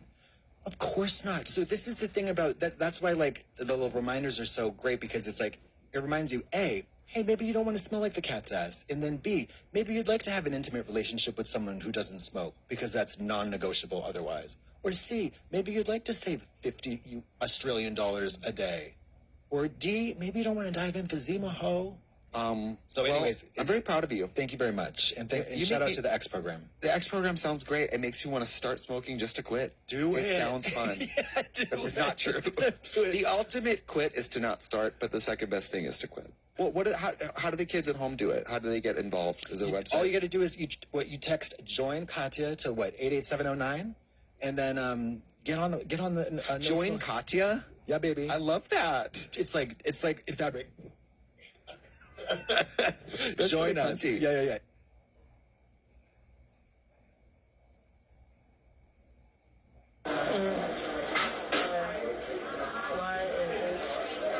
And her last name, Davis? Okay, do you know her date of birth?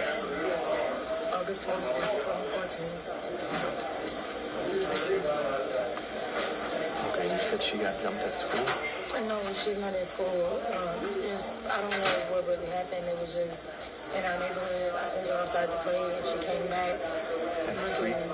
Yeah, looking like that. And when was this? It was like the day before yesterday or yesterday. So Monday? Possibly, yeah.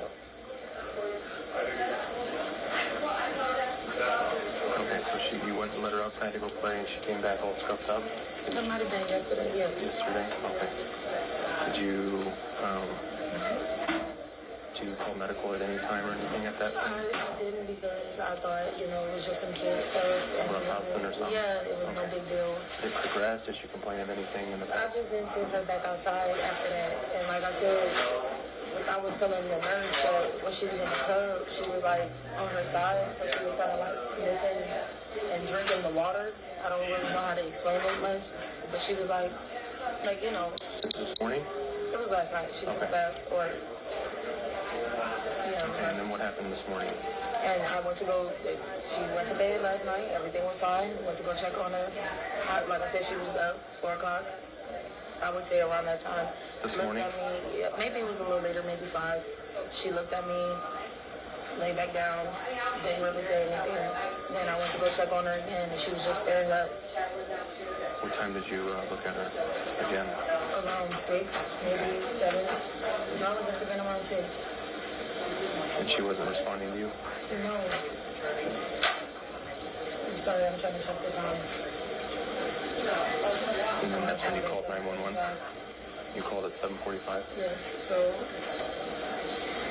I would say about 7 is when I checked on her. And I laid back down because I thought she was just playing or just laying there. Okay. And then that's when you called 911? Yes. Okay. When I realized she wasn't playing. Okay. Alrighty. Just hang tight for me, okay? We'll get some people to, would you like, I know you have somebody here, would you like somebody else to come help you through this process? Okay. Just hang tight for me, okay?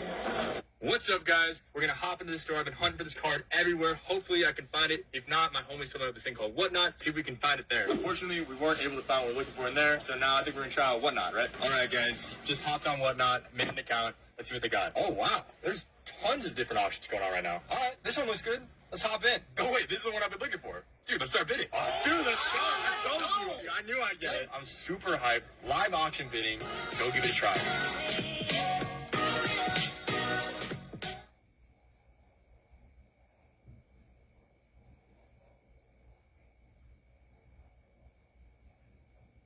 Do you know what eating an avocado can do to the heart?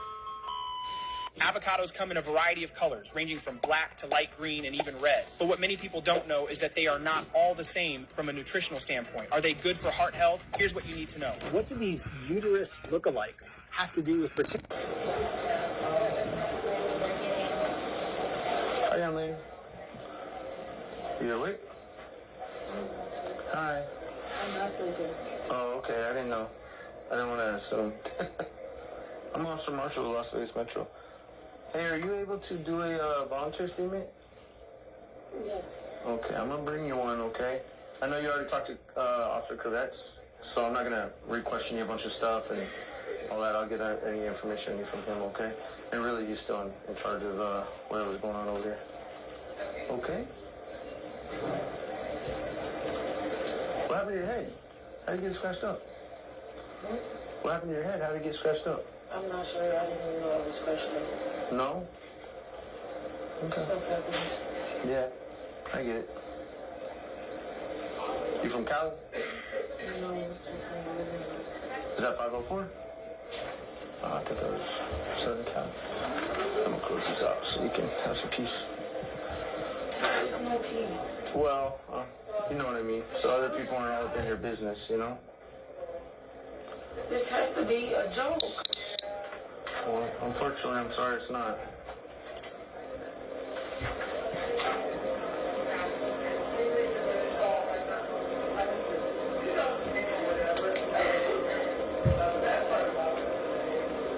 I'm gonna explain this to you, okay? You can take your time, fill it out at your convenience if you want to fill it out, okay? Here, I'll give you this. Let's do work on. So if you want to start here, can you see it or no?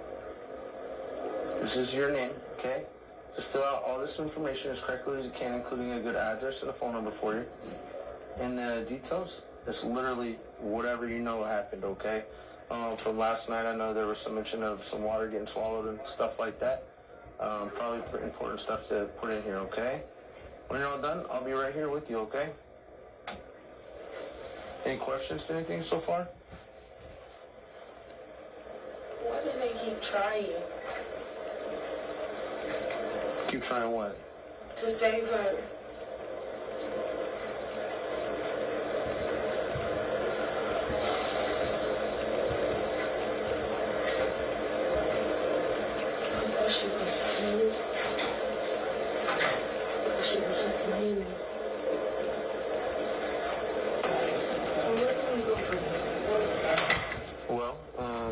detectives will come out. Obviously, they're going to have to do a little bit of an investigation, at least to determine what happened with the child.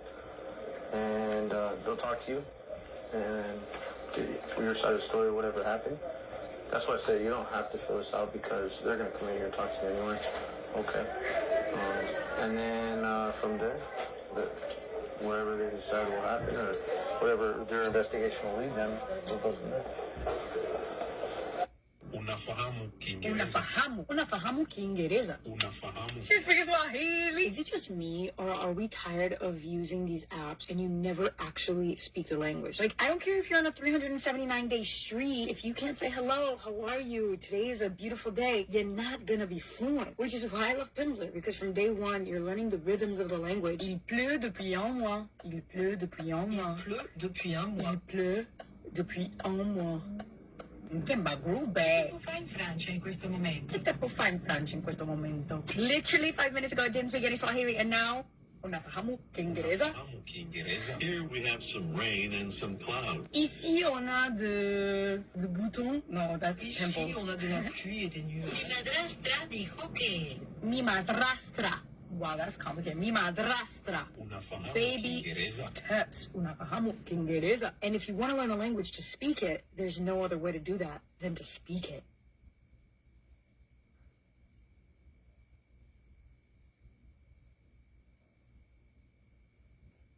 Guys, the other day I was talking to one of my friends and somehow in the midst of conversation, we started talking about the stress of like bills being due, especially when you're in between paychecks. One of his solutions for himself was Empower, and he started telling me about how you can get instant cash. I hit him with the what? That's crazy. Obviously didn't believe him and was just a tad skeptical. So I had to try it out for myself just to see what he was talking about. So I go to their site and there it is. You can get up to $300 with their cash advance feature. And the way that bills are relentless right now, I was just hoping this is true. So all I had to do was just download the Empower app. I had to put in a few personal details. And one thing that hit me that I could not believe was that there was no credit check. I'm always down for no credit check. You have no idea. So there I go putting in the application and I'm like, all right, cool. I'm about to hear back from them in a couple of days. That gives me a little leeway. Nope. $100 instantly right then and there. Honestly was taken aback by how quick it was. After reading a little bit further in detail, not only is there no credit check and not only is there no application fee to be approved for a cash advance, there is also no interest and no late fees. $300 instant cash could help many people out for many different things. Gas, groceries, a normal unexpected expense, especially between checks or right up against a major bill like rent when it's due. That extra $300 could save you from a lot of headache. I can confidently say to you right now that if you are not using Empower, you need to start. An effortless, seamless transaction with a company with over 300,000 five-star reviews and over 2 billion with a B, dollars sent to customers in need. As you know, in today's world, life can get expensive and it doesn't stop whenever there's some unexpected expense that pops up, especially if you're in a tight spot like between checks. Download Empower and get your first cash advance. I promise you, you'll be thanking me when it saves you.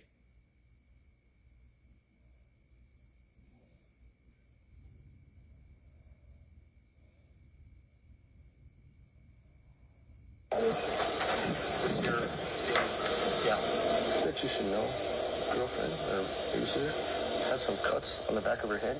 They look pretty fresh. Has no idea how they got there. Thank you. You can see them between the braids. Yeah, but it looks pretty fresh. Shortly after this body cam footage concludes, investigators arrive at the hospital and record voluntary statements from Chevion Miller. This is an edited down version of the first one. Today's date is September 11th, 2019, and the time is 10:57 in the morning. This interview is taking place at Sunrise Hospital. Also present is Detective Hernandez, P number 7567, and investigator Rosalind Flores from the coroner's office. Are you from Vegas? Where are you originally from? Louisiana. Louisiana? Okay. How long have you been out here? Since I was 13. Okay. Did your family move from Louisiana, or did you come out here by yourself? I moved with my auntie, and then I was in foster care. Okay. All right. Now, it's my understanding that you live with a Mr. Richard Davis. Yes. Okay. It's your boyfriend? Okay. How long have y'all been dating?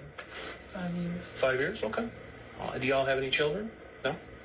And does he have any other children other than Janiyah? Did I say it right? Okay. How long have you guys lived over at 4855? Like 4 or 5 months. About 4 or 5 months? Okay. Do you work? Not at the moment. Okay. Have you worked prior? Yes. What kind of work did you do? Call center, surveys. Okay. Was that here in town in Vegas? Yes. Okay. And you say you've been out here since you were 13? Well, let's see, how old are you now? 23. 23? Okay, so you've been here for 10 years. All right. Does Richard work? He did. He's not currently working? What kind of work did he do? Walmart. Walmart? Okay. When was he let go? About 2 weeks ago. About 2 weeks ago? Okay. So I guess my question is, how are you paying the bills if neither one of you are working? Oh, well, since neither one of us is working, like, you know, we have outside help and stuff like that. Okay, so you got friends and family, maybe, or? Yeah, we were supposed to be moving with somebody. So you've pretty much been involved with Janiyah since she was born, since she's a baby, yeah? No, he just got custody of her a year ago. Okay. So the mom had, did they share custody prior to that? No, So mom had full custody, and now he has full custody. pretty much. Okay. Do you have any contact with the mom? Not really. She calls, but when she calls, we just let her talk to Janiyah. She don't really talk to us as much. Okay. All right, then. Do you have any family here in town currently? I do, but I don't associate with my family as much. Not with yours? Okay. And what about Richard? Does he have any family here? We seem like every once in a while. Okay. Does anyone else live with you guys over at 4855? Any household pets, dogs, cats, birds? Just a cat. Just a cat? Okay. Who takes care of Janiyah when you guys are working? We switch up. Typically when he works, I work on his off days. So the days that he's off, I stay at home with her. And then the days that I'm off, he stays at home with her. And then when we need somebody to, we just ask somebody to watch her if we need to.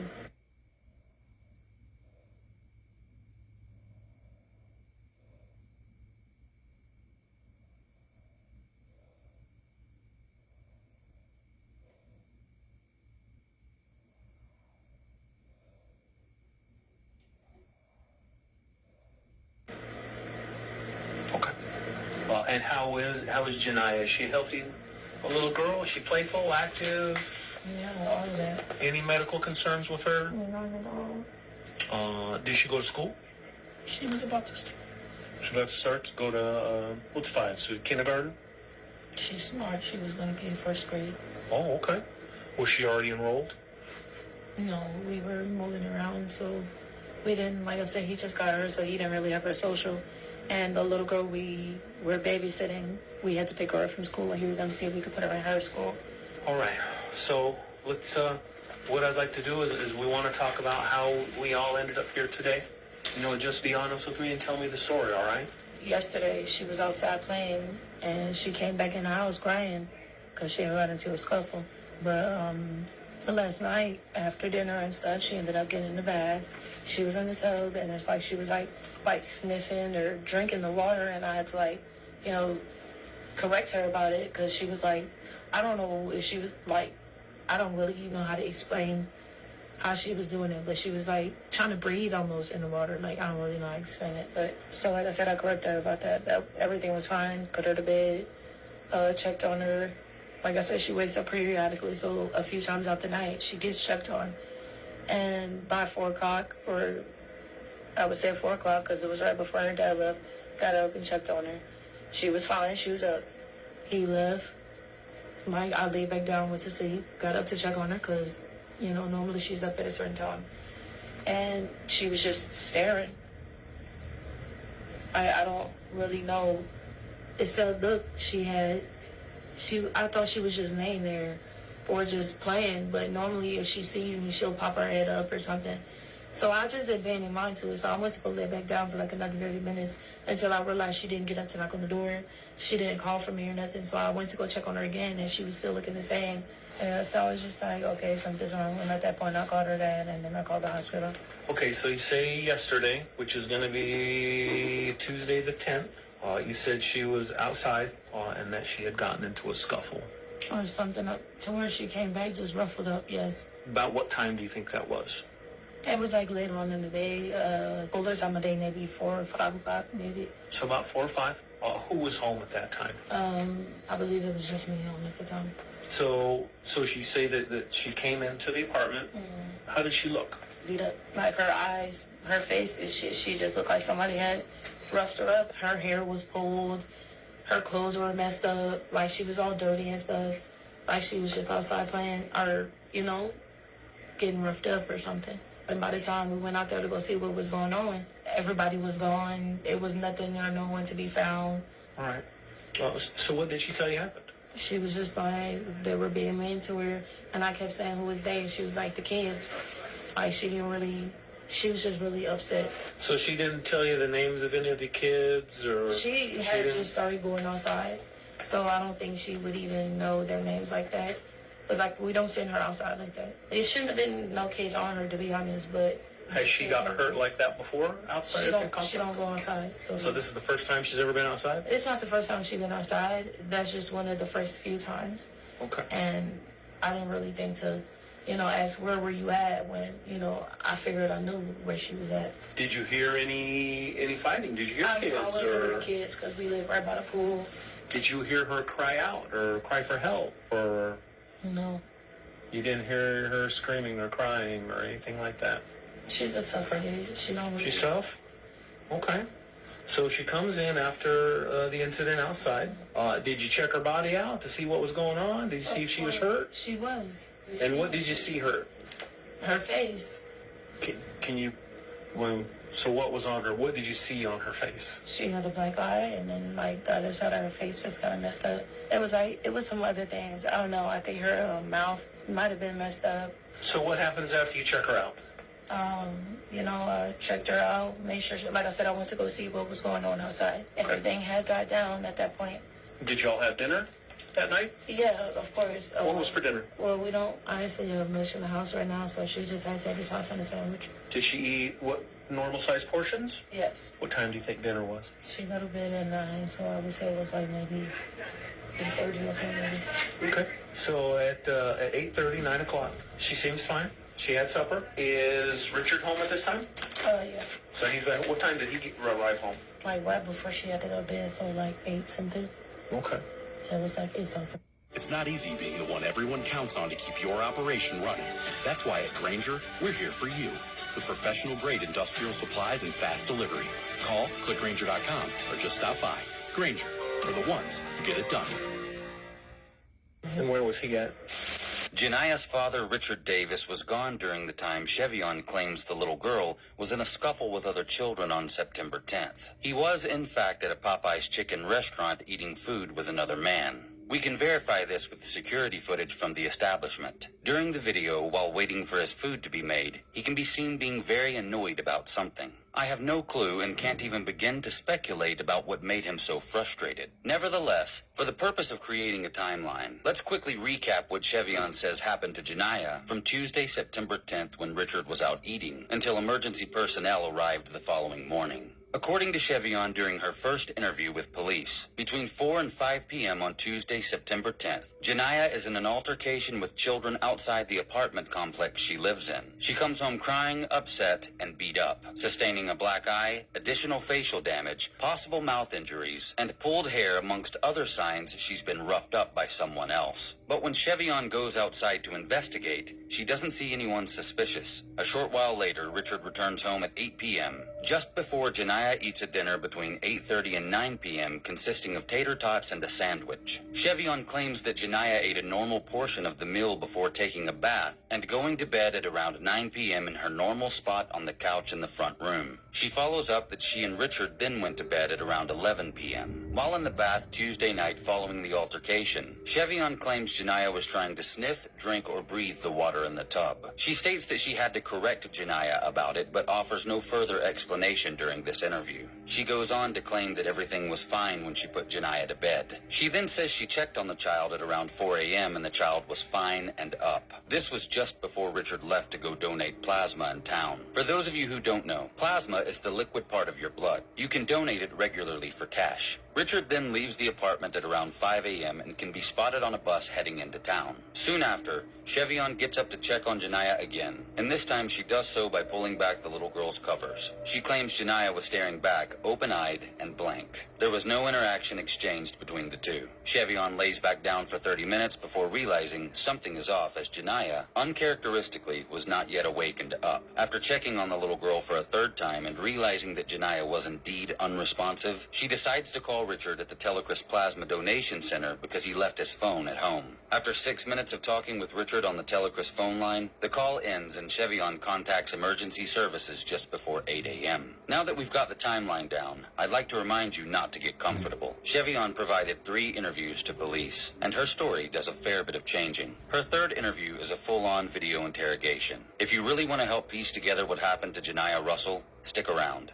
The family could use your help. It's also worth noting that while the couple don't have any other kids themselves, they regularly babysit for other parents. Specifically, during this time, 2 little girls aged 5 and 1 that belonged to an ex-co-worker of Richard's named Liz. The last day they babysat these children was Monday, September 9th from 2 to 11 p.m. Their mother, Liz, had worked with Richard in Walmart before being let go. He, Chevion, and Janiyah were all about to move in with Liz, with the plan being to babysit her kids full-time as a means to pay rent. Of course, this would never happen because the day Richard planned to move was the day Janiyah died. And these aren't the only kids that Richard and Chevion looked after. And we'll get to that in a minute, as that information comes with a bombshell.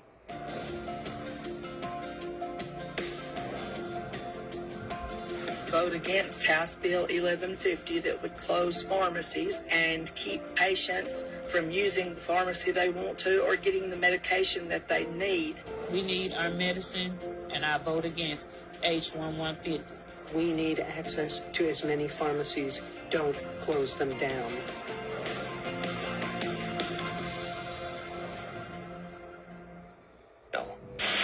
So you check on at 7:30, 7:45. How did she look then? And at that point, I figured something was wrong.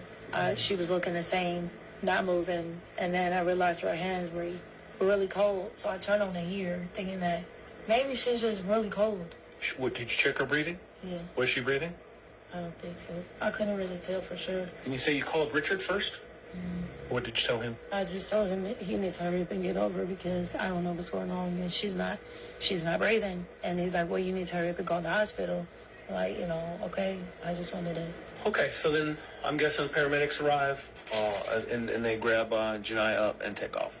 So part of what we do is we examine Janiyah's body. She's got a lot of injuries. She has a lot of injuries.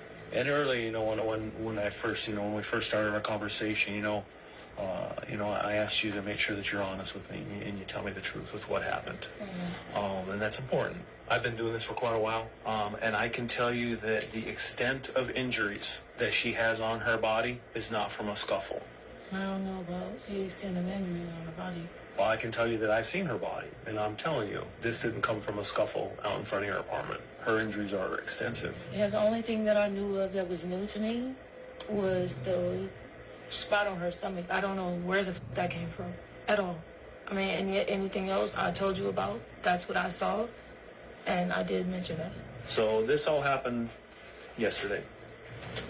You got to tell me how she got hurt like that. I'm telling you how she got hurt like that. She didn't get hurt like that. Well, I can't. I need you to tell me the truth. I'm telling you. That child's injuries did not come from a scuffle out in front of your apartment complex. Can you tell me what the injury? I'm telling you. I'm not trying to be funny at all. I know you're not. I'm really trying to figure out because the only thing I knew about was her face. And then, like I said, she has bruises all over her abdomen, all over her arms, all over her legs, all over her face, all over her head, all over her neck. She looks like she's been in a fight with an MMA fighter. She didn't get this from a scuffle out in front of your apartment. I'm telling you 100%, no doubt in my mind. I don't doubt that she was beat, but this didn't happen out in front of the apartment complex from some kids. Wow. And when she was in the bath. The most she did was like Describe that for me. I was just kind of wondering what that was. What do you mean she was sniffing the water? What is it? Like I said, because like I said, after, that or whatever, she was laying down in the tub and she was like kind of on her side. So like, I thought she was like, just laying in the water and then like maybe blowing the water out her mouth, like out of her mouth area so she can breathe or whatever. But I realized that she was kind of like, it kind of seemed like she was like trying to drink the water or something. Like, I don't really know how to explain what she was doing, because once I seen her doing it, I was just like, okay, don't do that. You know what I'm saying? Because that's dangerous, She don't talk back. She's just gonna get up and not just go back. Yeah, she's just gonna stop doing it. Did you have to get her out of the water or anything like that? No, but the water was kind of like high to her body. Like, that's why I'm saying, like, if she's laying flat, you see how little she is, and it was like halfway covering up her. So that's why I was like, okay, what are you doing? You know what I'm saying? Like, when you got her out of the water, how long was she in the bathtub? I don't know, because like I said, she ended up staying in there a little while longer because I let her wash herself off, and then she likes to be in the tub, so, she soaked herself up and stuff like that. Did you wash her? Okay, raise your hand if you are guilty of procrastinating your taxes. We tell ourselves, I'll do it later. I used to be like this too, but not anymore, thanks to Credit Karma powered by TurboTax. I'm here to tell you it's much easier than you think. And I'm here to show you can file right in the app. My friends and I always keep each other accountable during tax season, so Credit Karma is going to be that for us. They make it easy to do, all in one place, not intimidating. There are experts available to help you out with checking your forms or answering any questions. It could even feel like taxes aren't a scary thing after all. Get the refund you deserve. Comment below if you haven't done yet. I will give you the encouragement and push. This is like dirty laundry. The sooner you do it, the better. So this is your sign. Thanks to Credit Karma for sponsoring this video. Like vaginal area or anything like that? Was she especially dirty or anything like that? What? Her private parts, her vaginal area. Did you say was she especially dirty? Yeah, was she dirty? Because you said she got a scuffle. She had on clothes. But did you have to wash her any, like, harder than normal? I'm just other than normal stuff. No, not at all. Okay. You said you had to correct her. Yeah. And what does that mean? Told her to not do. That's it? Yeah. Told her not to do it? Mm-hmm. Okay. I'm really still stuck on the fact of what you said. I really am. When she came in, because you said that Richard wasn't there, and she told you that she'd gotten into a scuffle out in front of the building, did you call him or send him a text, hey, she got into a fight? I would say he don't really have a phone. The phone he do have is on Wi-Fi, so typically he's not really going to take that phone because I'm the one that has Janiyah. Mm-hmm. So in case of an emergency, I need to call somebody, which we don't really have emergencies, and we don't ever really need to call nobody, ever. As far as discipline, because she is 5, and all of us here have children, we know how 5-year-olds are. She gets whoopings. Does she get a whooping? Okay. Explain to me how she gets a whooping. It just depends on what she did. She was a very different type of kid, so like I said, it just depended on what her actions were. Like sometimes she'll have to end up going there, work out, that type of stuff. What do you mean workout? Wall sits, because I don't really like whoopings. Okay. So I make her work out, or she stand in the corner. Give me an idea of an exercise program you put her on for discipline. I say if she's been lying, she can do wall sits, and then she can do some push-ups.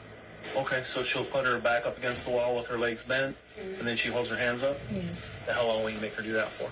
I would say it just depends. So I'd say for lying and stuff like that, or trying to be in wrong folks' business, it just depends. Like she'll do sets, like, you know what I'm saying? So say she'll do count to 10, stand up, and then go down, count to 10, stand up. It's like that. It's not like no extreme workout challenge. It's really simple stuff.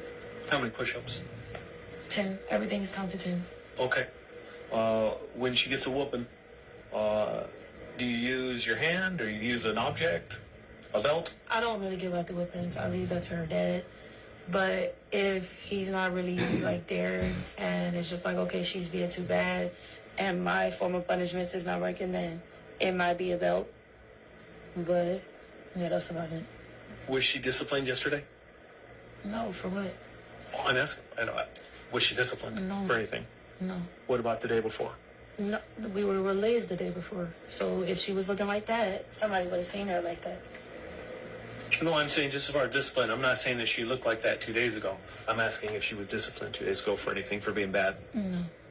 Like, say for example, if anything like yesterday, she don't really like to learn. So when she was pretending not to know a word that she was sounding out, she's really smart. It can take her a minute to do it.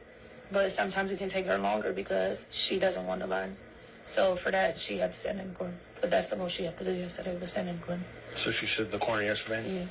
Do you remember what time that was? When were you doing studies? Around 12. Why did she get put in the corner yesterday again? Because basically she didn't want to. She knew what a word was, and she was pretending like she didn't know what it was. A what word? A word that we were working on. She was pretending like she didn't know what it was. So she ended up getting in trouble. What was the word? At. Fat? It's an easy one. Yeah. Is she receptive to discipline? You know, does she... She can be, but, you know, I just work with it. Okay. Does it frustrate you? She's fine. It's typical 5-year-old behavior, yeah? Okay. All right. So she gets... So occasionally she'll get a whooping with a hand or a belt. She also does, what do you call them? Wall sits? Wall sits and push-ups? Sit-ups, anything like that? No, squats. Squats? Okay. Is that against the wall or freestanding? You know squats. You know I know what a squat is, yeah. Yeah, it's freestanding. Okay. All right. Can I ask you really quick, too? I know we had touched on it, but you had said she had complaints last night. What were her complaints? Was she complaining of a headache? Was she complaining, like, she wanted to throw up? Yeah, no, she didn't ever say she wanted to throw up, but, you know, you asked, like, oh, does her hair hurt and stuff like that, right? Yeah, she did say, yeah, it hurts a little. And she didn't really, like I said, she's kind of tough, so she doesn't really complain too much. So if something was really bothering her like that, I don't think I would have known because, like I said, she's tough, so she would have probably just tried to sleep it off. I was just asking because I thought you had said she did have complaints last night. Did I hear that wrong? No, you had heard it right. Yeah, she did. So then I just want to be clear that her complaints were that you asked her for head hurt and she said yes. No, it hurt everything, like, you know, just because of the fact that what happened, that's part of the reason why she ended up getting the bath because, you know. Did you tell Richard about the scuffle up front? What did he say? He was concerned. He asked what I did.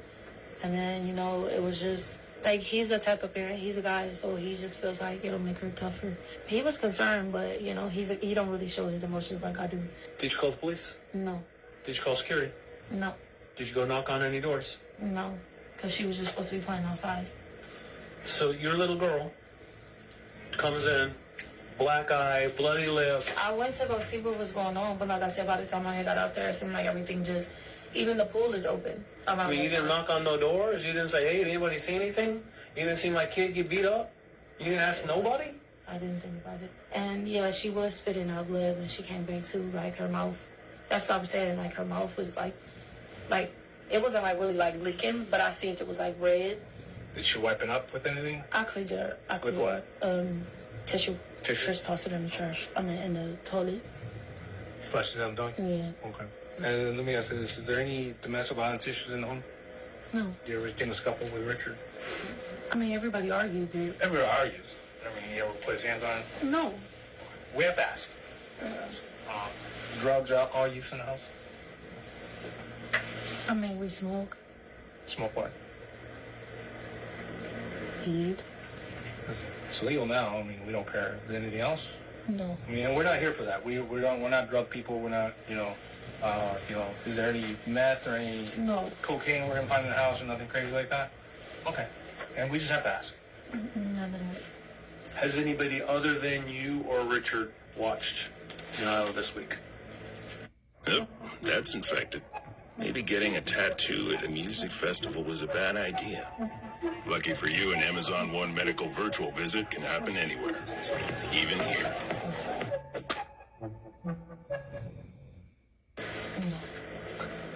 How would you describe these whippings that she would get?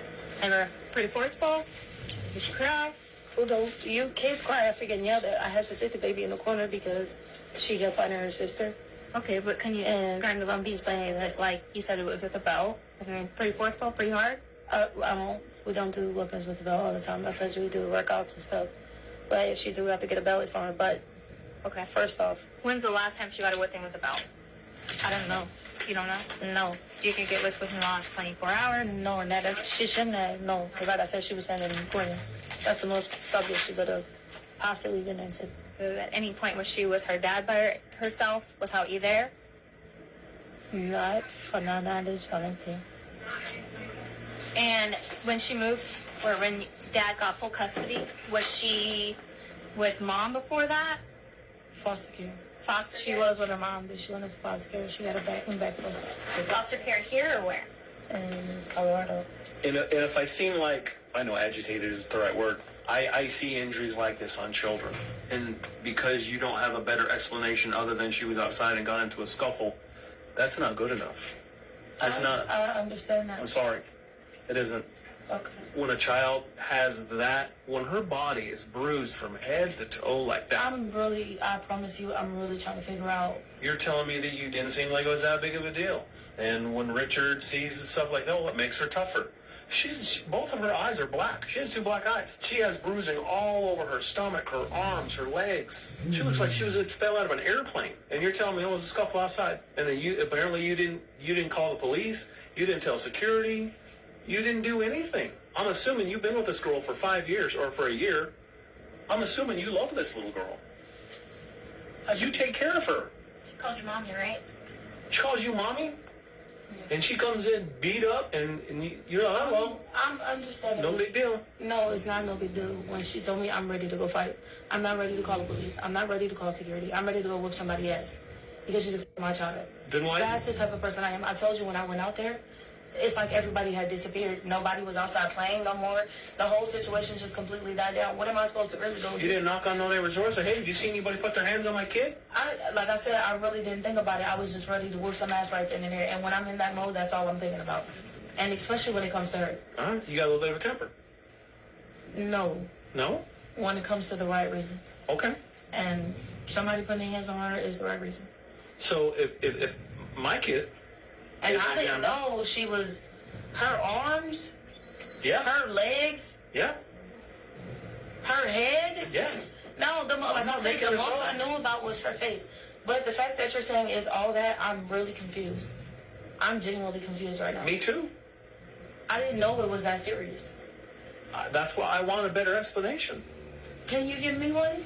I wasn't there. You were there. I wasn't outside with her.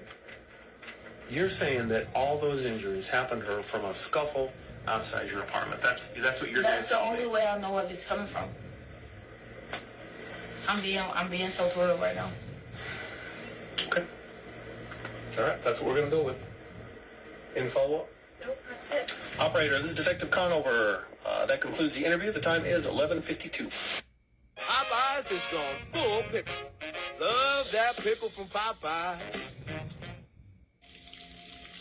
Roughly an hour and a half after Chevion's first interview, while still at Sunrise Hospital, she requests to speak to authorities for a second time. This is where her testimony starts to change drastically. For the record, there's no doubt that Chevion Miller is lying about what happened to Janiyah. This is irrefutable. The question, though, is for what purpose is she being deceptive? You'll want to watch this whole documentary before you make up your mind. It's crucial that you're aware of all of the available details first. It is September 11th, 2019. The time is 13:26 hours. We are at Sunrise Hospital. And also, again, we'll be speaking with Chevion Miller. And Chevion, you said that you had some more information that you wanted to share with us? Yeah, I forgot to tell you that when I called 911 initially and they told me how to do the CPR, water was coming out of her mouth and nose.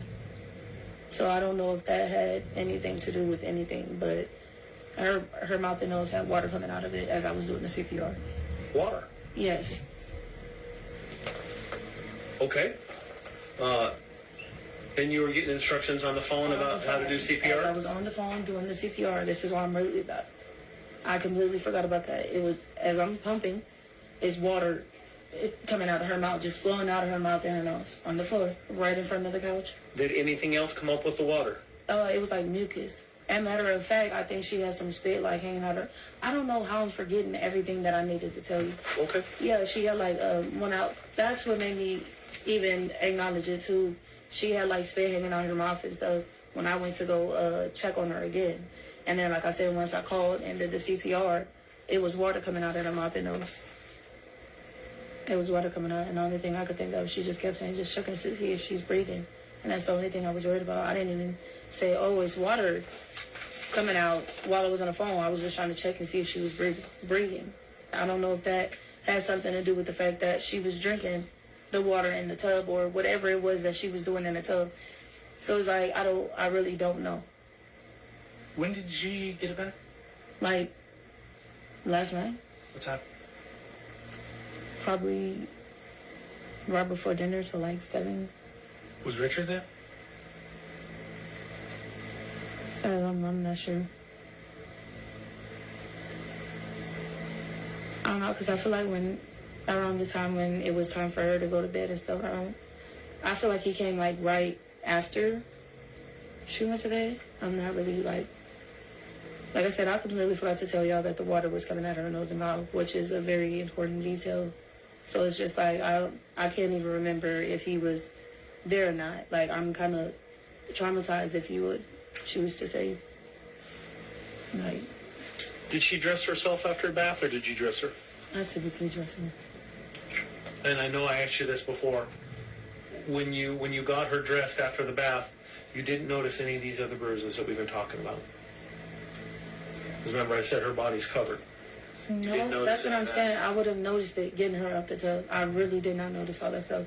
I'm telling you, like, even with her head, like, the fact that you're saying her head is, whatever you're saying is going on with her head, I'm really, like, surprised. The only thing that I know of that she could have possibly done, but my nieces haven't even been around, they headbutt each other a lot.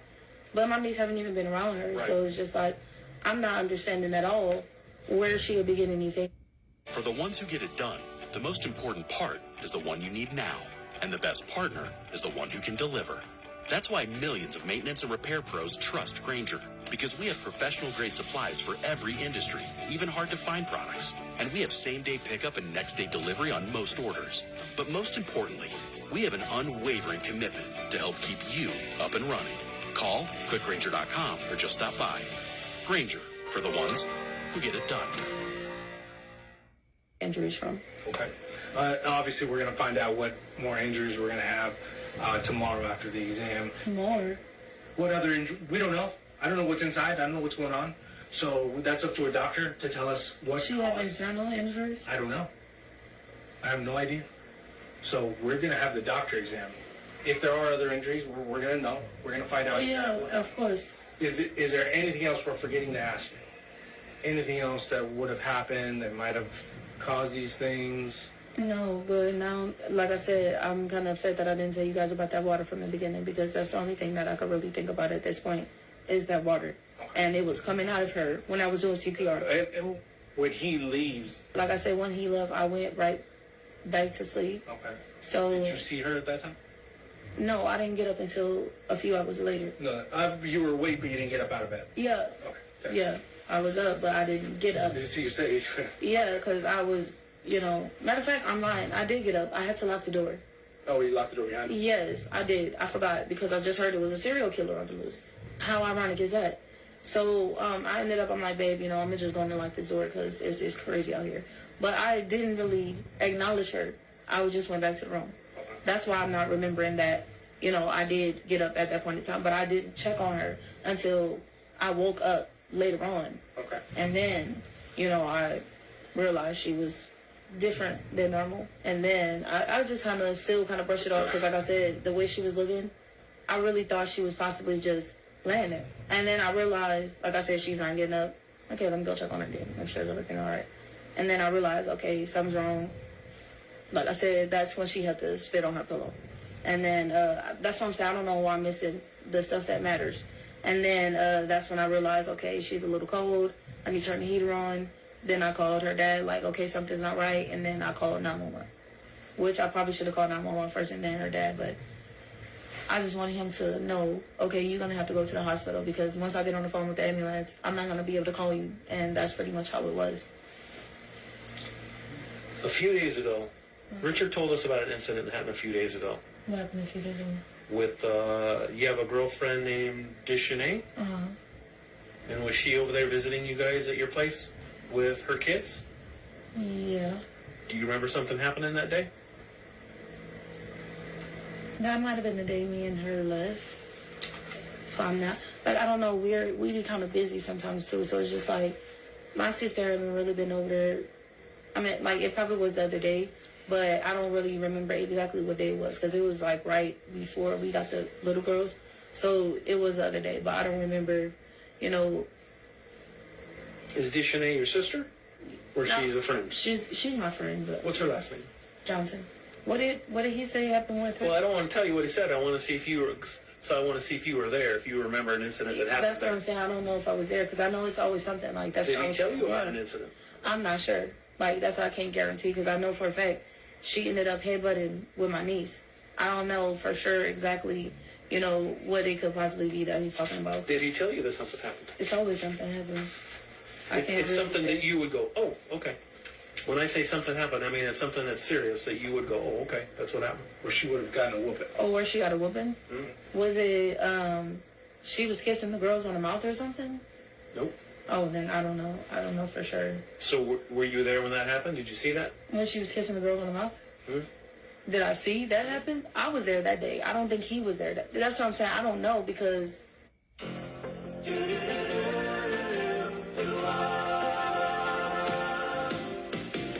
It doesn't matter what comes, fresh goes better in life.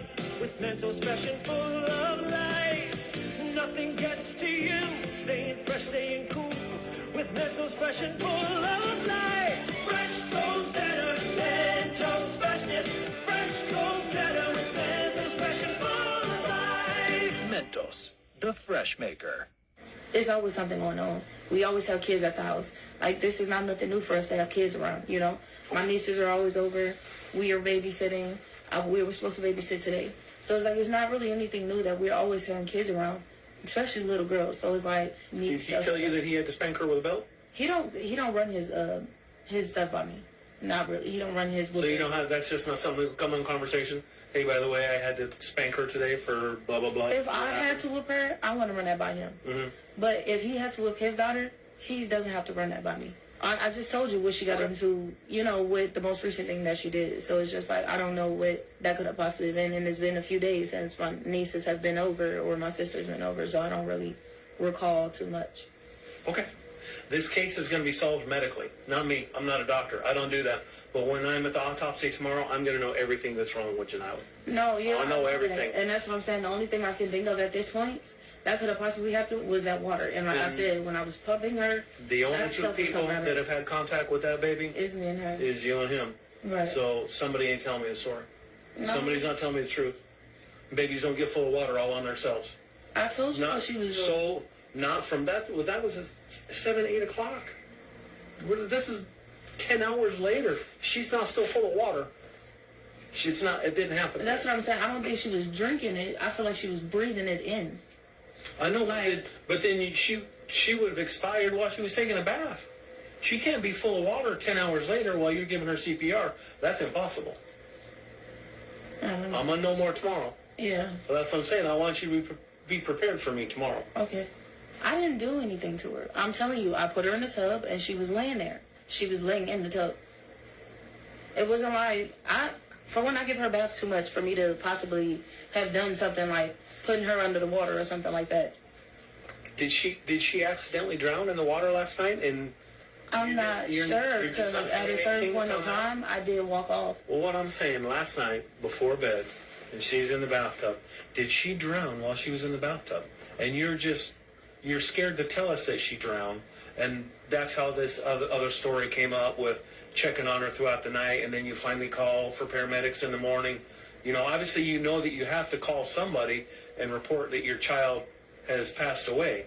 So with the water coming up out of her, it makes me believe that maybe she had drowned. I would not have waited that long to say something, because I would have felt like there was possibly a chance that somebody could have saved her. Now, if anything, maybe my time frames are wrong, but other than that, I'm literally telling you that's what that was. Like I said, maybe my time is off, and maybe, you know, the night was a little later, but other than that, no, I'm literally telling you that's what happened. I didn't... So when she was done with her bath, she was fine. She got dressed, you put her to bed, gave her a kiss on the cheek goodnight, and you and Richard went to bed. But she got out of the bathtub. You dressed her. Mm-hmm. She went and laid down on the couch, went to bed. Yes. Okay. She didn't drown in the bathtub. Is that what you're telling me? Yeah. Or not that I know of.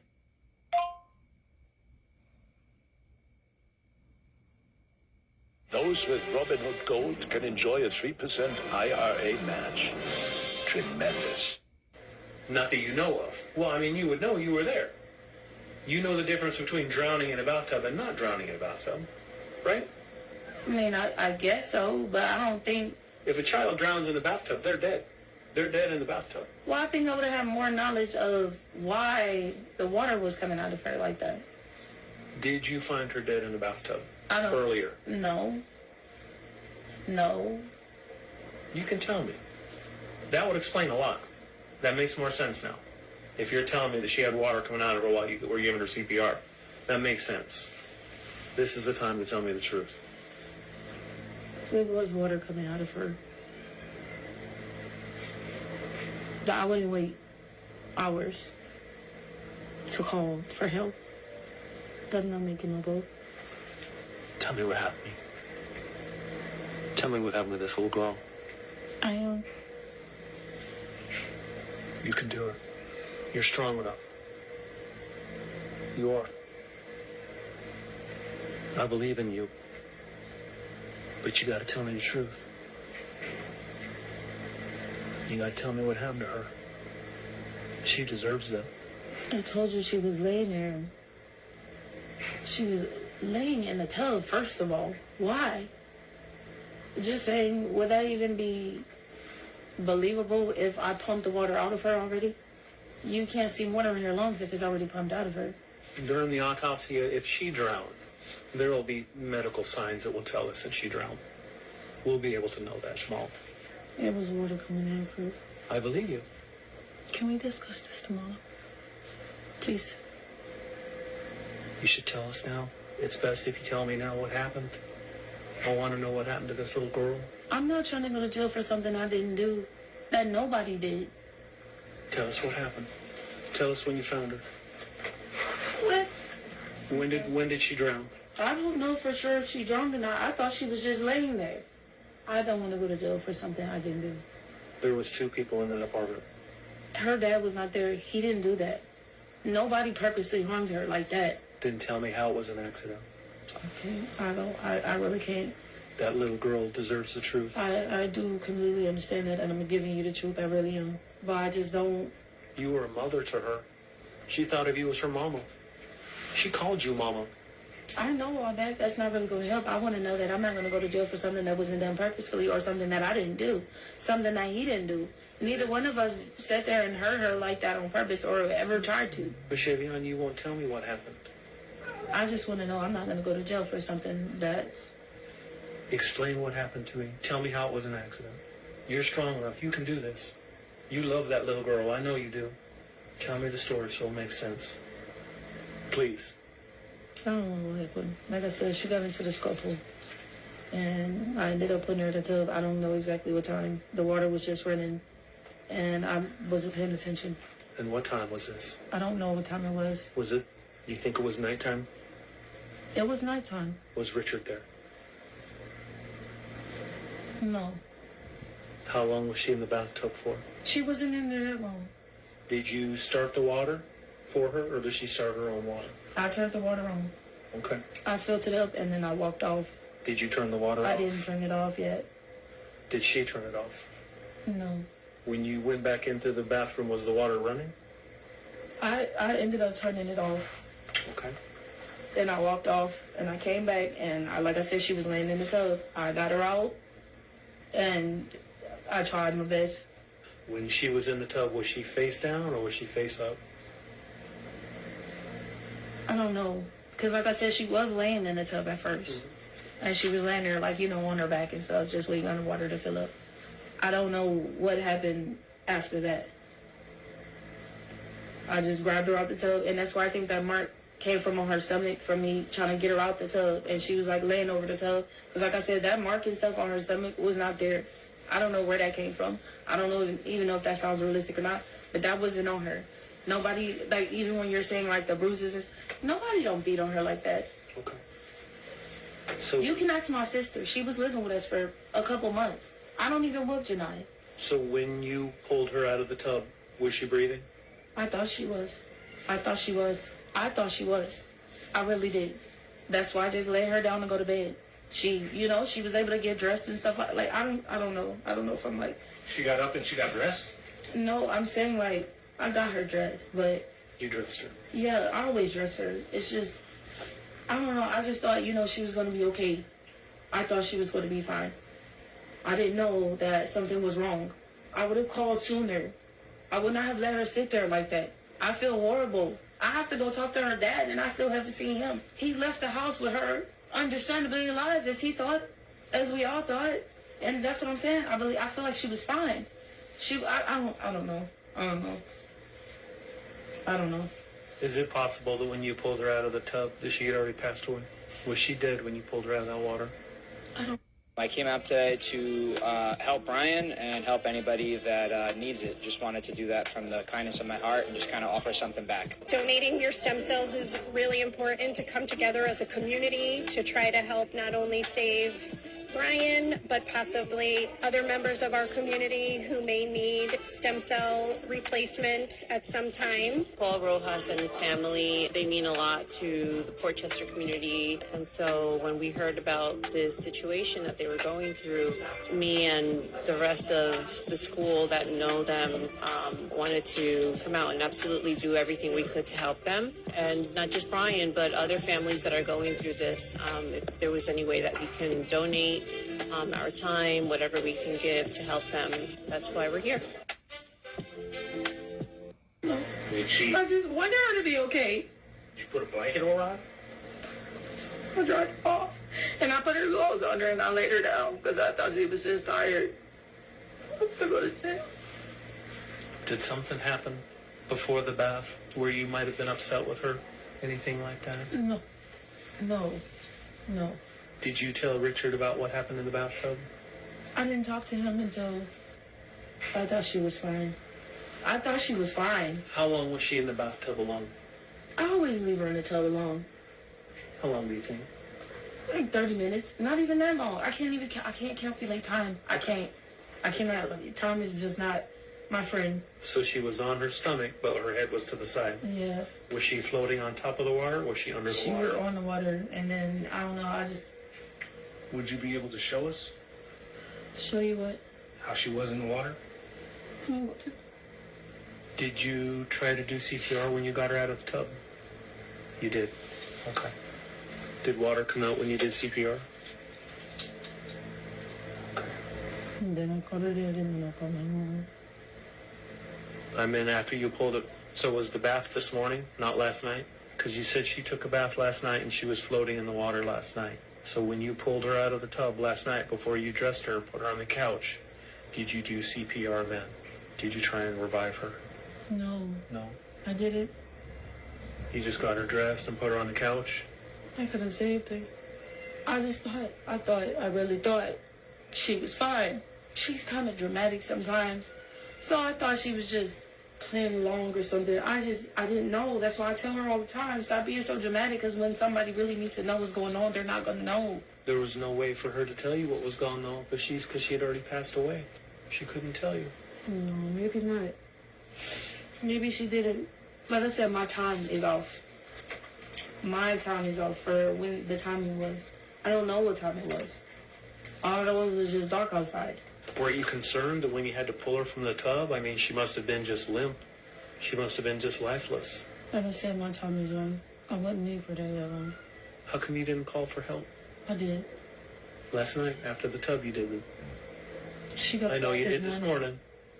How come you waited so long? She got a bath this morning. She got a bath this morning. After he had already left? Okay. So I couldn't tell him. Okay. At Grainger, we're for the ones who pay attention to every little detail. The ones who fuss, tinker, and sweat the small stuff. Because you know the tiniest thing can make the biggest difference when it comes to keeping business moving. We get it. We're the same way, offering access to product experts to help you quickly and easily find what you need. So whatever your industry, you know you're always getting professional-grade products. Call, click Grainger.com, or just stop by. Grainger, for the ones who get it done. That makes sense. That's better. What happened during the bath? I don't know. She, like I said, she was just laying down, chilling. And then all of a sudden I come back and it's just like everything is just wrong. So when I got her out, I laid her down for a second. Because I don't know. I just thought she was kidding.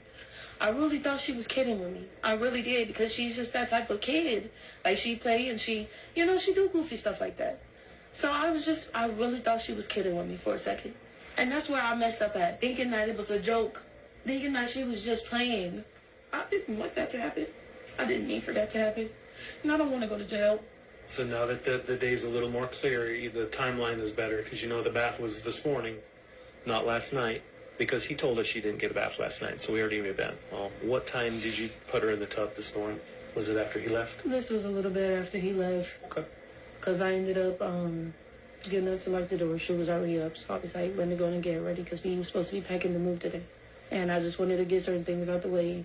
Like that, she'll be dressed and ready for today, and it just went sour. When you say it went sour, what do you mean? She's not here anymore. That's what I mean. She's not here anymore. She's not. That's my fault. So what's going to happen to me now? I don't know. We got to talk about it more. But you know what? It's a lot more helpful now that we know the truth. Because it makes sense. It does. We were thinking a lot worse stuff. I mean, we weren't thinking you were a monster. We were thinking you had an accident or something happened.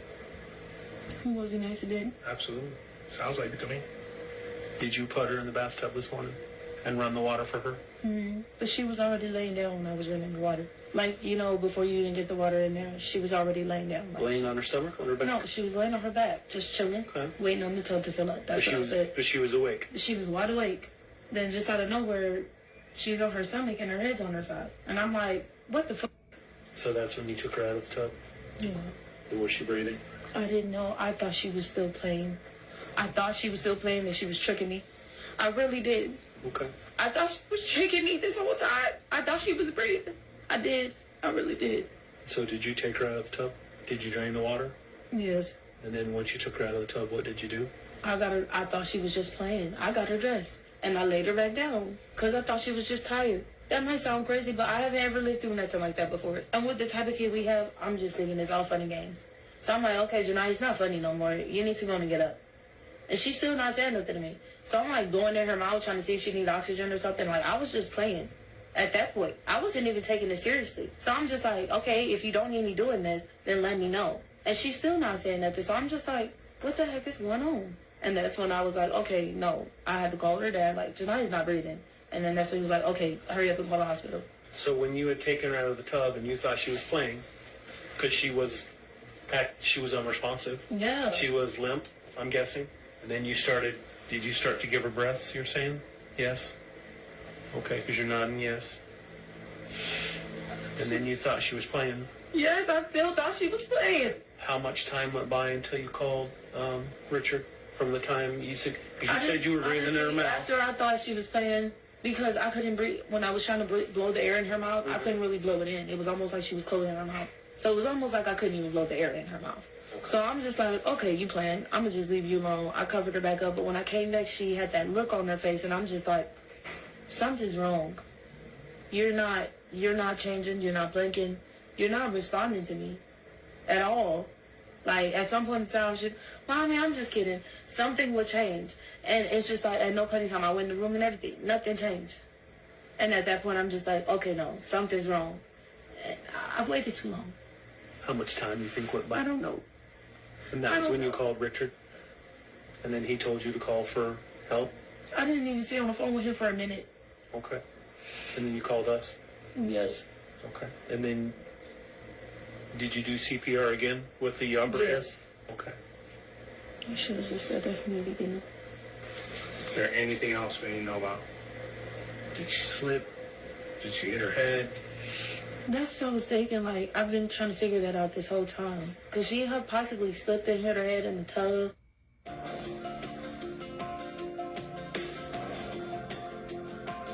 vote against House Bill 1150 that would close pharmacies and keep patients from using the pharmacy they want to or getting the medication that they need.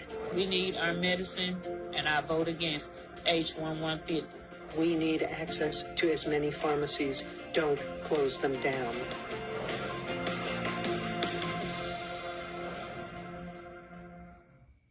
Like, how can I miss that? You said she was laying down when you put her in. Exactly. So that idea went out the window. What happened? Operator, this is Detective Conover. Same person as present. We're going to stop for now. Time is 14:07. As you can see, within the short space of time between Chevion's first and second interviews, the timeline she initially gave police has been completely disrupted. And I think the important question there is why. We could spend a lot of time playing spot the difference and create a whole new timeline based on her second interview. But I think the main point of contrast is the fact that Chevion now is claiming Janiah's bath happened on the early morning of September 11th, not the night before, sometime just before 911 was called. And this certainly changes the dynamic. She further claims that Janiah wasn't responsive and acting normal after the bath, stating that she thought Janiah was just playing around or being dramatic. Janiah's body was in fact loose or limp when she was carried out of the tub. She was also laid over the tub, something Chevion didn't mention in her first interview. In fact, Chevion's first interview paints the picture that Janiah was responsive, active, and totally coherent, at least in the bath and shortly after getting out of it. But the child's condition must have been bad enough to cause some concern because Chevion proceeded to blow breaths into Janiah's mouth before she called 911. Yet after this and dressing her, Chevion left Janiah on the couch and went back to bed. When she finally checks on the child again, 911 is called. This is where Chevion adds that water was coming out of Janiah's mouth as she performed CPR on the girl while under the instruction of the emergency dispatcher. Now tell me, at what point in this new timeline would you have called for help? And if someone going through this experience didn't call for help, what might be their reasons? There's so much conflicting information in Chevion's first two interviews. There's so much obvious deception. But that big question still lies in that one single word. Why? Why lie? Well, there's still so much more to talk about. A short while after Chevion's second interview concludes, police decide to take Chevion back to the apartment and have her do a video reenactment of what happened earlier that morning prior to the 911 call. They, much like you and I, are having trouble following her summary of events. This is Detective Conover, P number 8388. This will be one video reenactment. Today's date, or the event number, is 1909 000-50332. Today's date is September 11th, 2019. The time is 17:26 hours. Also present is Detective Hernandez, P number 7567. And also we have Chevion Miller, and that's SHEVHUAN. Miller is common spelling. And our Chevion's date of birth is 7/4/96. The location where we are is 4855 Boulder Highway, Building N like Nora, apartment 1161, Las Vegas, Nevada 89121. We are here related to a child death. And Chevion, if you could, now you know this is all voluntary. You don't have to participate. Do you agree to go ahead and move forward with us to help us understand what happened today? Yes? Can you verbally say, okay, there we go. Okay, so what we're going to do is I'm going to hand you the doll. Mega Millions is all new and better than ever, with better odds, bigger prizes, and America's highest starting jackpot. Get in the game today for $5 per play. Tickets are available at lottery retailers and on the go. There's a drawing every Tuesday and Friday night. Try it today. What I'd like to do is I'd like you to take the doll into the bathroom and show me when you gave Janiah the bath this morning. Can you show me how she was in the tub when you started the tub water?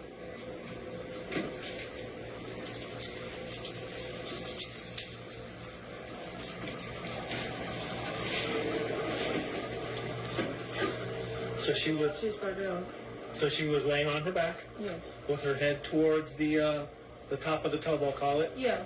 Okay. And then did you turn the water on for her? Yeah, I already had this inside. Okay, so you put the plug in? Inside. You leave over here.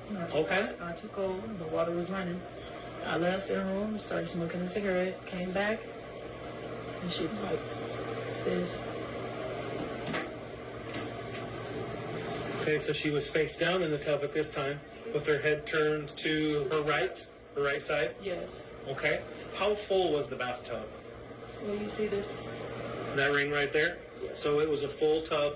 Yeah. Was the water still running? I think I might have turned it off already.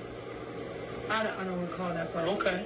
Do you remember if you turned it off when you came in and saw her like that, or you turned it off prior to it being like I that? don't remember that part exactly. I don't know Okay. if I already had it off, and I don't remember that part exactly. Okay. And then when you saw her like that, what did you do? I immediately grabbed her up. Okay. I think I sent her right here. You sent her on. Did you have to hold her? No. That's why I thought she was just playing. So when I got her out and she was just, kind of looser than normal, I'm just like, still not really thinking nothing of it because, like I said, I didn't have the booter up here. So I'm thinking, she's just kidding or something. Maybe. Would you describe her as being limp? Like I said, she was looser than normal, yes. But like I said, since I didn't have to hold her up here, I didn't really think too much of it right then and there. And like I said, I really didn't think much of it at all until I came back to check on her and she was just not responding. Did you say anything to her when she was in the tub or when you got her out? Did you talk to her? I think that's what I was telling you. I was like, Janiyah, quit playing. And then Did she respond? I don't think so. Okay. I'm not gonna say yeah, and I'm not gonna say no, because it's like I kind of feel like I'm just the one that hair too. Like I don't. For her eyes open or closed? Her eyes were open. Now, when we talked to you at the hospital, you said that you gave her some breaths. You actually breathed into her mouth. Yeah, and I thought she was just playing. That's when I had actually got her dressed and stuff. He put her on the couch, and I thought she was just playing. So I had her on the couch, and I'm like, Where was that at? Can show us how that run happened. so she's already dressed and stuff like that, and she's here on the couch. Wait, you got the way she was laying that way? Yeah. Not this way? No, she Okay. don't. She don't. Hold on, you got her out and got her dressed. Yeah. They're some of the most powerful forces the game's ever seen. But they're not the only ones who hunger for victory.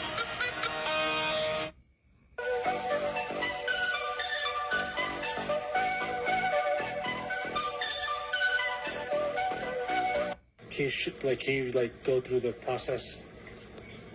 Okay, so you got her out of the tub. Got her out the tub. I normally carry her out. Okay, laid her right here. Put her clothes on her. Okay. So at this point, like I said, I'm still thinking she's just joking around and stuff. So I'm like, okay, you need to stop playing. So I put her up here. Then I walk off. Because like I said, I'm thinking like, maybe I think too much of it. Come back. And I'm like, and I come back and check on her. I don't recall exactly at the point of when, I kind of still jokingly was, over her like, oh, you want me to bring some bites to you? And I'm like doing that. And I felt like she was blocking me from doing it because maybe it was like the position that she was in or something. But I felt like she was blocking me. So I'm like, oh, you don't need no breaths. Like, you're playing. You know what I'm saying? So I'm thinking she's still playing. But when I realized she still had that same look on her face, I'm just like, okay, something's wrong. How many breaths do you think you gave her? At that point in time, like I said, I wasn't really being too serious. So it was probably like 2 or 3, Okay. Nothing severe as it should have been. Did she react? Did she say anything to you? No. She just, it kind of seemed like she was just spitting out something. Like, like she was just. Like, what did you dress her in? The clothes that she had on. The leggings with the, I don't remember exactly what was on the shirt, but I don't know, there's a t-shirt. A t-shirt, pajama bottoms? They weren't pajama bottoms, but they were legging pants. Okay. Yeah. And underpants? Yeah, sorry. And I keep forgetting because that's automatic. Okay. But, yeah, at that point when I had her up here, and I realized she wasn't responding, then I called the ambulance. And they told me to move her to the floor and her. And then that's where they told me to properly position her and then perform the CPR as I gave her the breaths, and then they kind of with me through the process. Did any fluid come out of her mouth when you were giving her CPR? Yes, that's what I was telling you before, but that was 2 different instances. Actually, don't want to miss any detail, because like I said, I was out here kind of playing about the post, and then like I said, actually before, when I'm like, on the phone with you guys, like when I'm trying to call her dad, like, okay, something's wrong. That point, that's when I tried CPR myself, and that's when the fluids was coming out her mouth. So you did chest compressions? Yes, that was before I was instructed to do it. So not just the breaths you gave her, Yeah. you also did chest. Yes, I did. But like I said, once I realized, it was serious, I actually, cuffed her nose, blew in her mouth. I mean, I probably wasn't doing it right, but liquid was coming out. So at that point, I'm really concerned. And when I walked off and came back, she was like spitting out or something. I'm not really sure what was going on, if it was her or if it was just the reaction, but it was something was like mucus was coming out. And she was on the couch? And she was on the couch, yeah. And when I walked off and I came back, her head was actually like this, like to the side. But she was like straight up and down at first. And when I walked off and came back, she was like to the side, so it was like falling up the side. And I'm like, okay, no. And that's when I called CPR. They told me to get her on the floor and to do it that way. How was her body to the touch? Her body was warm. Her hands were cold. And was the Her hands are normally cold. Was the water warm? Yes, the tub water was warm. Her hands and feet are normally cold when she get out of stuff. So at first, that's what I'm saying. A lot of signs of it really made me feel like it was just her playing alone. Just her normally, because if she get off the tub, she's wet. Her hands and feet are cold. She don't have socks on. Her hands and feet get cold. So like I said, her body was warm to the touch, but her hands were cold.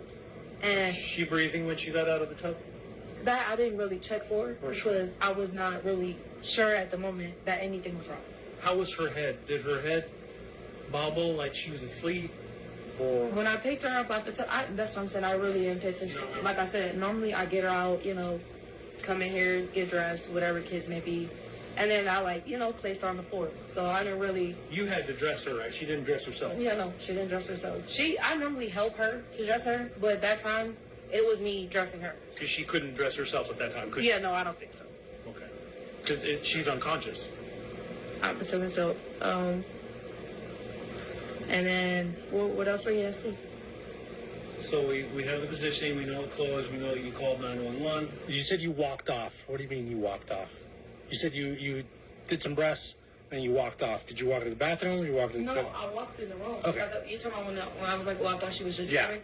No, I had walked in the room real quick because I had a Okay, cigarette. just over there. Yeah, Gotcha. just right here. Okay. And I puffed it and I came right. You didn't step outside or... No, Okay. I just wanted to make sure, she was still okay because she just looked offish. Like, she seemed like she was playing because she looked like she was just staring at me. But in a sense, she just seemed off. Okay. Now we know that you called for help a little after 8 o'clock in the morning. No, it was 7. Okay. Who'd you call first? I called her dad, and then I called you right after, but it was at 7:45. Because they record all the calls, and I have a log of the calls. If you have the phone, you can go through the call list, and they'll show the 911 time. Okay. And then we showed up at the hospital. Because once I realized, okay, I was upset that I even waited that long. And as you can see, that probably simply caused the situation to progress the way it did. Because she could have probably been saved if I would have noticed that from the beginning, something was wrong. But I'm really thinking she was just playing. Okay. So come in here and I want to show you something. So I remember I told you that a lot of our investigation. For the ones who get it done, the most important part is the one you need now. And the best partner is the one who can deliver. That's why millions of maintenance and repair pros trust Grainger. Because we have professional-grade supplies for every industry, even hard-to-find products. And we have same-day pickup and next-day delivery on most orders. But most importantly, we have an unwavering commitment to help keep you up and running. Call, click Grainger.com, or just stop by. Grainger, for the ones who get it done. Is scientific. A lot of the things that we do. Yeah. Now, when we saw Janila a couple hours later, after y'all had gotten to the hospital, we noticed a lot of bruising on her face, on her abdomen, on her arms, on her legs. She was bruised and cut up. But not a lot of cuts, but a lot of bruises. Did you notice any of that? Now, because you had put her in the bathtub. Yeah. And you had taken her out of the bathtub, and you had dressed her. The bruises were very obvious to us. Did you notice that extensive bruising No, when she was in the tub? As you can see, the right in the ear is nowhere near as bright as it is anywhere else. But nonetheless, in light, you can see. I told you, like, the face and stuff, yes, I did see that. But as far, and then, like I said, the one on the, I don't even know where that came from. I literally just saw that. But the arms and stuff like that, I don't know about anything else other than the face, and then that mark right there. But she wasn't bleeding when she came in here. She didn't have any cuts. So you remember I did tell you that she, her mouth was red, like she was bleeding, and then she was like spitting out blood from the other day when, you know, because I give her a bath all the time. But was she spitting out the blood from the prior day? Huh? Or was that this morning? No, that was the prior day. From yes, okay. So one of the things we do is, like I said, it's scientific, and we test for blood. Yeah, I know. And what I can tell you, come on over here. You see the blue here by the tub edge, and you see the blue inside the tub. Mm-hmm. That's blood residue. That's blood. Oh, that's so what that tells us is that she was in the bathtub, and then on the bed here, and on the tub here, where you said that you leaned her over, there's blood on the floor. No. And there's blood in it. Well, it's science. It will be blood right here too if it drilled her. That's what I would say first off. It did not, none of that. And you can come and retest all this if you need to. But it will be dripping off the tub if she would have been hanging over the lid. That did not happen that way. Well, if she was over far enough, it would have either gone on the towel that was lying on the floor. It was. Oh, there was blood on the towel? It was mixed in with water, and I cleaned up the mess from, you know, and it was just sitting there. So how does the blood get in the tub? Because the tub probably wasn't properly cleaned up. From? The last time she had the bathroom when the incident first happened, from when she came in, all. You know, you're saying that this blood that is in the tub here was from a day before. Yes, because I read this water more than one time. So it's like the fact that that's still in there, that's really surprising. That means I don't do a good job there. I didn't clean it out, to be honest. Okay. As you can see, it's a ring around the tub. Yes. Yeah, so it's pretty dirty. I'm not so you're saying that blood is from the altercation from the day before? Yes, because I'm telling you, if she was over here dripping blood, first of all, she would have been sitting here like that, and this would be completely blood. Because that looks like a lot of blood to me. It do, but it wasn't. It was mixed with water. Like, you know what I'm saying? I do know what you're saying. Yeah, that wasn't. That looks like a lot of blood to me as well, and that's a lot of bleeding. All of that, that's a lot. And have you cut yourself in the tub? Any bleeding from you in the tub? I cut my hands. Okay. Yeah, I've bled plenty of times. Like. You know. So when you bathed Janila yesterday after the altercation, I'm sorry. She had blood in her mouth. Mm. Okay, and she washed out in the tub or in the sink? No, she washed out in the tub. I had immediate prayer. Okay, because we have blood on the sink as well. Well, you know, I told you I cleaned her off with some tissue as well. So I don't know exactly. Is this the tissue here that you cleaned her off?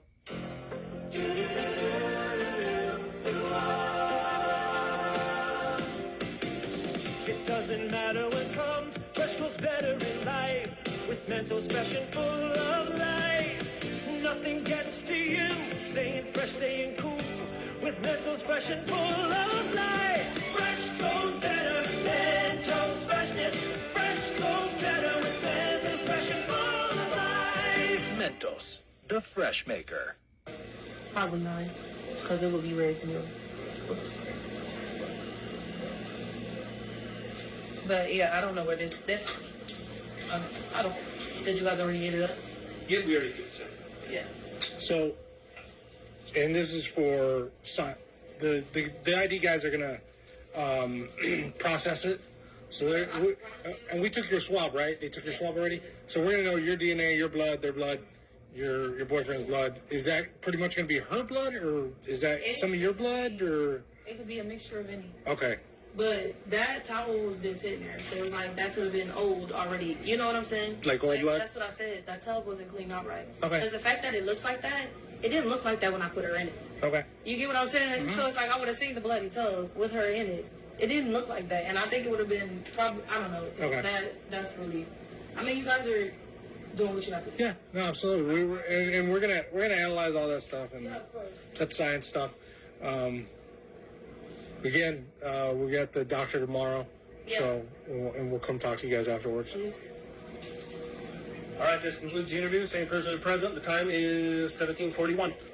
Chevion Miller is allowed to leave that day, and she returns to the apartment with Richard. No arrests were made on the day Janiyah died. But the following day, September 12th, she'll do one final interview on video in formal interrogation style. We'll come back to that in a moment. But Janiyah's father, Richard Davis, was also interviewed about Janiyah's death. There's no available audio or video from his interview, but I have the transcripts, which Las Vegas Metro Police charged me $600 for. And some of the information divulged in them is hair-raising, especially when combined with some of the other information I've gathered. If you recall, some of the observed damage to Janiah's body was found on her bottom, specifically in the form of bruises, and these contusions were fresh. Because Chevion mentioned that Richard hits Janiah with a belt sometimes as a form of discipline, when the detective spoke to him, they decided to go further into detail with Richard about his parenting methods, and this is where some seriously alarming information was leaked. When questioned, Richard claims the last time he used a belt on his daughter was roughly Sunday, the 8th of September. He stated that the reason was because Janiah had a tendency to remove the diaper or clothing off the two little kids that he and Chevion babysit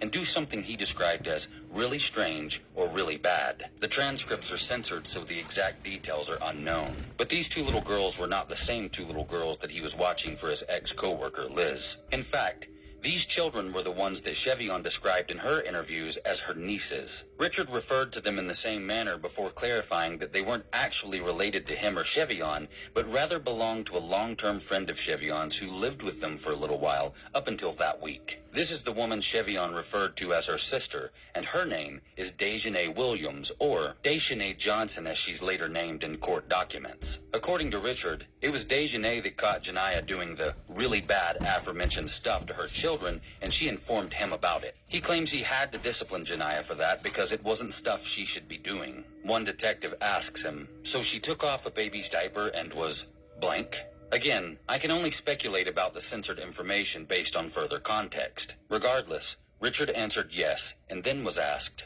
does she blank her own blank? To which Richard claims he doesn't know and states that he's very hands-off when it comes to girls. He doesn't even like it if he has to go to the bathroom with Janiah and prefers that Chevion handle all that. It's weird, and it makes him uncomfortable. At one point, Richard is asked, are you implying that at 5 she blank? Again, censored information, so we'll have to guess what's being said based on further context. Richard answers saying that couldn't be possible at Janiah's age. He's also asked if Janiah ever mentioned being sexually assaulted to him. He said no, but she always seemed like she wanted to tell him something. Janiah also had trouble sleeping at night and would frequently wake up in what Richard described as a real deep sweat, not like a normal sweat. He did mention, however, that he knew she went through some stuff with her biological mother when she was younger, but that stuff was never elaborated on. As far as I know, and from what I can gather, there aren't any allegations of sexual misconduct at the hands of Janiah's birth mom. Regardless, Janiah was beaten by Richard with a belt for what she did to Dejanay's youngest child. By his own admission, she was struck 20 times on her bare bottom. When asked if he was upset, Richard said extremely, because what Janiah had done, in his words, was very, very bad. He even recalled seeing visible damage begin to form on her bottom while in the process of beating her. So much so that it caused him to stop and realize it was a little too much, before making her go and stand in the corner for 30 minutes. He was also asked if he may have missed her buttocks with the belt and hit her legs, and he said possibly. Now, cops described bruising to one of her legs as so severe that it went down to the bone. It literally affected all of her leg tissue. If the bruising on her leg was caused by this spanking before she was made stand in a corner for 30 minutes, I can only imagine how much pain and fear this little girl was going through. And Richard claims he didn't use a belt on her often, but the belt that he used had no clasp or buckle. This was clearly a belt that was kept for one purpose, and that purpose was attacking someone. It was used to harm someone who seemed to be already dealing with the most horrible trauma imaginable. Trauma a 5-year-old girl should never have to face. If you ask me, this child needed help long before she was murdered. And in my opinion, she was crying out for that help. Cries that it seems to me were met with a belt. So regardless of who you think killed Janiah by the end of this, I want you to remember what her father definitely did. Remember what he did instead of actually going and getting her help. He should have got her professional help, but instead, he tried to beat it out of her. That's a fact. How else can you describe the details that you just heard? But it might be important at this point to clarify just how Janiah ended up in the custody of Richard Davis. About a year prior to Janiah's death, Janiah's mother called social services on herself in Arapahoe County, Colorado, and basically admitted to being unfit to or unwilling to raise Janiah. The child ended up in foster care at this time for a short while before Richard was contacted and informed. My understanding is that Richard flew out to Arapahoe County and visited Janiah there while in the custody of the system. But this is where things get dark. According to sources close to the family, Janiah claimed that her father had been touching her inappropriately during this visit. She told this to multiple people in Colorado, Colorado, but nothing was done about the allegations. Social services were apparently set to step in again, but instead, Richard offered to take Janiyah back to Las Vegas and assume full custody of her. Janiyah's mother agreed to the decision, and that's how the child ended up with her father. And if you think about it, this actually lines up with what Janiyah said while sitting on her grandmother's lap in the clip I showed earlier. At the time, Tirza was under the impression that Janiyah was saying, if my daddy's mean to me or if he touches me. But based on what we know now about the allegations in Colorado, I believe she was trying to say something else. Let's watch that clip again with this new context. Hey, you left the cup. Yeah. That's good. You can call Grammy anytime, okay? Okay. I'm gonna give your daddy my phone number. Because I love you. I'm gonna talk to my mommy, and then I'm talking to my mommy when he's being mean to me. Okay. That ought to be interesting. That's why mommy told me don't my dad touch me.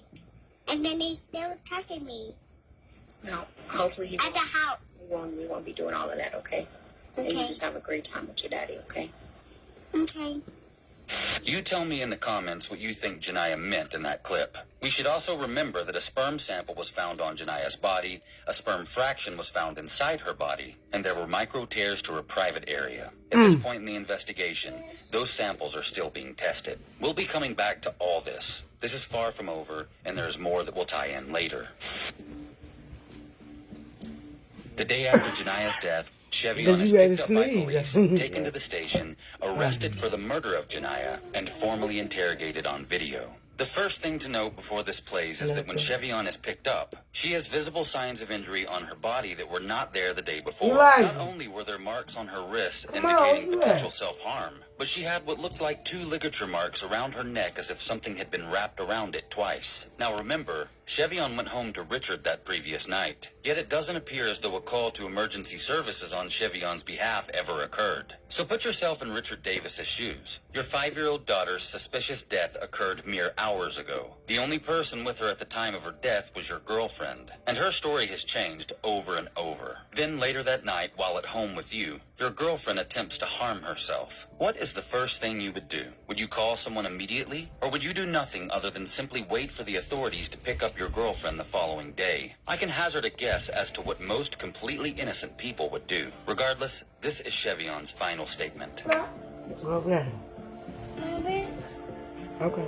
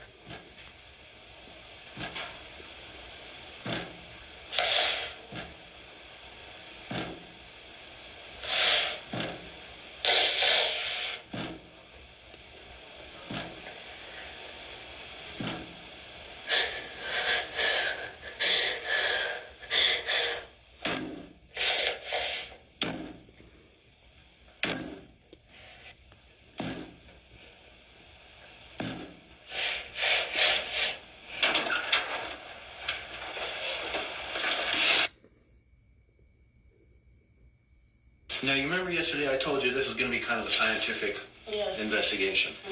You know, we're detectives, and we've done this for a long time, and we know things when we see things. We're smart guys. Write this down. Betrayal. We are. And I told you that write this down. The doctor is going to tell us what happened to this little girl. He's going to tell us what happened to this little girl.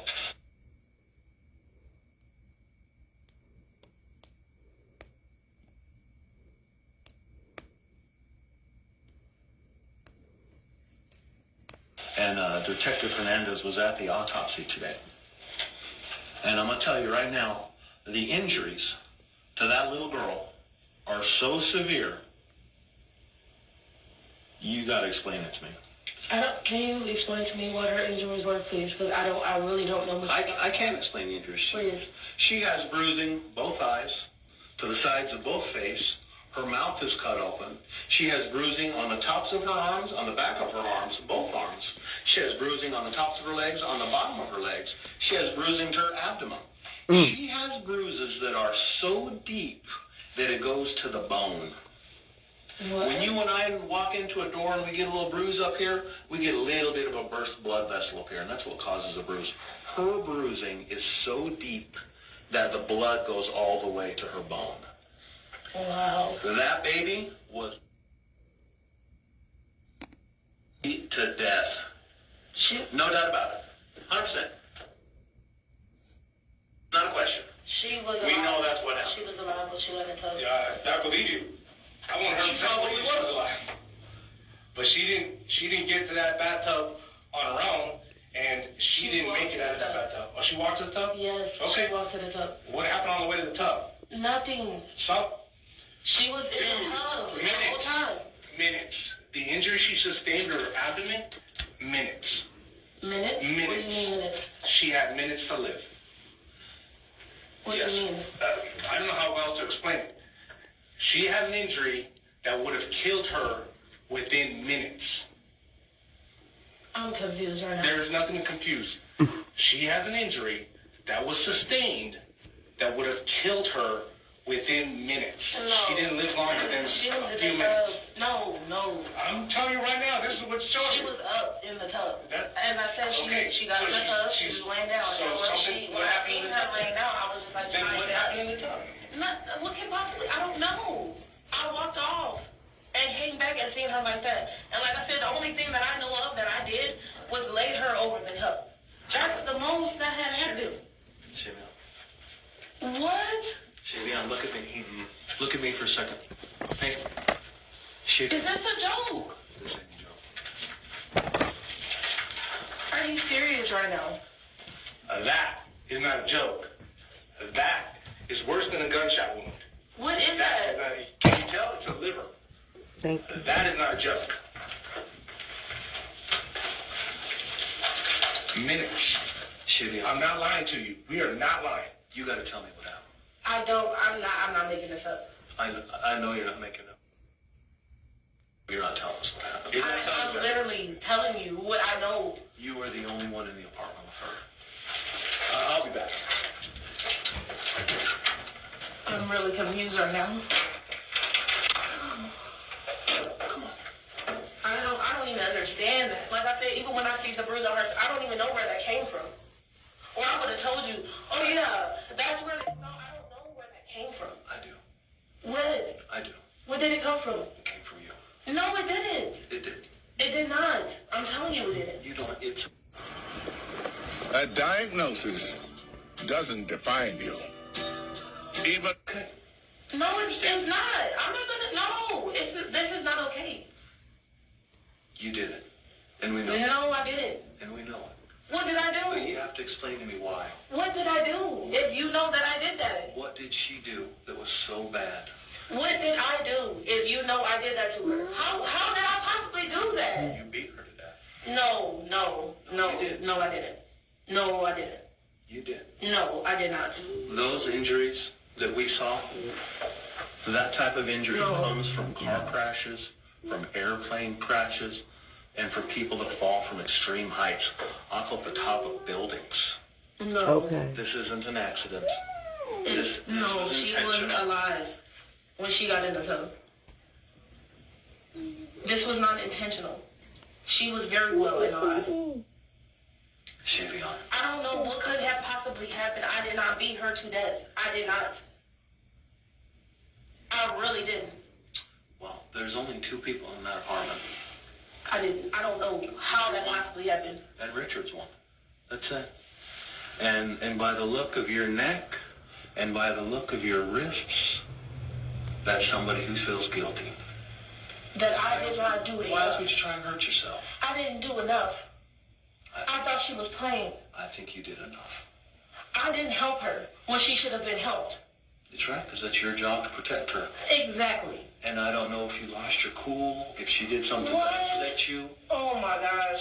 but this is the time to explain it. Because all I cannot explain this. Because the medical evidence is what it is. Can I see the rest of the medical evidence, please? No, there'll be plenty of time for that. No, it's not plenty of time for that. No, I know what else you guys, because this is really mind-blowing to me right now. Her internal injuries were so beat up that she fled to death. No. Yes. She had no plenty of time to have blood coming out of her. Inside her belly. Inside her belly. No. They took so much blood out of her belly. I have never seen that much blood. This has to be a joke. It's not. I trust you. Listen, this is far from a joke. But once you tell me the truth, you'll feel better. I promise you. You'll feel better. I cannot feel better about something I didn't do. You did. No, I didn't. Stop. I'm telling you, I did not. The time for this. No. This is over. No. It is. No. You told me that Richard was gone. You told me he was gone, that he checked out. He was at the clinic. We know that the injury to her liver was so severe that she died within minutes of the injury. He wasn't in his apartment. She was alive. She was alive. There was no reason she could have possibly died from an injury like that when she was alive the whole time in the tub until I walked off. Tell me what happened. I walked off from her. That was it. No. Yes. The time for sticking to this story is over. You can't fight evidence. We have medical evidence that shows how she died. This isn't a game. This isn't a joke. I'm not trying to... She had water coming out of her. Oh, I agree. She did have water coming out of her. That's not what killed her. What? She bled to death. No, she didn't. I'm telling you, no. Janiyah was alive in the tub. Tell me what happened. No. Please. I didn't do anything. Please explain to me why this beautiful little girl that just turned 5, she should be running around with pigtails in her hair. She should be swimming and playing with her friends. But unfortunately... We were just doing all that stuff. She can't do that anymore.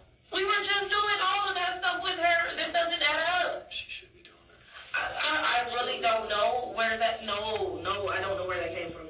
I do not know. This is the time to tell me. I'm telling you. I don't know. You have to tell me the truth. I'm telling you.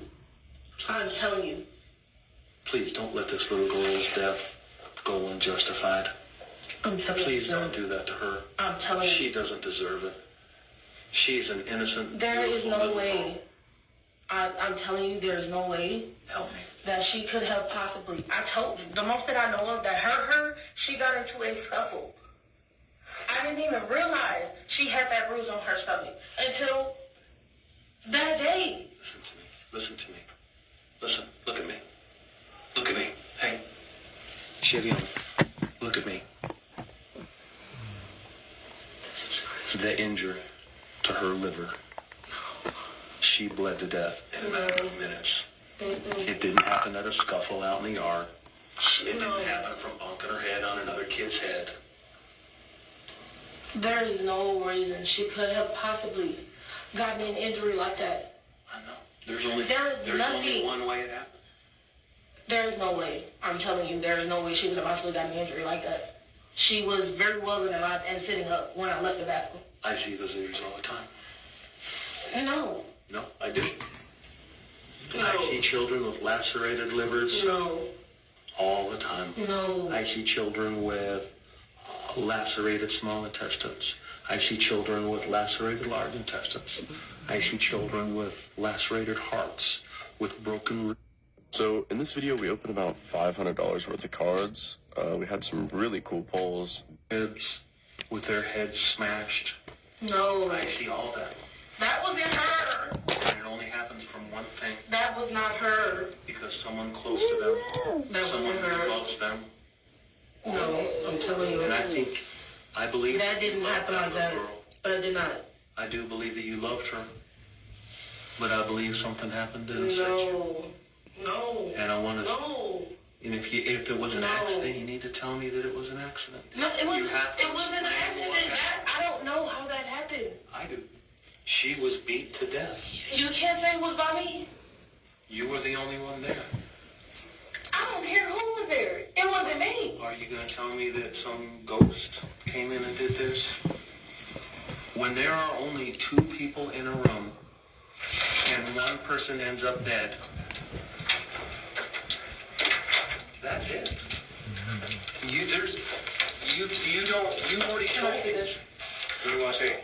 I'm really trying to figure out like what is really going on right now. I'm telling you what's going on. Texacona's telling you what's going on. This is We're not crazy. lying to you. I feel like somebody's lying to me.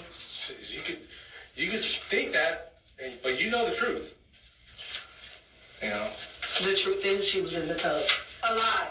I'm not down this. Walked there herself. I believe that. Something else happened. I don't know what. No, I don't. Shit. This is going to be the hardest thing for you ever to admit. Oh, it is. I'm not going to admit something that I didn't do. That's what I'm not going to do. There is no way. There is no way. Then explain it to me. Can you explain it to me? No, I have explained it to you a couple of times. I'm still in disbelief. I still cannot believe this. This is a joke. Who killed that child? I don't know. What? Who killed that child? Nobody. Like, nobody should have possibly killed her. You think that she just woke up dead? I thought it was the tub. You thought the tub beat her to death? What? Let me tell you something. Do you know what a liver is supposed to look like? No. Let me show you. Let me show you real quick. This is what a liver is supposed to look like. Smooth, shiny. That's the way our organs... Could that have possibly happened when I did CPR on her? Because I was pushing her whole body. These lacerations, I told you, we see this in airplane crash victims.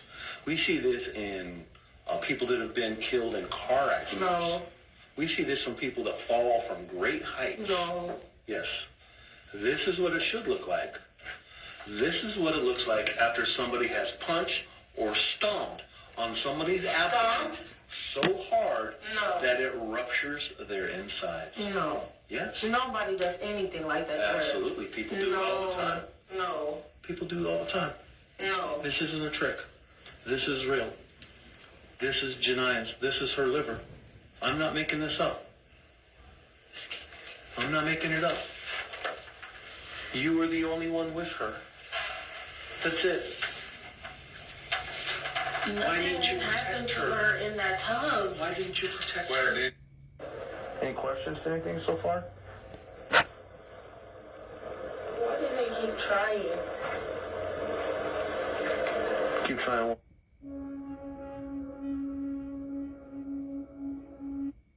Could that have possibly happened when I did CPR on her? Because I was pushing her whole body.